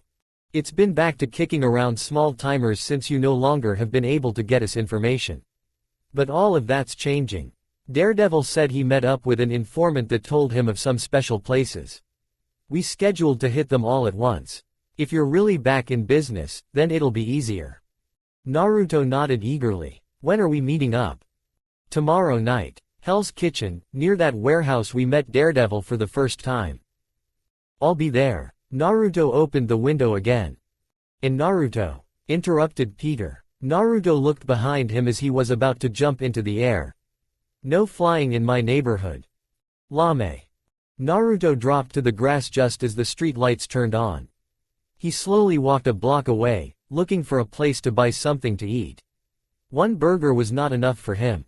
He jumped away, eager to leave the suburbs behind until some unusual sounds made him stop. The sounds were shouts. Angry shouts from a rough male voice, and two female voices in the background. Some neighbors peered out of the windows to shake their heads or sigh, but other than that, they acted like this was a common occurrence. The shouts got louder with each passing second, and when they reached a fever pitch, the front door slammed open and out strode a red-haired girl carrying a suitcase. Inside, the man continued to scream unabated at the other female. Something about the dark shade of her hair kickstarted Naruto's brain. He had seen that color before, for only a brief moment, long enough to remember a name. Mary Jane. Her head snapped to him, furrowing her brows until realization dawned on her. Naruto. He nodded with a sheepish smile. She grinned in return. Wow. Did 2 years go by, or what? They both had a laugh that was quickly smothered by the increasing volume of the argument inside the house. Mary Jane's smile dropped as she gave a brief glance to it, but it returned when she grabbed his arm and pulled him away. "Come on, let's get out of here." "Where are you going?" he asked as the screams lost themselves in the distance. Mary Jane smirked. "To my aunt's. I've already started moving there a long time ago." She pointed at her suitcase. "This is the last of my stuff. I need a place that's a little more supportive of my endeavors." She dropped his arm. "You don't have to come if you're busy though. I can take care of myself. It's only half an hour's walk." Naruto took a look at the neighborhood. It wasn't as rough as what he was used to seeing in the big city, but it still left him concerned. Violence had been slowly rising and he couldn't help but feel guilty that it was because he, Daredevil, Spider-Man were prodding the hornet's nest. "I'll come with you. Sorry, I just don't feel like letting someone walk alone this time of night. I was looking around for something to eat, anyway." She laughed. "A date? Well, aren't you a gentleman?" Grabbing his arm again, she began to walk through the now thankfully silent streets. He shook his head vigorously. "No, not like that. I have a girlfriend." The grin was automatic as he thought of Kitty. She was probably already going to sleep on his bed. Mary Jane snickered. "Figures. All the gentlemen are already taken. I'm not looking for a boyfriend, anyway. No man could ever handle Mary Jane Watson. But they can always watch if they want. I'm going to audition for a play next week. My first big chance as an actress." "Actress? I thought you said you wanted to be a designer." "Actress, designer, model, and so much more. I'm going to be the full set, Tiger. My name's going to be in every magazine and my face in every billboard in the world. Just you wait and see." Her perfectly white teeth almost shone in the darkness. It was as if the fight in her house hadn't happened at all. Naruto remembered the same enthusiasm he had for being Hokage. "I don't doubt that you will. As long as people work hard for what they want every day and never give up, they will get it. Finally, someone that gets me." She stopped and pointed to a house. "That's my aunt's place. Thanks for the company, Naruto." For his part, Naruto finally studied his surroundings. It didn't take him long to see that the house Mary Jane was walking to was right next to Peter Parker's.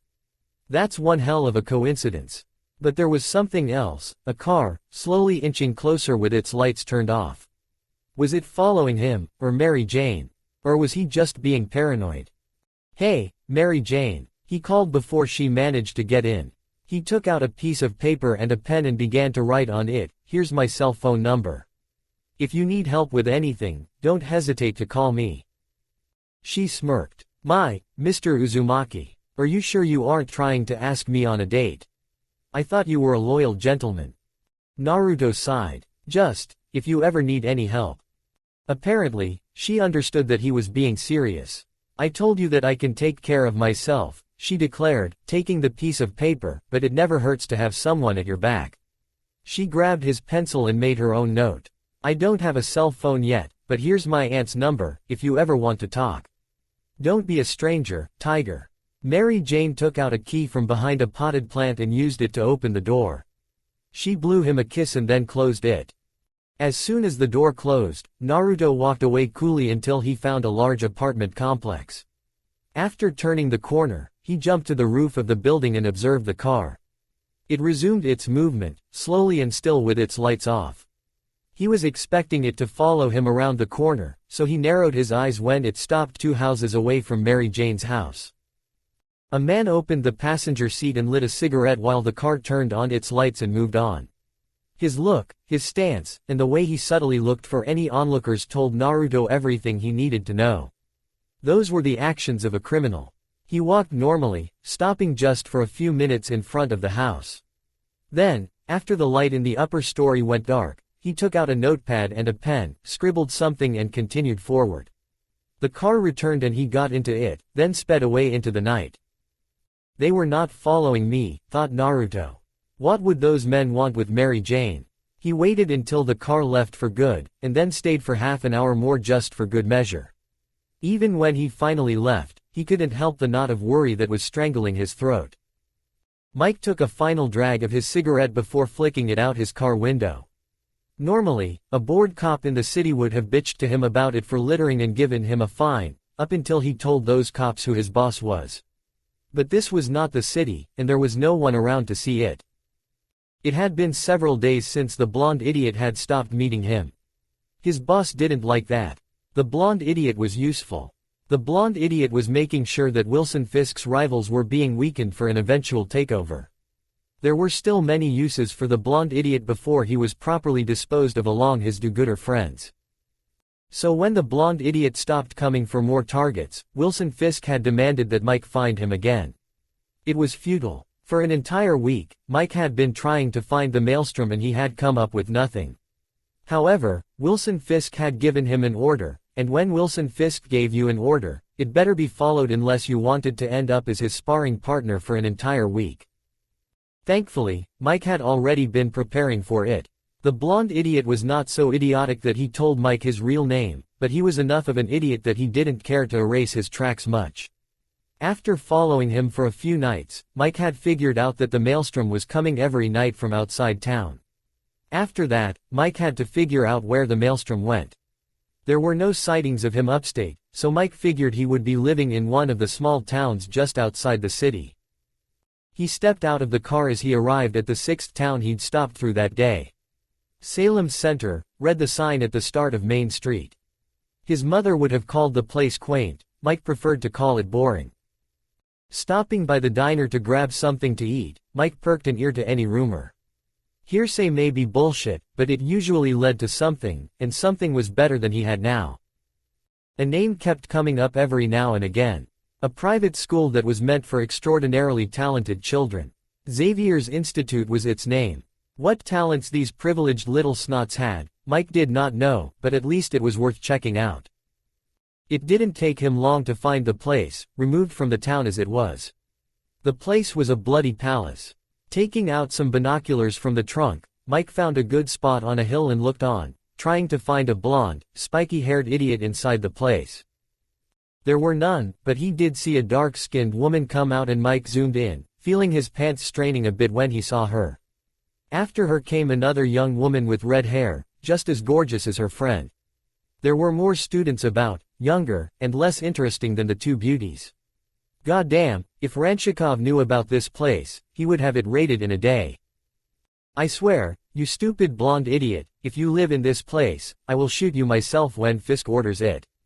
High and mighty, living in the lap of luxury and see these women every day while we slobs have to fight for a decent living.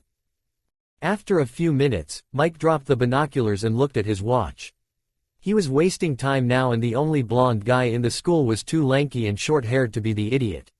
Still, he raised his binoculars one more time to see the redhead. Mike blinked, the redhead was flying. He dropped the binoculars, rubbed his eyes, and then looked again. The redhead was still flying, and the dark-skinned woman was flying alongside her. Spying around a little bit more, he saw the privileged snots start doing other things. One of them made ice out thin air, another turned into a wolf, and yet another one walked through the walls. Whether or not the blonde idiot lives here, thought Mike, the boss will want to know about this. The cold wind bit across his face, an unpleasant combination when combined with the humidity, and even then, it was a blessing compared to the stench of trash and shit. He quickly put the mask back on. As gimmicky as it was, it did a good job of blocking both the cold and the smell. The heat detection feature was not needed, for his Sharingan was better than any technology when it came to spotting his comrades. "Hey guys," greeted Naruto, stumbling as he landed. He was still getting used to flying. "Sorry for the absence. I was in a hospital bed." The oldest member of the group nodded. "We've had to make do without your informant. Thankfully, I managed to get one of my own." "Who is this contact?" asked Spider-Man. Daredevil delayed his answer. "Young woman. Didn't tell me her name. Dark hair, dressed in black, wearing a pair of red shades, talked in a very monotone voice. That's all I saw. It's sketchy, I know, but her info has been on point. All of the places she mentioned were filled with criminals, although, I arrived late to one." "One of the guys from the other boroughs?" asked Naruto. He'd heard of a guy named Luke Cage that was running around, but never saw him. Daredevil shook his head. "No, this person was different. It was an absolute massacre. There was not a single survivor. 20 men, all filled with more bullet holes than a shooting range dummy. I've never seen anything like it." Naruto frowned. He knew that Daredevil had a no-killing rule, and frankly, he never felt the need to kill. This person, on the other hand, seemed to be making it a point to kill. "But let's cut to the chase," declared Daredevil. "There's 3 places I managed to get for tonight. One of them is a warehouse a couple of blocks from here. The other is an apartment building. I think my abilities are better suited for the apartment. That leaves the warehouse and the 3rd place." "What's the 3rd place?" questioned Naruto. Daredevil exhaled loudly and pointed his head towards the other side of the street. "Aphrodite's Palace," read the bright neon signs, and the billboard advertised scantily clad women dancing on a pole. Spider-Man coughed. "A strip club." "A gentleman's club," corrected Daredevil. "But yes, it's what you think it is. One of the most prestigious in the city, and if rumor is to be believed, owned by the Magia." Wait, shouted Spider-Man. "You're the adult here, right? And you still want us to go into the strip club?" "Yes," responded Daredevil. Spider-Man raised his hands. "All right, sheesh. Well, at least we can safely scratch off social services as your real occupation." He pointed a thumb at Naruto. "So, I guess it's his job, right?" "What?" "Hey man, I'm not the one that shot up almost 3 inches in just a week. You'll pass as an adult a lot better than I will." "I can't go to a strip club," protested Naruto. He pointed at Daredevil. "Spider-Man's right. You're the adult, so you should be the one to go," while we got to the apartment and the warehouse. Daredevil shook his head. "It can't be me." "Why?" Pointing at the guards outside the club, Daredevil explained. "Those guys are going to check who you are very thoroughly. I won't say much, but trust me that if any of them see what's underneath this mask, they'll reject me without a second's hesitation. It has to be you." But I can't," insisted Naruto.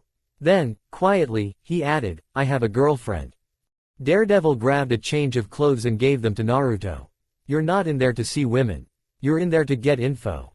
You're not cheating on your girlfriend," he assured, and then walked away. "We'll meet tomorrow to gather our findings."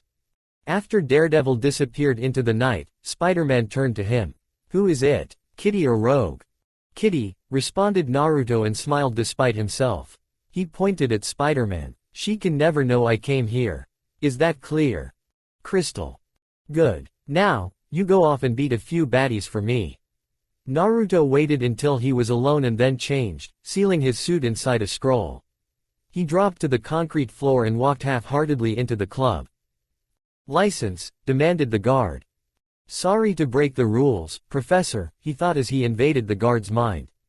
A second later, he opened the door without a word and Naruto entered inside. It was hard to see with the different colored lights, even harder to hear with the booming music. But the hardest thing to do was to ignore the scantily clad women that walked about, teasing the patrons for an expensive drink. He ignored the woman dancing on the pole and made a beeline for the bar.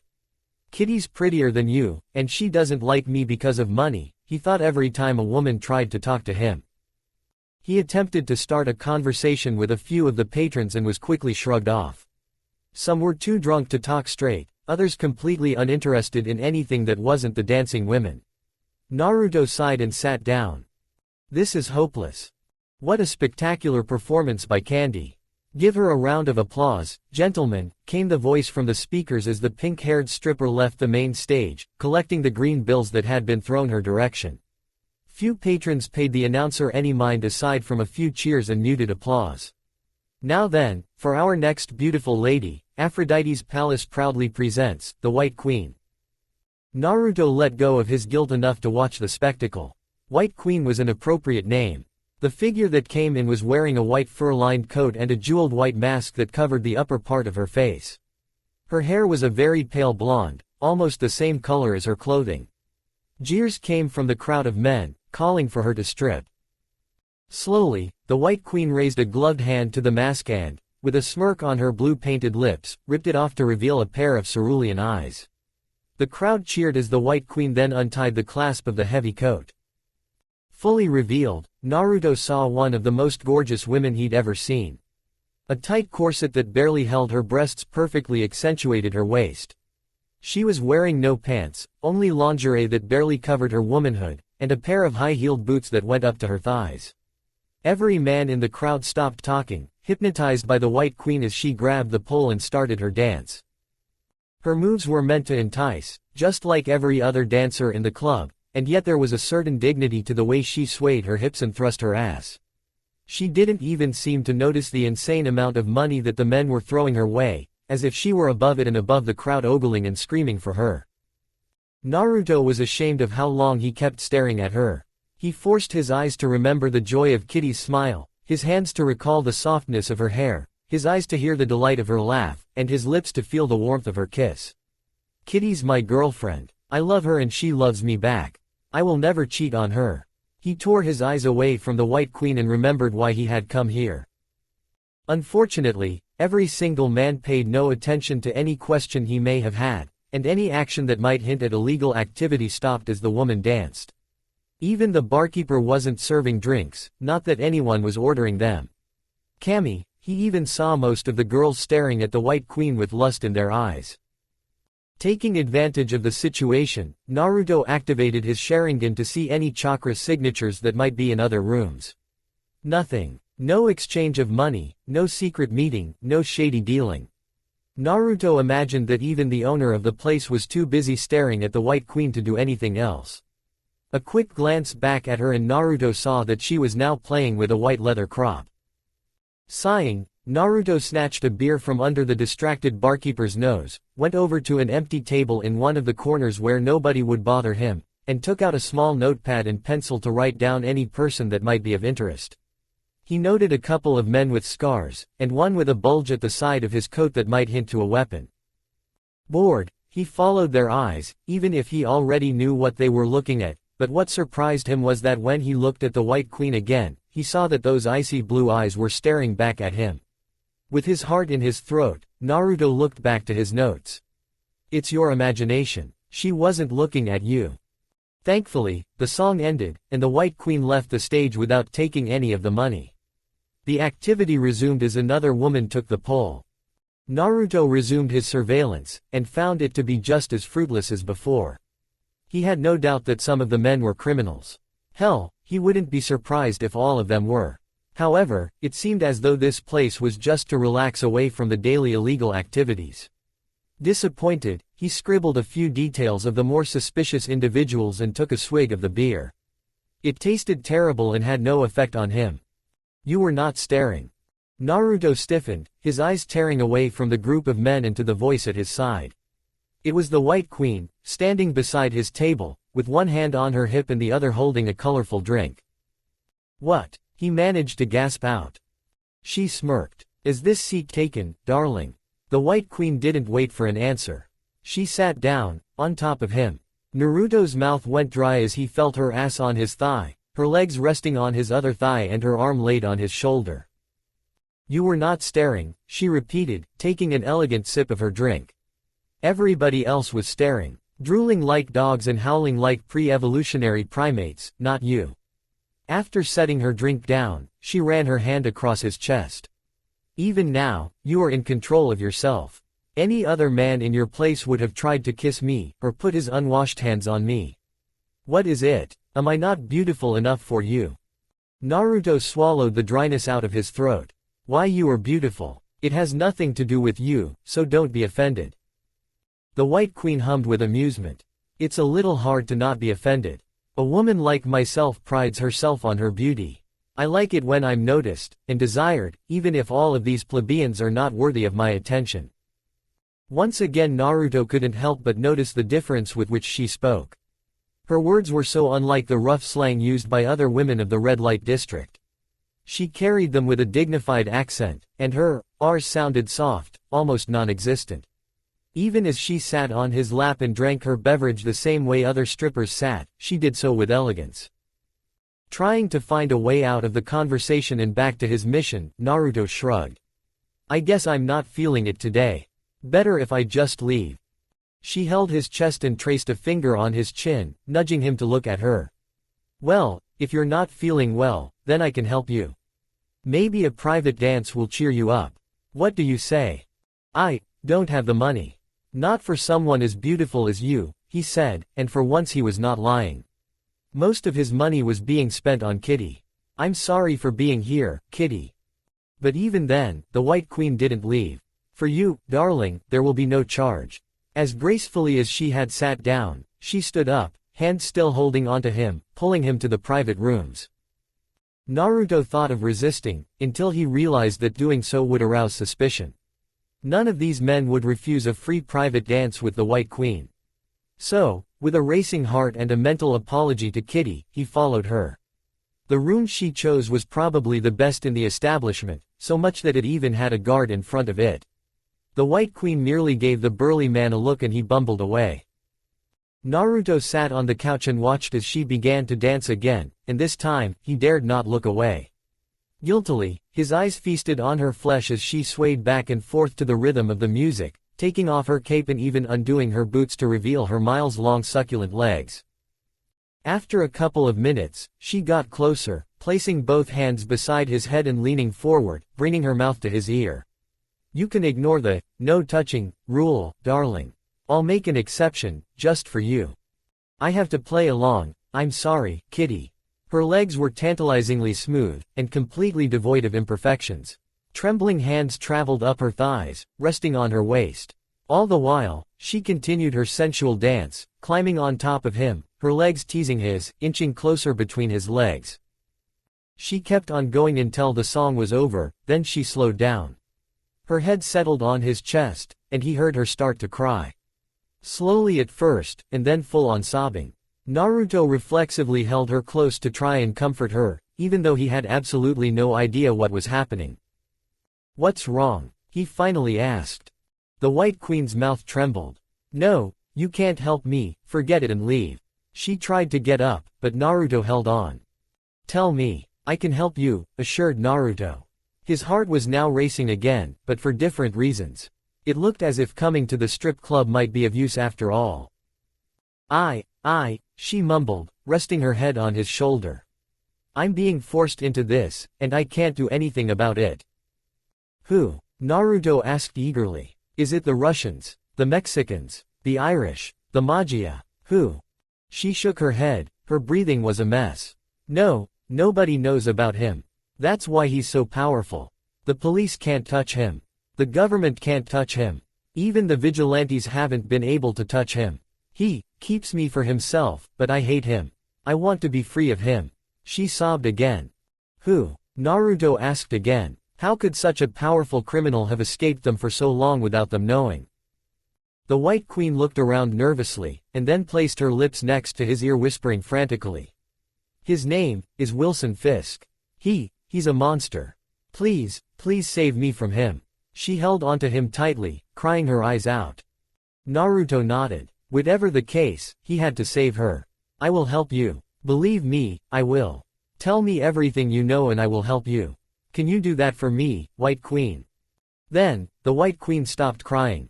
Of course. Anything you need. Names, places, anything. Her lips slowly curled into a smile, a dangerous smile. And by the way, darling, you may call me Emma.